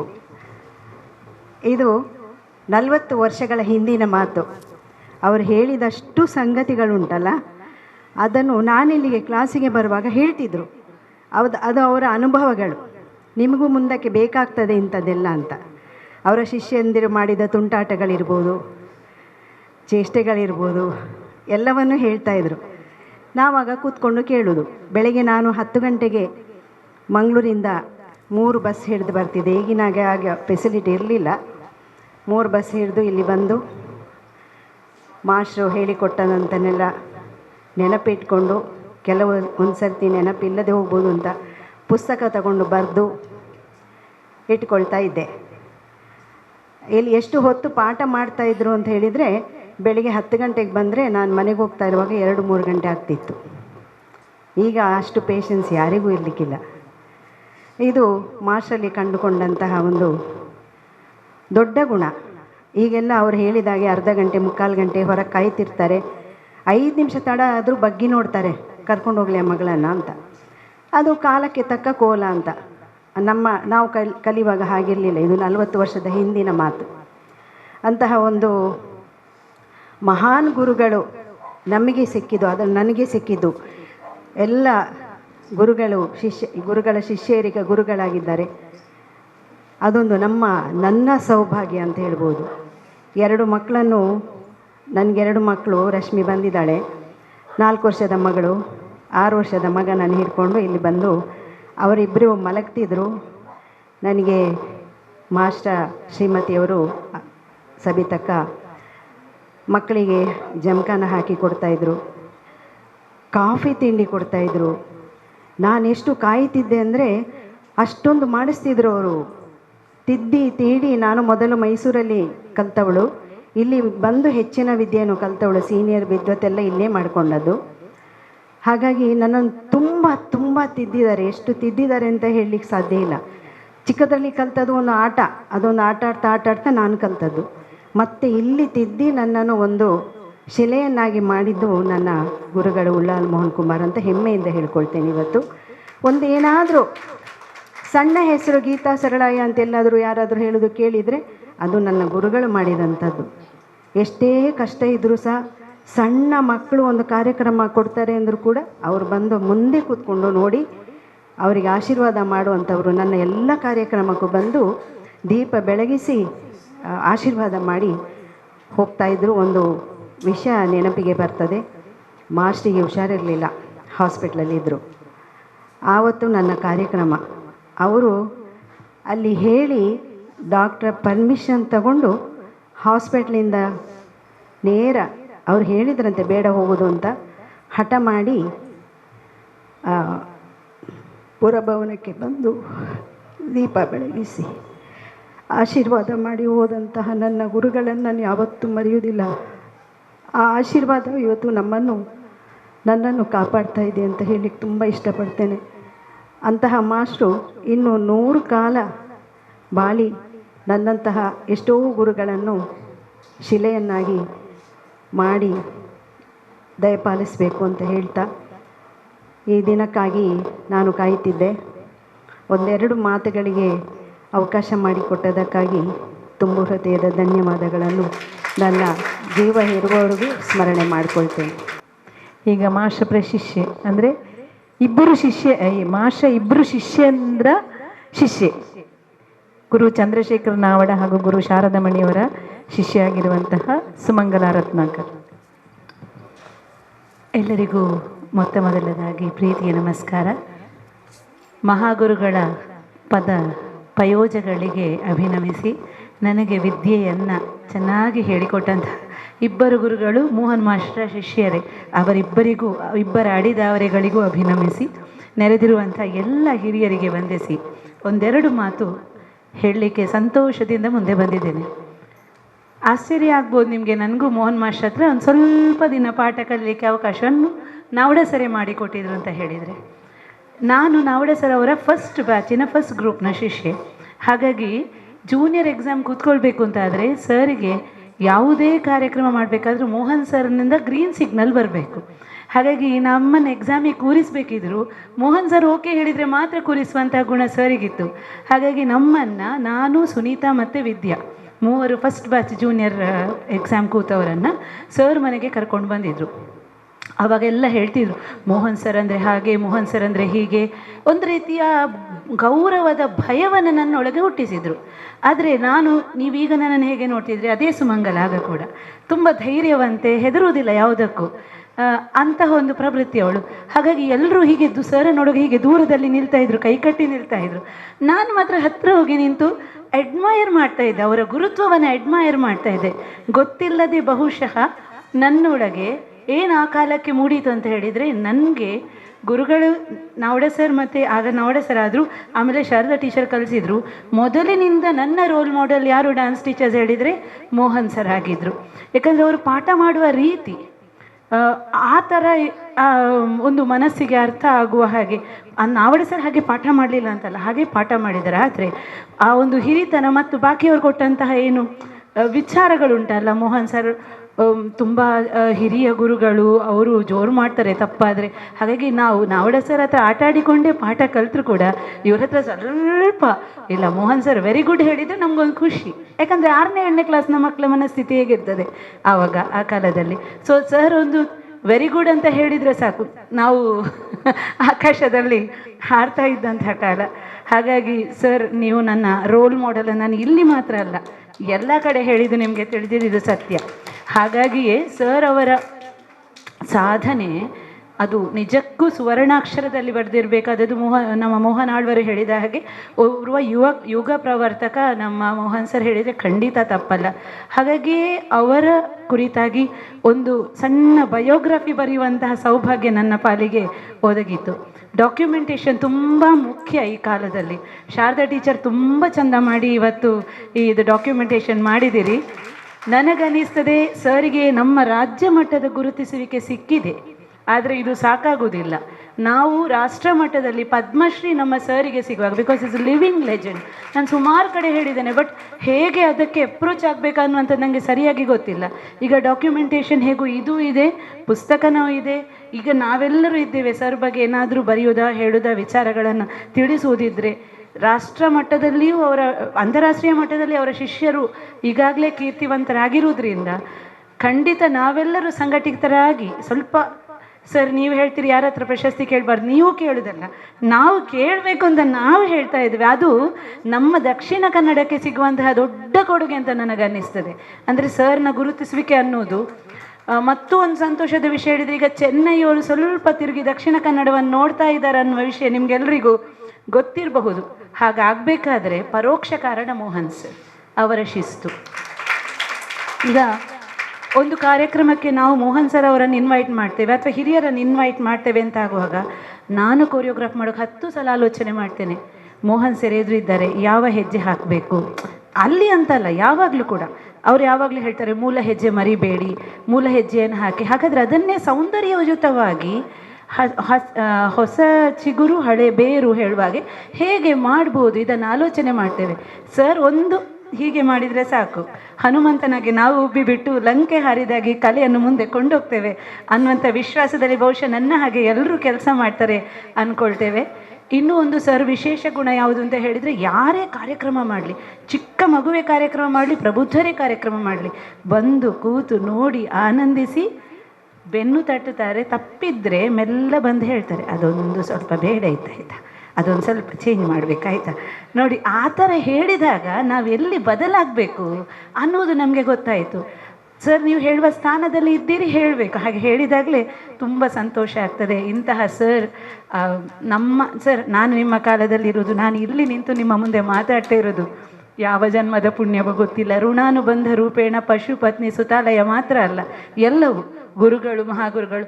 ಈಗ ನಾನು ಯಾರ್ಯಾರ ಹತ್ರ ಕಲ್ತಿದ್ದೇನೆ, ಇದು ನಾನು ಡಿಸೈಡ್ ಮಾಡಿದ್ದಲ್ಲ, ಪರಮಾತ್ಮನ ಡಿಸಿಷನ್. ಸೊ ಇದೆಲ್ಲ ಪರಮಾತ್ಮನ ಡಿಸಿಷನ್. ಈ ಸಂತೋಷದ ಗಳಿಗೆಯನ್ನು ಮನಸ್ಸಿನಲ್ಲಿ ತುಂಬಿಸಿಕೊಳ್ಳುತ್ತಾ ಅವಕಾಶ ಕೊಟ್ಟಂತಹ ಅಮ್ಮ ಅಕ್ಕನಿಗೆ, ಅಕ್ಕ 70ನೇ ವರ್ಷ ಇದು ಬಿಗಿನಿಂಗ್, ಇಲ್ಲಿಯ ಈ ಕಾರ್ಯಕ್ರಮ ಆಗಿದೆ. ಇದರ ಸಮಾರಂಭ ಹೇಗೆ ಆಗಬೇಕು ಹೇಳಿದರೆ 1,500-2,000 ಜನ ಕೂತು ನೋಡುವ ಹಾಗೆ ಮತ್ತು ಮಾಸ್ಟರನ್ನು ನಾವು ಸಂಭ್ರಮದಿಂದ ಸಂಭ್ರಮಿಸುವ ಹಾಗೆ ಎಲ್ಲರೂ ಸೇರಿ ಮಾಡುವ ಅಂತ ಹೇಳ್ತಾ ನನ್ನ ಮಾತುಗಳನ್ನು ಮುಗಿಸ್ತೀನಿ. ಸುಮಂಗಲ, ನೀನು ಹೇಳಿದಾಗೆ ಪ್ರಯತ್ನ ಖಂಡಿತ ಮಾಡ್ತೇನೆ. ನಾನು ಈಗಾಗಲೇ ಮಾಡ್ತಾ ಇದ್ದೇನೆ ನನ್ನಿಂದ ಆದಷ್ಟು. ಶ್ರೀ ಗುರುಭ್ಯೋ ನಮಃ. ಎಲ್ರಿಗೂ ವಂದನೆಗಳು. ನಾವು ಎಷ್ಟು ಮಾತಾಡಿದರೂ ಅದು ಸಂಪೂರ್ಣವಾಗಿ ಗುರುಗಳ ಪಾದಗಳಿಗೆ ಮತ್ತೆ ಸಮರ್ಪಿತವಾಗಿರುವಂತಹದ್ದು. ತುಂಬ ಖುಷಿ ಅಂದರೆ, ಸಾಕ್ಷ್ಯಚಿತ್ರದಲ್ಲಿ ನನ್ನ ಒಂದು ಸಣ್ಣ ಮಾತನ್ನು ನೀವು ಕೇಳಿರ್ಬೋದು. ಭಾರತದಾದ್ಯಂತ ಎಲ್ಲಿ ಹೋದರೂ ಸಹ ನೀವು ಯಾರ ಶಿಷ್ಯ ಅಂತ ಹೇಳಿದ ಕೂಡಲೇ, ಉಳ್ಳಾಲ ಮೋಹನ್ ಕುಮಾರ್ ಅಂತ ಹೇಳಿದ ಕೂಡಲೇ ನನಗೆ ಅಲ್ಲಿರುವಂತಹ ಒಂದು ಆ ವ್ಯವಸ್ಥಿತವಾಗಿರುವಂಥ ಗೌರವ ಅದು ಬೇರೆ ಇರ್ತದೆ.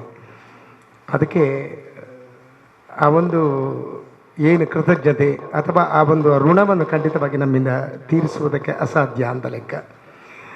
ನಾನು ಗುರು ಉಳ್ಳಾಲ ಮೋಹನ್ ಕುಮಾರ ಬಳಿಯಲ್ಲಿ ಪಾಠಕ್ಕೆ ಬರುವ ಮುಂಚೆ ಒಂದು 4 ಗುರುಗಳನ್ನು ನಾನು ನೋಡಿದ್ದೇನೆ. 4 ಗುರುಗಳಲ್ಲಿ ಅಭ್ಯಾಸ ಮಾಡಿದರೂ ಗುರುಗಳ ಪಾದಸ್ಪರ್ಶವಾಗಿ ಇಲ್ಲಿ ಬಂದು ಪಾಠ ಕಲಿಬೇಕಾದ್ರೆ ಆ 4 ವಿಚಾರಗಳನ್ನು ಸಂಪೂರ್ಣವಾಗಿ ಮರೆತು ನಾನು ಇಲ್ಲಿಗೆ ಬಂದೆ. ನನ್ನ ಮನೆ ಪಾವಂಜೆ. ಪಾವಂಜೆ ಬಳಿಯಲ್ಲಿ ಒಂದು ಮಹಾಲಿಂಗೇಶ್ವರ ದೇವಸ್ಥಾನ ಅಂತ ಇದೆ. ಸರ್ವೇ ಸಾಮಾನ್ಯ ಆಗ ಅಮ್ಮಕ್ಕ ಎಲ್ಲ ಒಂದು ಗಂಭೀರವಾಗಿ ನಾಟ್ಯ ಮಾಡುವಂಥವರು. ಶ್ಯಾಮಸುಂದರ್ ಅಂತ ಇದ್ದ, ಶ್ಯಾಮಸುಂದರನ ಧರ್ಮಪತ್ನಿ, ಹಾಗೆ ದೊಡ್ಡ ದೊಡ್ಡ ಕಲಾವಿದರು, ಕಮಲಕ್ಕ ಇಂಥವರೆಲ್ಲ ಆಗ ಮಹಾಲಿಂಗೇಶ್ವರ ದೇವಸ್ಥಾನದಲ್ಲಿ 10 ವರ್ಷಗಳಲ್ಲಿ ನನ್ನ ಅಂದಾಜಿ ಭರತನಾಟ್ಯ ಮಾಡ್ತಾಯಿದ್ರು, ಕಾರ್ಯಕ್ರಮ ಮಾಡ್ತಾಯಿದ್ರು. ಅದಾದ ನಂತರ ಒಂದು 15 ವರ್ಷ ನಾನು ಮಾಡಿದೆ. ಆ ಸಂದರ್ಭದಲ್ಲಿ ಆಗ ಈ ವೇದಿಕೆಯಲ್ಲಿ ಗೊತ್ತಿರ್ಬೋದು, ಎಲ್ಲ ಚಪ್ಪರ್ ಹಾಕುವಂಥದ್ದು ಆಗ ಶಾಮಿಯಾನ ಇರಲಿಲ್ಲ, ಈ ಮಡಲಿದು. ಈ ಮಡಲಲ್ಲಿ ತೂತುಗಳು ಸರ್ವೇ ಸಾಮಾನ್ಯ ಗೊತ್ತಿದೆ. ನಾವೆಲ್ಲ ಮಾಸ್ಟರ್ದ ಕಾರ್ಯಕ್ರಮ ಒಂದು 8 ಗಂಟೆಗೆ ಆದಾಗ ಪ್ರಾರಂಭ, ಅದು ಈಗಲೂ ಅಷ್ಟೇ, ಈಗ ಇಲ್ಲ ಅದು. ಹಾಗಂತ ಆ 8 ಗಂಟೆ ಪ್ರಾರಂಭದ ಮೊದಲು ನಾನು ಸ್ವತಃ ಒಂದು 6ರಿಂದ 6:30 ಒಳಗೆ, ಆಗ ಬೇರೆ ಕಡೆ ನೃತ್ಯವನ್ನು ಅಭ್ಯಾಸ ಮಾಡ್ತಾ ಇದ್ದೆ, ಹೋಗಿ ಎದುರು ಹೋಗಿ ಕೂತ್ಕೊಳ್ಳೋದು. ಮತ್ತು ಈ ಮಡ್ಲಿನ ರಂಧ್ರಗಳಲ್ಲಿ ಒಳಗೆ ಮೇಕಪ್ ಮಾಡುವವರನ್ನು ನೋಡೋದು. ಅಂದರೆ ಈ ಒಂದು ಅಂದರೆ ಈ ನಾಟ್ಯನಿಕೇತನಕ್ಕೆ ನಾನು ಯಾವಾಗ ಸೇರ್ತೇನಪ್ಪ, ಈ ಥರ ನಾಟ್ಯ ಮಾಡುವಂತಹ ಒಂದು ನನಗೆ ದೇವರು ಯಾವಾಗ ಒಂದು ಅಸ್ತು ಅಂತ ಹೇಳಿಯಾನು ಅಂತ ಒಂದು ಈ ಥರ ಒಂದು ಭಾವನೆಗಳೆಲ್ಲ ಬರ್ತಾ ಇತ್ತು.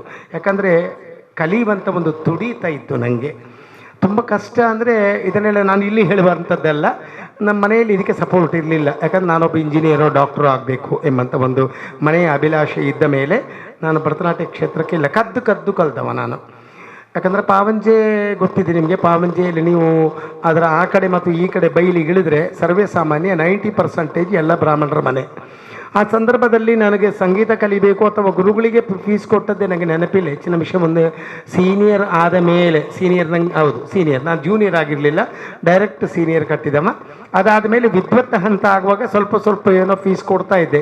ಅದು ತಂದು ಕೆಲವು ಸಲ ಕಮ್ಮಿ ಆದರೆ ಕಿಸೆಗೆ ಹಾಕ್ಕೊಂಡು ವಾಪಸ್ ಹೋಗ್ತಾ ಇದ್ದೆ, ಮಾಸ್ಟ್ರಿಗೆ ಕೊಡ್ತಿರ್ಲಿಲ್ಲ, ಸೀದಾ ಹೋಗ್ತಾ ಇದ್ದೆ. ಹಾಗಂತೂ ನಾನು ಭರತನಾಟ್ಯ ಕಲಿತದ್ದು 1983ಕ್ಕೆ ಈ ವಿಷಯವನ್ನು ನಿಮ್ಮ ಹತ್ರ ಪ್ರಸ್ತಾಪ ಮಾಡೋದು. ಯಾಕಂದರೆ 1983ರಲ್ಲಿ ನಾನು ನವೆಂಬರ್ 2ಕ್ಕೆ ನಾನು ಕೆಲಸಕ್ಕೆ ಸೇರಿದೆ.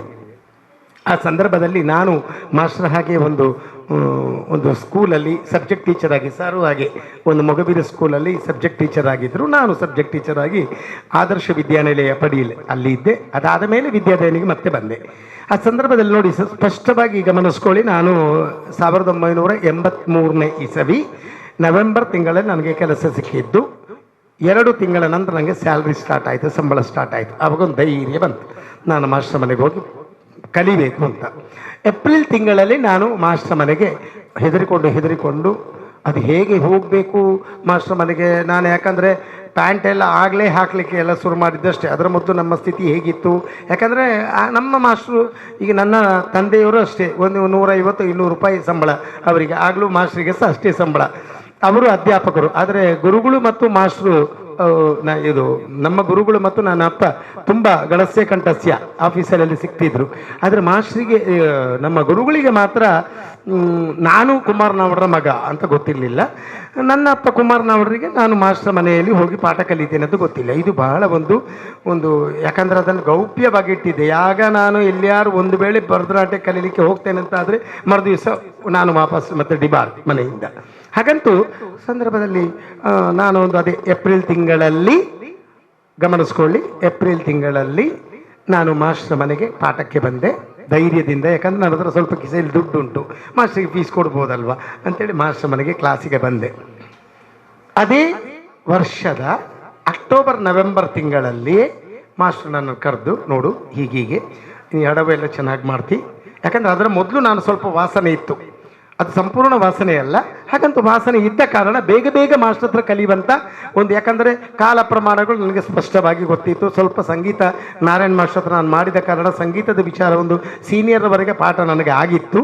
ಈ ಎಲ್ಲ ವಿಚಾರಗಳಿಂದಾಗಿ ಮಾಸ್ಟ್ರು ಒಂದು ಕೈ ಬೆರಳು ತೋರಿಸಿದಾಗ ಇಡೀ ಕೈಯನ್ನು ನುಂಗುವಂಥ ಒಂದು ಶಕ್ತಿ ದೇವರು ಆವಾಗ ಕೊಟ್ಟ ಕಾರಣ ಬೇಗ ಬೇಗ ಬೇಗ ಬೇಗ ನನ್ನಂದ ಜಯಶಂಶ ಏಪ್ರಿಲ್ ತಿಂಗಳಲ್ಲಿ ಜತೀಶ್ವರ ಮುಗಿದು ತಿಲ್ಲಾನ ಆಗಿ ಮತ್ತೊಂದು ಹೆಚ್ಚಿನ ಅಂಶ ಶಬ್ದಂಬಿಗೆ ರೆಡಿಯಾಗಿತ್ತು. ಏನೋ ಅಷ್ಟು ಪಾಠವನ್ನು ನಾನು ಅರಗಿಸಿಕೊಳ್ತಿದ್ದೆ. ದಿವಸವೂ ಬರ್ತಿದ್ದದ್ದು ಮಾತ್ರ ಗಮನಿಸ್ಕೊಳ್ಳಿ, ನಾನು ನನ್ನ ಮನೆಯಿಂದ ನಾನು ಸೈಕಲಲ್ಲಿ ಬರ್ತಿದ್ದೆ. ಇದು ಮಾಸ್ಟ್ರಿಗೆ ಮಾತ್ರ ಹೇಳ್ತಿರ್ಲಿಲ್ಲ.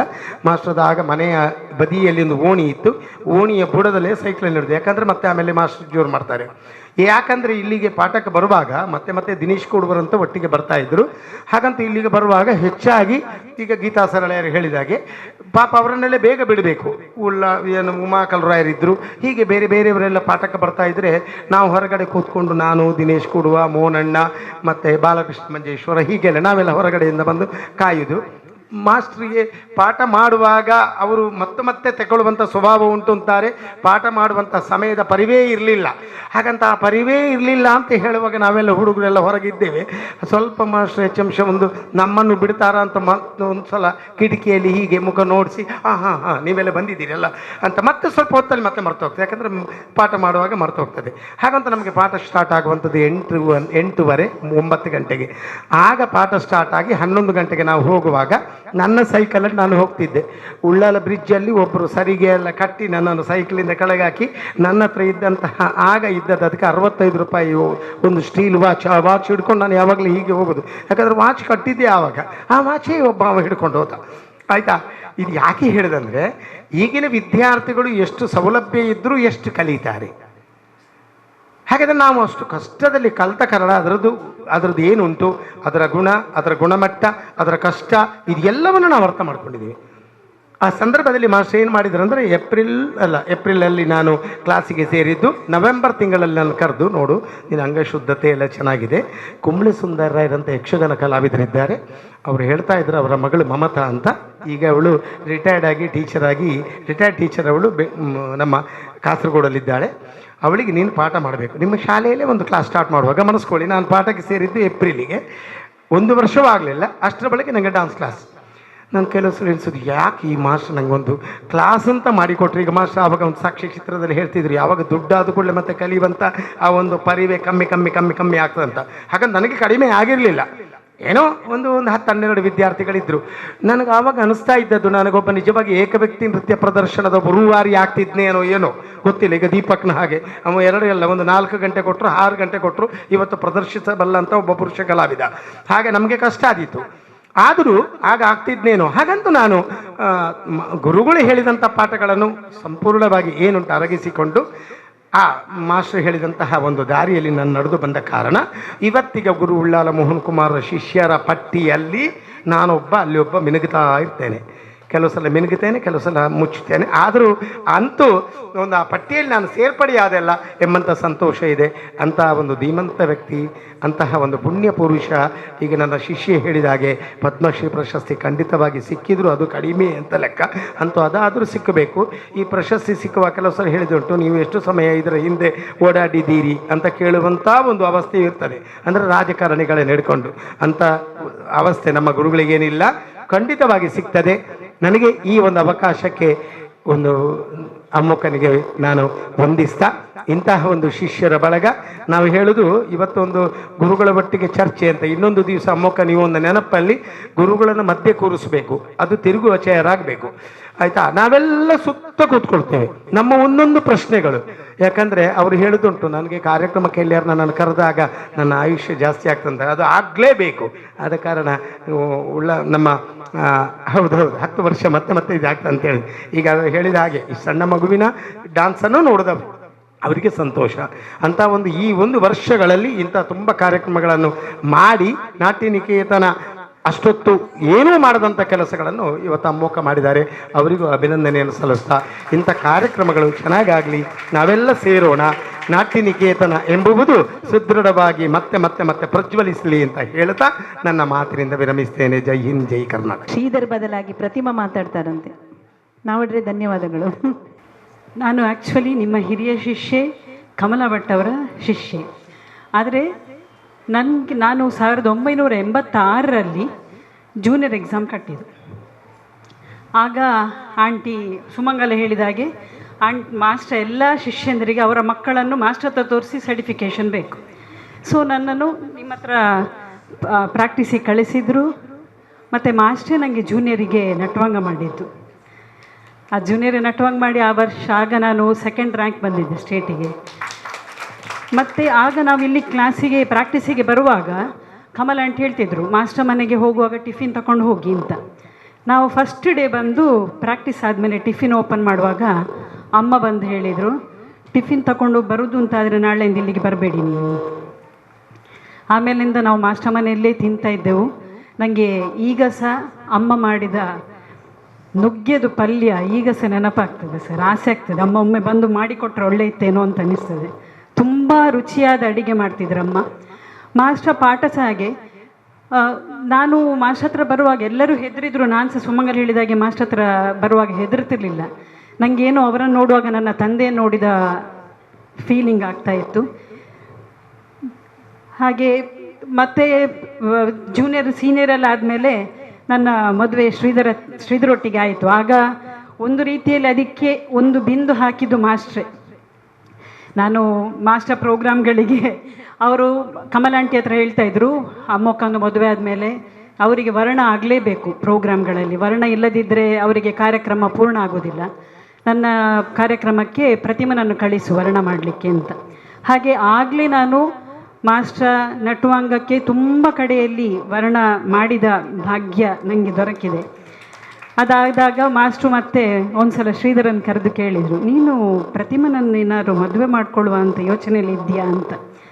ಆ ಬೀಜ ಹಾಕಿದ್ರಿಂದ ಸರ್ ನಮ್ಮಿಬ್ಬರ ಮದುವೆ ಆಯಿತು ನಿಮ್ಮ ಆಶೀರ್ವಾದದಿಂದ.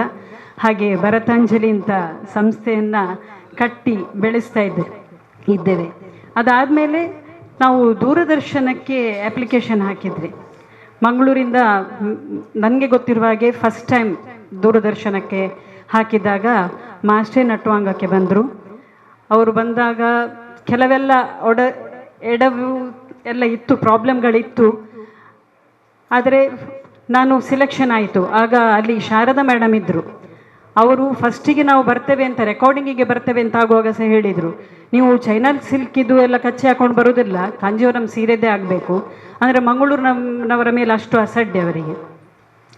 ಆದರೆ ಮಾಸ್ಟರ್ ಕೊರಿಯೋಗ್ರಫಿ, ಮಾಸ್ಟರ್ ಪಾಠದಿಂದ ನನ್ನ ನೃತ್ಯ ನೋಡಿದ ಮೇಲೆ ಅವರು ದೂರದರ್ಶನದ ಸಿಲೆಕ್ಷನ್ ಆಡಿಷನ್ ಕಮಿಟಿಗೆಲ್ಲಿ ಮಾಸ್ಟರ್ 2 ವರ್ಷ ಕೂತಿದ್ರಲ್ಲಿ ಹೋಗಿ ನನ್ನ ಡ್ಯಾನ್ಸ್ ನೋಡಿ ಆದಮೇಲೆ.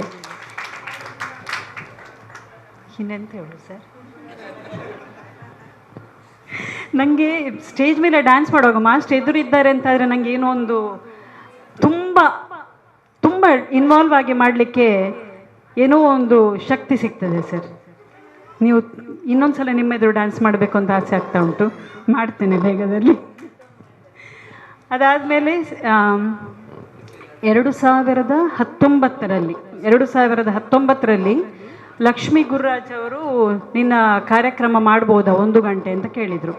ನನಗೆ ಆಗಲೇ ಸ್ವಲ್ಪ ಬ್ಯಾಕ್ ಪೇನ್ ಇದೆಲ್ಲ ಪ್ರಾಬ್ಲಮ್ ಇತ್ತು, ನಾನು ಮಾಡೋದಿಲ್ಲ ಅಂತ ಅನ್ಸ್ಕೊಳ್ಳುವಾಗ ನನ್ನ ಶಿಷ್ಯೆ ಪ್ರಕ್ಷೀಲಾ, ಇಲ್ಲ ಟೀಚರ್ ನೀವು ಮಾಡಲೇಬೇಕು, 1 ತಿಂಗಳು ಟೈಮ್ ಅವ್ರು ನನಗೆ ಕೇಳಿದವು, ಅದು 1 ತಿಂಗಳ ಟೈಮ್ ಇತ್ತಷ್ಟೇ, ಡೈಲಿ ಪ್ರಾಕ್ಟೀಸ್ ಮಾಡಿ ಮಾಡುವ ಅಂತ. ಸೊ ಮಾಸ್ಟರ್ ಹತ್ರ ಬಂದು ನೀವೇ ನಟವಾಂಗ ಮಾಡಬೇಕು ಸರ್ ಅಂತ ಕೇಳಿದರು. ಸೊ ಆಗ ಮಾಸ್ಟ್ರು ಬಂದು ಎಷ್ಟೋ ವರ್ಷಗಳ ಮೇಲೆ ಅವರು ನಟವಾಂಗಕ್ಕೆ ಆಗ ಕೂತದ್ದು, ಅಂದರೆ ಮಿಡ್ಲಲ್ಲಿ ತುಂಬ ಗ್ಯಾಪ್ ಆಗಿತ್ತು, ಅವ್ರು ನಟವಾಂಗ ಕೂತ್ಕೊಳ್ತಿರ್ಲಿಲ್ಲ. ಅದು ನಿಜವಾಗಿಯೂ ನನ್ನ ಭಾಗ್ಯ. ನಿಮ್ಮ ನಟವಾಂಗಕ್ಕೆ ನೃತ್ಯ ಮಾಡೋದು ಅಂತ ಹೇಳಿದರೆ ಅಮ್ಮಕ್ಕೆ ಹೇಳಿದಾಗೆ ನೀವು ಜೊತೆ ಹೇಳುವಾಗ ಗರಿಗೆ ಎದುರು ಹಾರ್ತೇವೆ ನಾವು, ಖುಷಿ ಆಗ್ತದೆ. ಅಡವು ಮಾಡುವಾಗ ಎಷ್ಟು ಸುಸ್ತಿದ್ರು ಗೊತ್ತಾಗೋದಿಲ್ಲ. ನಿಮ್ಮ ಆಶೀರ್ವಾದ, ನಿಮ್ಮ ಹಾರೈಕೆ ನಮ್ಮ ಮೇಲೆ ಸದಾ ಇರಲಿ ಸರ್. ಎಲ್ರಿಗೂ ನಮಸ್ಕಾರ.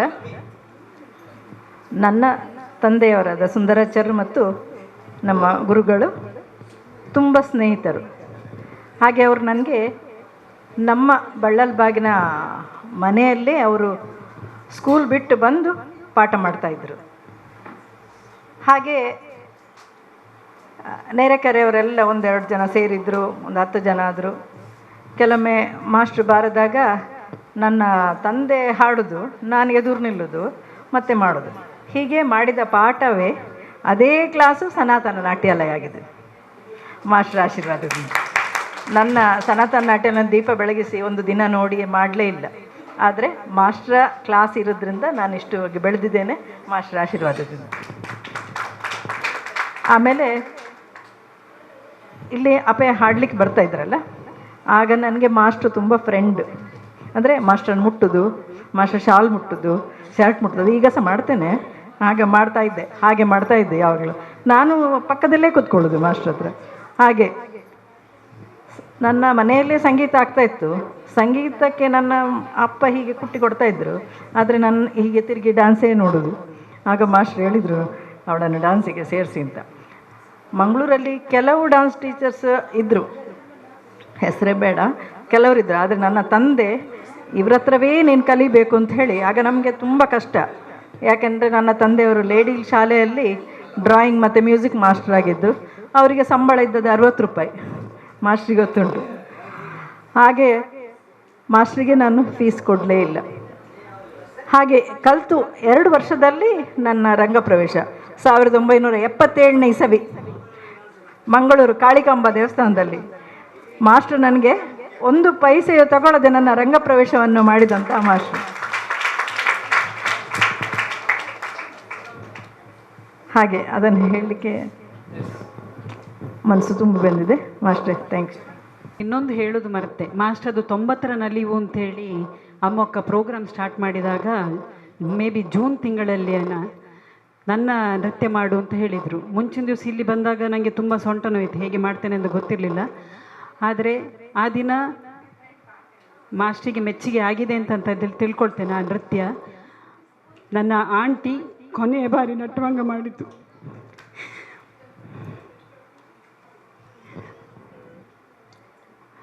ಅದು ನಿಜವಾಗಿ ಸಹ ಭಾಗ್ಯ. ಕಮಲ ಆಂಟಿ ಇಲ್ಲಿ ನಿಂತ್ಕೊಂಡು ಕೂತು ನಟವಾಂಗ ಮಾಡೋದು, ಇದರಿಂದ ಮಾಸ್ಟ್ರು ನೋಡೋದು, ಅದನ್ನು ಜೀವಮಾನದಲ್ಲಿ ಮರೀಲಿಕ್ಕೆ ಸಾಧ್ಯ ಇಲ್ಲ ಸರ್. ನೋಡಿ, ಇವರು ಮಾಷ ಶಿಷ್ಯ ಅಲ್ಲ, ಆದರೂ ಮಾಸ್ಟ್ರ ಮೇಲೆ ಅಷ್ಟು ಗೌರವ, ತುಂಬ ಭಕ್ತಿ ಅವರಿಗೆ. ಇಲ್ಲಿ ಕಲ್ಲಡ್ಕದಿಂದ ಬಂದಿದ್ದಾರೆ ನೋಡಿ, ವಿದ್ಯಾ ಮನೋಜ್ ಅಂತ ಹೇಳಿ. ಅವರು ಅವರ ಮಗಳು ಒಳ್ಳೆಯ ಕಲಾವಿದರು, ಒಳ್ಳೆಯ ಗುರುಗಳು ಕೂಡ ಆಗಿದ್ದಾರೆ. ಎಲ್ರಿಗೂ ನಮಸ್ಕಾರ.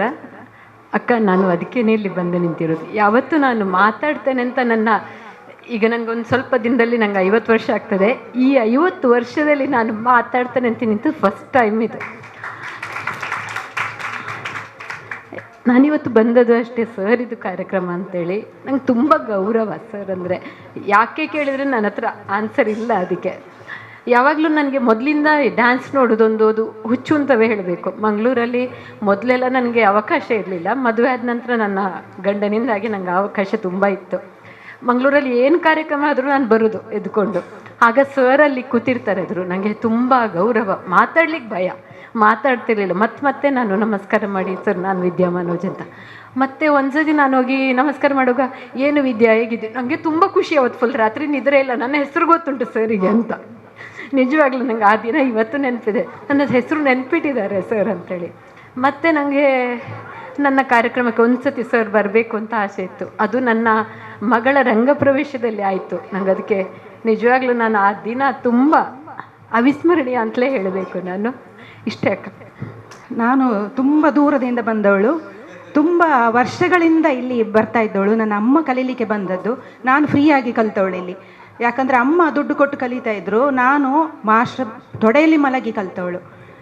ಮೋಸ್ಟ್ಲಿ ನನಗೆ ಶಾರದಮಣಿ ಟೀಚರ್ ಆಗಲಿ, ನಾವುಡ್ರಾಗಲಿ, ಅಮ್ಮಕ್ಕಾಗಲಿ, ಅದು ಅಕ್ಕ, ಅವರು ಅಕ್ಕ ಅಂತ ಕರಿತಿದ್ರು, ನಾನು ಅಕ್ಕ ಅಂತ ಕರಿತಿದ್ದೆ ಹೊರತು ನನಗೆ ನನ್ನ ಮನೆ ಬೇರೆ ಈ ಮನೆ ಬೇರೆ ಅಂತ ನನಗೆ ಯಾವತ್ತೂ ಅನ್ನಿಸ್ಲಿಲ್ಲ. ಮಾಸ್ಟ್ರು ನಟುವಂಗ ಮಾಡೋದು, ಕೋಲು ನೋಡೋದು ಮಾತ್ರ ನಾನು ನಟುವಂಗ ಮಾಡ್ತಾ ಇರೋದು, ತಟ್ಟು ಮಣೆಯನ್ನು ಮಾತ್ರ ನಾನು ನೋಡ್ತಾ ಇದ್ದದ್ದು. ನೋಡಿ 4 ವರ್ಷ ಇರುವಾಗ ಅಮ್ಮ ಕರ್ಕೊಂಡು ಬರ್ತಾಯಿದ್ರು. ಅವತ್ತಿನಿಂದ ಕೋಲಿನ ಬಡಿತ, ಆ ಟೆಂಪೋ, ಎಷ್ಟು ಟೆಂಪೋ ಹೋಗ್ತದೆ, ತಟ್ಟು ಒಂದೇ ಸಮನೆ ತಟ್ಟುವಂಥದ್ದು, ಅದನ್ನು ಕೇಳಿ ಕೇಳಿ ಕೇಳಿ ಕೇಳಿ ನನಗೂ ಸಂಗೀತದ ಕಲ್ತಿದ್ದೇನೆ, ಇಲ್ಲ ಅಂತಲ್ಲ. ಅದು ಎಲ್ಲಿ ಬರಬೇಕು, ಹೇಗೆ ಬರಬೇಕು, ಅಲಾರಿಪು ಹೇಗೆ ಬರಬೇಕು, ಅಲಾರಿಪುನ ಬಗ್ಗೆ ಒಂದು ಪ್ರೀತಿ ಮೂಡಿದ್ದು ನನಗೆ ಮಾಸ್ಟ್ರಿಂದಾಗಿ. ಅದರಲ್ಲಿ ಏನಾದರೂ ಸಾಧನೆ ಮಾಡಬೇಕು ಅಂತ ಇದ್ದರೆ ಅದಕ್ಕೆ ಅವರೇ ಕಾರಣ. ನಾನು ಇತ್ತೀಚೆಗೆ 30ನೇ ರಂಗಪ್ರವೇಶಕ್ಕೆ ನಟುವಂಗ ಮಾಡಿದೆ. 29 ನಟುವಂಗ ಮಾಡುವಾಗಲೂ ನನಗೆ ಭಯಂಕರ ಹೆದರಿಕೆ, ವಿಪರೀತ ಹೆದರಿಕೆ ಇತ್ತು. ಆ ಹೆದರಿಕೆ ಹೋಗಲಾಡಿಸ್ಬೇಕು ಅಂತ ಹೇಳಿ ನಾನು ಮೊನ್ನೆ ಅಲಾರಿಪು ಸರ್ ತುಂಬ ಕಷ್ಟದ್ದು ತಗೊಂಡೆ. ಅದಕ್ಕೋಸ್ಕರ ತುಂಬ ತಯಾರಿಯನ್ನು ಮಾಡಿಕೊಂಡೆ. ಯಾಕೆ ಅಂದರೆ ಗುರುಗಳು ಬರ್ತಾರೆ, ಎಲ್ಲಿಯೂ ಒಂದು ಸಣ್ಣ ಟೆಂಪೋ ಕೂಡ ಆ ಬೀಟ್ ಮಿಸ್ ಆಗಬಾರ್ದು ಅಂತ ಹೇಳಿ ತುಂಬ ಪ್ರಯತ್ನಪಟ್ಟು ಅದನ್ನು ಕಂಪ್ಲೀಟ್ ಮಾಡಿ ಸರ್ನ ಮುಖ ನೋಡೋಗಂತೂ ನನಗೆ ತುಂಬ ಖುಷಿಯಾಯಿತು. ಎಲ್ಲದಕ್ಕಿಂತ ನನಗೆ ಈ ನೃತ್ಯದ ಜರ್ನಿ, ನೃತ್ಯದಲ್ಲಿ ಆಸಕ್ತಿಯನ್ನು ಮೂಡಿಸಿದಂತಹ ನನ್ನ ತಾಯಿ, ಅವರು ಕರ್ಕೊಂಡು ಬರದಿದ್ರೆ ನಾನೇನು ಸಾಧನೆ ಮಾಡಲಿಕ್ಕೆ ನನಗೆ ಆಗ್ತಿರಲಿಲ್ಲ. ಇಷ್ಟು ನಾನು ನಿಂತು ನಾನು ಮಾತಾಡಲಿಕ್ಕೂ, ನಾನು ಎಲ್ಲೂ ಮಾತಾಡಿದವಳಲ್ಲ, ಎಲ್ಲರೂ ಗೊತ್ತಿದೆ ನಾನು ತುಂಬ ಸೈಲೆಂಟ್ ಆಗಿರ್ತೇನೆ ಅಂತ. ಬಟ್ ಒಳಗೊಳಗೆ ನನ್ನ ನೃತ್ಯದಲ್ಲಿ ಪ್ರೀತಿ ಮೂಡಿಸಿದಂಥವರು ಮೋಹನ್ ಮಾಸ್ಟರ್ ಮತ್ತು ಅಮ್ಮಕ್ಕ ಇಬ್ಬರು ಕೂಡ. ಅವರನ್ನು ನಾನು ಯಾವತ್ತೂ ನೋಡ್ತಾ ಇದ್ದೆ. ಅಮ್ಮಕ್ಕನನ್ನು ಸಹ ಎಷ್ಟು ಚಂದ ಇದ್ದಾರೆ, ಇವ್ರ ಹಾಗೆ ನಾನು ಆಗಬೇಕು ಅಂತ ನನಗೆ ತುಂಬ ಆಸೆ ಆಗ್ತಾಯಿತ್ತು. ಜುಮ್ಕಿ ಹಾಕ್ಕೊಂಡಿರ್ತಾಯಿದ್ರು ಯಾವಾಗ ನೋಡಿದ್ರು ಅಮ್ಮಕ್ಕ. ಸೊ ನಾನು ಕೂಡ ಅದನ್ನೇ ಜುಮ್ಕಿ ಎಲ್ಲರೂ ನನ್ನನ್ನು ಉದ್ದಬಟ್ಟು ಜುಮ್ಕಿಯಲ್ಲಿ ನನ್ನನ್ನು ಗುರುತಿಸಲಿಕ್ಕೆ ಪ್ರಯತ್ನ ಪಡ್ತಾಯಿದ್ರು, ಎಲ್ಲರೂ ಗುರುತಿಸ್ತಾ ಇದ್ದರು. ಈ ಎಲ್ಲ ಸಾಧನೆಗೆ ಈ ಗುರುಗಳು ಹಾಗೂ ನನ್ನ ಹೆತ್ತವರು ಕಾರಣ ಅಂತ ನಾನು ಹೇಳ್ಬೋದು. ಪರೋಕ್ಷವಾಗಿಯೋ ಪ್ರತ್ಯಕ್ಷವಾಗಿಯೋ ಸರಿಂದ ನಾನು ಬೇಕಾದಷ್ಟು ಗ್ರ್ಯಾಬ್ ಮಾಡ್ಕೊಂಡಿದ್ದೇನೆ. ನಾನೇ ನೋಡಿ ನನಗೆ ವರ್ಣದ ಪ್ಯಾಟರ್ನ್ ಏನು ಅಂತ ಯಾವತ್ತೂ ಯಾರೂ ಹೇಳಿಕೊಟ್ಟದ್ದಿಲ್ಲ. ಅಲಾರಿಪು ಹೀಗೆ, ಜತಿಸ್ವರ ಹೀಗೆ, ಶಬ್ದಂ ಹೀಗೆ, ವರ್ಣ ಹೀಗೆ, ಅಪ್ ಟು ವರ್ಣಂ. ನನಗೆ ಯಾವತ್ತೂ ಪ್ಯಾಟರ್ನನ್ನು ಯಾರೂ ಹೇಳಿಕೊಡಲಿಲ್ಲ. ಇದು ಚಿಟ್ಟೆಸ್ವರ, ಇದರ ನಂತರ ಇದು ಬರ್ತದೆ ಅಂತ ಯಾವತ್ತೂ ಹೇಳಿಕೊಡಲಿಲ್ಲ. ಅದು ನನ್ನ ಬ್ಲಡ್ಡಲ್ಲಿ ನಿಮ್ಮಿಂದ ಹಾಗೆ ನನಗೆ ಬಂದಿದೆ ಸರ್. ಇದನ್ನು ನಾನು ಹೇಳಲಿಕ್ಕೆ ತುಂಬ ವರ್ಷದಿಂದ ನಾನು ಕಾಯ್ತಾ ಇದ್ದೆ. ಇವತ್ತು ನನಗೆ ವೇದಿಕೆ ಸಿಕ್ಕಿತು, ತುಂಬ ಧನ್ಯವಾದ. ಇನ್ನೊಂದು ವಿಷಯ, ನನ್ನ ಮಗಳು ಕೂಡ ನೃತ್ಯ ಮಾಡ್ತಾ ಇದ್ದಾಳೆ. ಮೊನ್ನೆ ಅಷ್ಟೇ ಒಂದು ಡಾನ್ಸ್ ಇತ್ತು ಎಡನೀರಲ್ಲಿ. ಅಮ್ಮ ಫೋನ್ ಮಾಡಿ ನನ್ನ ಪುಳ್ಳಿ ಡಾನ್ಸ್ ಮಾಡ್ತಾಳೆ ಬನ್ನಿ ಅಂತ ಹೇಳಿದ ಕೂಡಲೇ ಬಂದಿದ್ದಾರೆ. ಆ ಸ್ಫೂರ್ತಿ ನಮಗೆ ಬರಲಿಕ್ಕಿಲ್ಲ. ನಾವು ಎಷ್ಟು ವರ್ಷ ಬದುಕಿದ್ರು ನಿಮ್ಮಂತ ಕಲಿಯೋದು ಇನ್ನೂ ಇದೆ. ಆ ಸ್ಫೂರ್ತಿ ನನಗೆ ಬರಲಿಲ್ಲ. ಇತ್ತೀಚೆಗೆಷ್ಟೇ ನಾನು ತುಂಬ ಕೊರಿಯೋಗ್ರಫಿ ಮಾಡಿ ಒಂಥರ ಎಕ್ಸಾಸ್ಟ್ ಆದಾಗೆ ಅನಿಸ್ತಾ ಇದೆ ನನಗೆ. ಬಟ್ ಅವರನ್ನು ನಾನು ಯಾವತ್ತೂ ಎಕ್ಸಾಸ್ಟ್ ಆಗಿದ್ದಾರೆ ಅಂತ ನಾನು ಅನಿಸ್ಲಿಲ್ಲ ನನಗೆ ಒಂದು ಸತಿ ಸಹ. ಇನ್ನೂ ಅವರ ಆಶೀರ್ವಾದ ನನಗೆ ಬೇಕು ಅಂತ ನನಗೆ ಅನಿಸ್ತಾ ಇದೆ. ಎಲ್ರಿಗೂ ನಮಸ್ಕಾರ. ಬಹುಶಃ ನಾನು ಮತ್ತೆ ಸುಖದ ಮಾಸ್ಟ್ರ ಅಂದರೆ ರೆಗ್ಯುಲರ್ ಆಗಿ ಕ್ಲಾಸ್ ಮಾಡಿದವರಲ್ಲಿ ಬಹುಶಃ ನಮಗೆ ಕೊನೆಯ ಶಿಷ್ಯರು ನಾನು ಮತ್ತೆ ಸುಖದ. ನಾನು ಗೀತಾ ಸರಳಯ್ಯ ಅವರಲ್ಲಿ ಮೊದಲು ಸುಮರಾಮ್ ಪ್ರಸಾದ್ ಅಂತ ಪುತ್ತೂರಲ್ಲಿ ಕಲಿತಾ ಇದ್ದೆ. ಆ ಬಳಿಕ ಗೀತಾ ಸರಳಯ್ಯ ಮೇಡಮ್ ಹತ್ರ ಕಲಿತಾ ಇದ್ದೆ. ನಂತರ ನನಗೆ ಅನಿಸ್ತು ನಾನು ಅಂದರೆ ಇನ್ನೂ ಹೆಚ್ಚಿನ ನೃತ್ಯಾಭ್ಯಾಸವನ್ನು ಮಾಡಬೇಕು ಅಂತ. ನಮ್ಮ ಮಿಸ್ ಹತ್ರ ಕೇಳಿಕೊಂಡಾಗ ಅವರು ಸಂತೋಷದಿಂದ ಒಪ್ಪಿದ್ರು, ಯಾಕೆಂದರೆ ನನ್ನ ಸರೇ ಅವರು ಅಂತ ಹೇಳಿ. ಹಾಗೆ ಸುಖದನ ಮೂಲಕ ನಾನು ಇಲ್ಲಿ ಮಾಸ್ಟರ್ ಹತ್ರ ಸೇರಿಕೊಂಡೆ. ನಾನು ಮತ್ತೆ ಸುಖದ ಜೊತೆಗೆ ಕ್ಲಾಸಿಗೆ ಬರ್ತಾ ಇದ್ದೆವು. ಎಲ್ಲರೂ ಇಲ್ಲಿ ಹಿರಿಯ ಶಿಷ್ಯರು ಈಗಾಗಲೇ ಹೇಳಿದ್ರು, ಮಾಸ್ಟ್ರಿಗೆ ಕ್ಲಾಸಿನ ಬಗ್ಗೆ ಪರಿವೇ ಇಲ್ಲ ಅಂತ. ಖಂಡಿತ ಹೌದು. ನಾವು ಇದನ್ನು ಸ್ವತಃ ಈ ಏಜಲ್ಲೂ ಕೂಡ, ಈಗ ಮೊದಲಾದರೆ ನೀವು ಹಿರಿಯರು ನಿಮಗೆ ಕ್ಲಾಸ್ ಮಾಡುವಾಗ ಸರ್ನ ಏಜ್ ಕಮ್ಮಿ ಇತ್ತು, ಆದರೆ ಈಗ ಅವರ ಈ ಏಜಲ್ಲಿ ಕೂಡ ನಾನು ಮತ್ತೆ ಸುಖದ ಬಂದಾಗ ನಮಗೆ ಲಾಸ್ಟಿಗೆ ನಾವು ಸರ್ ಹತ್ರ ಹೇಳ್ತಾ ಇದ್ದದ್ದು, ಸರ್ ನಮಗೆ ಇವತ್ತು ಕ್ಲಾಸ್ ಸಾಕು ಸರ್ ಅಂತ ನಾವೇ ಸರಿಗೆ ರಿಕ್ವೆಸ್ಟ್ ಮಾಡಿ ನಿಲ್ಲಿಸ್ತಾ ಇದ್ದದ್ದು. ನಮಗೆ ಬೆಳಿಗ್ಗೆ ಸಾಧಾರಣ ಒಂದು 9:00ವರೆಗೆ ಸರ್ ಕ್ಲಾಸ್ ತಗೊಳ್ತಾ ಇದ್ರು. ನಾನು ಗಮನಿಸಿದ್ದು ಸರ್ ಅಲ್ಲಿ ಶಿಸ್ತು, ಅಂದರೆ ಪಾಠ ಇವತ್ತಿಗೆ ನಾವು ಮೊದಲಿನ ದಿವಸ ಫೋನ್ ಮಾಡಿ ಹೇಳ್ತೇವೆ ನಾಳೆ ಕ್ಲಾಸಿಗೆ ಬರ್ತೇವೆ ಸರ್ ಅಂತ. ಸರ್ ನಾವು ಬರುವಷ್ಟು ಹೊತ್ತಿಗೆ ಫುಲ್ ರೆಡಿಯಾಗಿ, ಈ ಏಜಲ್ಲೂ ಫುಲ್ ರೆಡಿಯಾಗಿ ಶಿಸ್ತಿನಿಂದ ಸರ್ನ ಯಾವಾಗಲೂ ಜುಬ್ಬ ಹಾಕಿ ನಾಮ ಹಾಕಿ ಕೂತ್ಕೊಂಡು ರೆಡಿ ಆಗ್ತಾ ಇದ್ರು. 2:30ವರೆಗೆ ನಮ್ಮನ್ನು ಬಿಡ್ತಾ ಇರಲಿಲ್ಲ. ನಮಗೆ ಕೆಲವು ಸಲ ಸಾಕಾಗಿ ನಾವು ಸರ್ ಇವತ್ತು ದಮ್ಮಯ್ಯ ಸಾಕು ಅಂತ ಹೇಳುವಷ್ಟು ಮಾಡ್ತಾ ಇದ್ರು. ನಮಗೊಂಥರ ಸರ್ ಹತ್ರ ಎಲ್ಲರೂ ಹೇಳ್ತಾರೆ ಸರನ್ನು ನೋಡಿದಾಗ ಒಂದು ಭಯ ಆಗ್ತದೆ ಅಂತ. ಬಟ್ ಅದೇ ಅಮ್ಮಕ್ಕ ನಮಗೆ ಹೇಳ್ತಾ ಇದ್ರು, ಸರ್ ಹೀಗಲ್ಲ, ಈಗ ನೋಡಿದಾಗಲ್ಲ ತುಂಬ ಸ್ಟ್ರಿಕ್ಟ್ ಆಗಿದ್ರು ಮೊದಲು ಅಂತ. ಬಟ್ ನಮಗೆ ಒಂದು ತಂದೆ ಮಗಳ ಸಂಬಂಧದ ಹಾಗೆ ಎಲ್ರಿಗೂ ಹಾಗೆ. ಆದರೂ ನಾವು ತುಂಬ ಚಿಕ್ಕವರು ಸರಿಗೆ. ಸರ್ ನಮ್ಮನ್ನು ಅಷ್ಟೇ ಪ್ರೀತಿಯಿಂದ ಟ್ರೀಟ್ ಮಾಡ್ತಾ ಇದ್ರು. ಊಟ ಮಾಡದೆ ಹೋಗಲಿಕ್ಕೆ ಎಲ್ಲ ಬಿಡ್ತಾ ಇರಲಿಲ್ಲ. ಮಾಮೂಲಿ ಎಲ್ಲರೂ ಹೇಳಿದ್ರು ಅದನ್ನು. ಬಹುಶಃ ನಾವು ಕೊನೆಯ ಶಿಷ್ಯರು ಸರ್, ಇದು ರೆಗ್ಯುಲರ್ ಆಗಿ ಪಾಠ ಮಾಡಿದವರಲ್ಲಿ ಕೊನೆಯ ಶಿಷ್ಯರು ಅಂತ. ನಾವು ಕೂಡ ನಿಮ್ಮ ಶಿಷ್ಯರು ಅಂತ ಹೇಳುವಂತಹ ಹೆಮ್ಮೆ ನಮ್ಮದು. Thank you sir for everything. Shri Gurupriya ನಮಃ. ಮಾಸ್ಟರ್ ಬಗ್ಗೆ, ಮಾಸ್ಟರ್ ಶಿಷ್ಯರಾಗಿರಲಿಕ್ಕೆ ನಾನು ತುಂಬ ಪುಣ್ಯ ಮಾಡಿದ್ದೇನೆ. ಇವತ್ತು ಕೂಡ ನಾನು ನರ್ಮದಾಂಡಿಂತ ಇವರಲ್ಲಿ ಬಂದು ತುಂಬ ವಿಷಯ ಕಲ್ತಿದ್ದೇನೆ. ಅಂದರೆ ಇವತ್ತು ಕೂಡ ನಾನು ಮಾಸ್ಟರ್ನ ಎಣಿಸಿಕೊಂಡೇ ಒಂದು ವರ್ಣ ಕೊರಿಯೋಗ್ರಾಫ್ ಮಾಡಬೇಕಾದ್ರೆ ಮಾಸ್ಟರ್ ಹೇಳ್ತಿದ್ರು, ಅದರಲ್ಲಿ ಅದೇ ನಾನು ಕೇಳುವಂತಿದ್ದೆ, ಚಿಟ್ಟೆ ಮಾಡೋದು ಅಂತ ಹೇಳ್ತಾರೆ ಸ್ವರಗಳನ್ನೆಲ್ಲ. ಪ್ರತಿ ಸಲ ಅದೊಂದು ನಮಗೆ ಎಚ್ಚರಿಕೆ ಇರ್ತದೆ. ಮತ್ತು ಮಾಸ್ಟರ್ ಒಂದು ಜೀವನ ಪ್ರೀತಿ, ಆ ಒಂದು ಅವ್ರು ಯಾವಾಗಲೂ ಅಲಂಕಾರ ಆಗಿರ್ತಾರೆ. ಅವರು ನೀವು ಸರಳವಾಗಿ ನೋಡಲಿಕ್ಕೆ ಸಾಧ್ಯ ಇಲ್ಲ. ಇದು ಜೀವನ ಪ್ರೀತಿ ಅಂತ. ಯಾವುದೇ ನಾವೆಲ್ಲ ನೋಡುವಂಥದ್ದು ನನಗೆ ತುಂಬ ಸ್ಫೂರ್ತಿ ಕೊಡೋದು ಅಂದರೆ ವೈಜಯಂತಿ ಮಾಲಾ ಬಾಲಿ ಅಂತ ಒಬ್ಬ ದೊಡ್ಡ ನೃತ್ಯ ಕಲಾವಿದೆ. ಅವರನ್ನು ನಾನು ಸ್ವತಃ ನೋಡಿದ್ದೇನೆ. ಅವರ ಆ ಪ್ರಾಯದಲ್ಲಿ ಒಂದು ನೆಟ್ಟ ನಿಲುವು, ನೇರವಾಗಿ ನಿಂತ ನಿಲುವು, ಒಂದು ತೇಜಸ್ಸು, ಅದು ಜೀವನ ಪ್ರೀತಿ. ಮಾಸ್ಟ್ರು ಕೂಡ ಅದೇ ರೀತಿ. ಬಹುಶಃ ನಮಗೆಲ್ಲ ನೀವು ಸ್ಫೂರ್ತಿ. ನೃತ್ಯದ ಬಗ್ಗೆ ತುಂಬ ವಿಷಯ ಹೇಳ್ತಾರೆ, ಹೀಗಿರಬೇಕು ಶಾಸ್ತ್ರ ಬಗ್ಗೆ ಅಂತ. ಪ್ರತಿ ಸಲ ನನಗೆ ಪಾಠ ಮಾಡಬೇಕಾದ್ರೆ ಅವರ ಆ ಹೇಳುವಿಕೆ ಎಲ್ಲ ನಮಗೆ ಅದು ಮೆದುಳಿನೊಳಗೆ, ತಲೆಯೊಳಗೆ ಗುಯ್ಗುಡ್ತಿರ್ತದೆ. ತುಂಬ ಪುಣ್ಯ ಮಾಡಿದ್ದೇನೆ ಈ ಒಂದು ಗುರುಗಳ ಶಿಷ್ಯ ಅಂತ ಹೇಳ್ಕೊಳ್ಳಿಕ್ಕೆ. ಜೊತೆಗೆ ಅಮ್ಮಕ್ಕ, ಮೊದಲು ನನಗೆ ಬಂದದ್ದು ಅಮ್ಮಕ್ಕ ನಟುವಂಗ ಮಾಡಲಿಕ್ಕೆ. ಅಮ್ಮಕ್ಕ ಪುತ್ತೂರಲ್ಲಿ ವೆಂಕಟರಮಣ ದೇವಸ್ಥಾನದಲ್ಲಿ ನನಗೆ ಮೊದಲು ನಟುವಂಗ ಮಾಡಲಿಕ್ಕೆ ಬಂದದ್ದು. ಅದರ ಮೂಲಕ ನಾನು ಈ ಒಂದು ದೊಡ್ಡ ಕಲಾ ಕುಟುಂಬಕ್ಕೆ ಸೇರಿಕೊಂಡಿದ್ದೇನೆ. ಧನ್ಯವಾದಗಳ ಮೂಲಕ. ನೀವು ಆವತ್ತು ಹೇಗಿದ್ದೀರೋ ಇವತ್ತು ಹಾಗೆ ಇದ್ದೀರಿ. ಜೊತೆಗೆ ಮಾಸ್ಟ್ರಂತಹ ದೊಡ್ಡ ವ್ಯಕ್ತಿಯ ಪಾದಕ್ಕೆ ಬರುವಂತಹ ಒಂದು ಅವಕಾಶ ಮಾಡಿದಿರಿ. ಜೊತೆಗೆ ಇಂಥ ಶಿಷ್ಯರ ಬದಿಯಲ್ಲಿ ಒಂದು ಕೂತ್ಕೊಳ್ಳುವಂಥ ಅವಕಾಶ ಮಾಡ್ಕೊಂಡಿದ್ದೀರಿ. ಧನ್ಯವಾದಗಳು.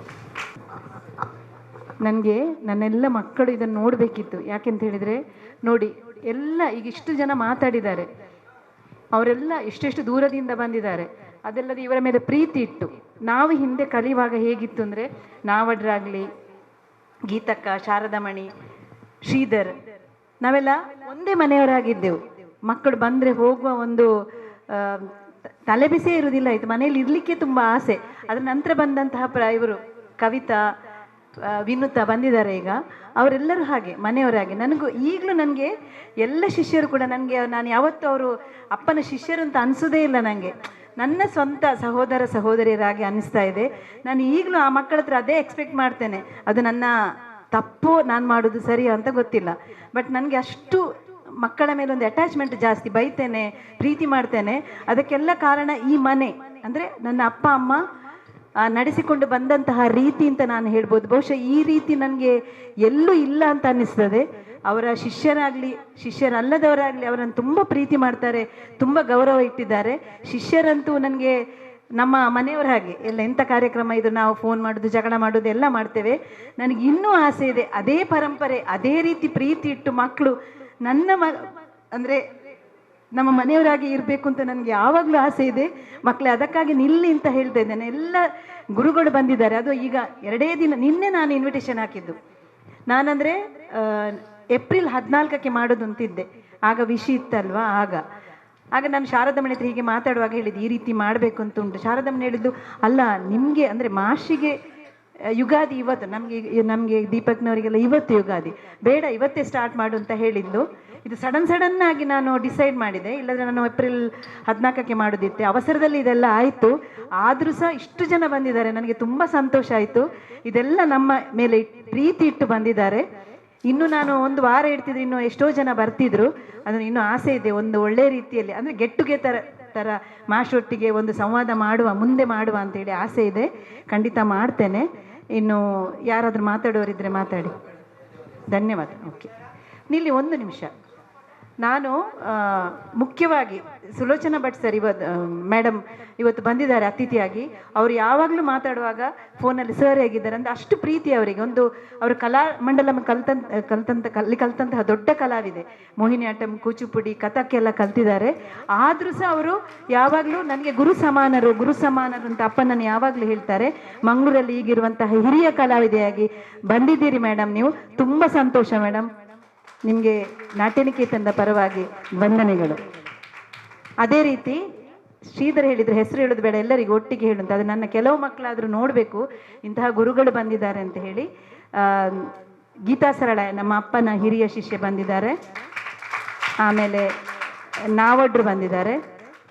ಸುರೇಶ್ ಅತ್ತ ಅವರು ಮೂಲೆಯಲ್ಲಿ ಕೂತಿದ್ದಾರೆ, ಅವರು ಕೂಡ ನಮ್ಮ ಅಪ್ಪನಲ್ಲಿ ಕಲ್ತಿದ್ದಾರೆ. ಆಮೇಲೆ ನಾವಡ್ರು ಬಂದಿದ್ದಾರೆ. ಪ್ರತಿಮಾ ಶ್ರೀಧರ್ ದಂಪತಿಗಳು, ನಿಮಗೆ ಗೊತ್ತಿದೆ ಅಲ್ಲ ಮಕ್ಕಳು, ಸ್ವಲ್ಪ ನಿಲ್ಲಿ ಅವ್ರು ನೋಡಲಿ. ಆಮೇಲೆ ಸುಮಂಗಲ ರತ್ನಾಕರ್ ಆಗ ಮಾತಾಡಿದ್ದಾರೆ, ದೊಡ್ಡ ಕಲಾವಿದೆ. ಅವರದೊಂದು ಕಾರ್ಯಾಗಾರ ಮಾಡ್ತೇನೆ ಅಂತ ನನ್ನ ಮಕ್ಕಳ ಹತ್ರ ಹೇಳಿದ್ದೇನೆ, ಮುಂದಕ್ಕೆ ಮಾಡ್ತೇನೆ. ವಿನಯ ರಾವ್ ನನ್ನ ಅಚ್ಚುಮೆಚ್ಚಿನ ಕಮಲಕ್ಕ ಅಪ್ಪನ ಹಿರಿಯ ಶಿಷ್ಯೆ, ಅವರ ಪ್ರತಿನಿಧಿಯಾಗಿ ಬಂದಿದ್ದಾರೆ. ಶಾರದಮಣಿ ಅವಳನ್ನು ನಾವಿಬ್ಬರು ಯಾವಾಗಲೂ ಮಾತಾಡ್ತಾ ಇರ್ತೇವೆ, ನನ್ನ ಸಹೋದರಿ ಸಮಾನ. ನಾವು ಒಟ್ಟಿಗೆ ನೃತ್ಯ ಹಲವಾರು ಬಾರಿ ಮಾಡಿದ್ದೇವೆ. ಭಾರತಿ ಸುರೇಶ್ ಸುರತ್ಕಲ್ಲಿಂದ ಬಂದಿದ್ದಾರೆ. ನೋಡಿ ಎಲ್ಲೆಲ್ಲಿಂದ ಬಂದಿದ್ದಾರೆ ನೋಡಿ. ಇದು ನಿನ್ನೆ ಗೊತ್ತಾಗಿ ಬಂದದ್ದು. ಪಾಪ ಎಷ್ಟೋ ಜನ ಬರೋರಿದ್ರು, ಅವರಿಗೆ ಬೇರೆ ಬೇರೆ ಕಾರ್ಯಕ್ರಮ ಇರೋದ್ರಿಂದ ಬರ್ಲಿಕ್ಕಾಗಲಿಲ್ಲ. ಇನ್ನೊಂದು ವಿಶೇಷ ಅಂದರೆ ಅಪ್ಪನ ಶಿಷ್ಯರಲ್ಲದವರು ಅವರ ಮೇಲೆ ಭಕ್ತಿ ಪ್ರೀತಿ ಇಟ್ಟು ಭ್ರಮರಿ ಶಿವಪ್ರಕಾಶ್ ಮತ್ತೆ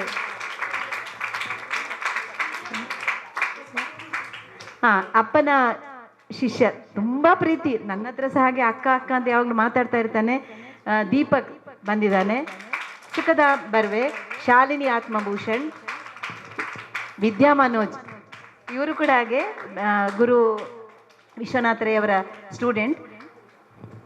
ಇನ್ನು ಚಂದ್ರಶೇಖರ್ ನಾವಡ ತಮ್ಮ ಬಂದಿದ್ರು, ಅವರು ಈಗ ಹೋದರು, ತಂದೆ ಮಗಳು ಸುಬ್ರಹ್ಮಣ್ಯ ನಾವಡ ಅಂತ. ನೋಡಿ ಅವನು ಕಾರ್ಕಳದಿಂದ ಬಂದಿದ್ದಾನೆ. ಮತ್ತೆ ನಮ್ಮ ಸ್ಟೂಡೆಂಟ್ಸ್ ಚಂದ್ರಿಕಾ ಇದ್ದಾರೆ. ಇನ್ನು ವಿನುತಾ ವಗ್ಗದಿಂದ ಬಂದಿದ್ದಾಳೆ, ಅವಳು ಈ ಒಂದು ಕಾರ್ಯಕ್ರಮಕ್ಕೆ. ಕವಿತಾ, ಇನ್ನೆಲ್ಲರ ಹೆಸರು ಹೇಳಲಿಕ್ಕೆ ಆಗೋದಿಲ್ಲ, ಎಲ್ಲ ನೀವು ಪರಿಣಿತ, ಮತ್ತೆಲ್ಲ ನಮ್ಮ ಇಲ್ಲಿಯ ಮಕ್ಕಳು ಬಂದಿದ್ದಾರೆ. ಇನ್ನೂ ಬರ್ತಿದ್ರು.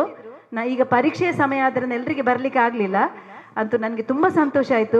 ಎಲ್ಲ ಪ್ರೀತಿ ಇಟ್ಟು ಬಂದಿದ್ದೀರಿ. ನನಗೆ ಇನ್ನೂ ಆಸೆ ಆಗ್ತಾ ಇದೆ, ಇನ್ನೊಮ್ಮೆ ಈ ಥರ ಒಳ್ಳೆಯ ಕಾರ್ಯಕ್ರಮ ಮಾಡುವ. ನೀವೆಲ್ಲ ಬಂದರೆ ಸಮಯ ಹೋಗೋದು ಗೊತ್ತಾಗೋದಿಲ್ಲ, ಒಂಥರ ಮನಸ್ಸಿಗೆ ತುಂಬ ಸಂತೋಷ ಆಗ್ತದೆ. ಅಪ್ಪನಿಗೆ ಅದಕ್ಕಿಂತ ಸಂತೋಷ ಆಗ್ತದೆ.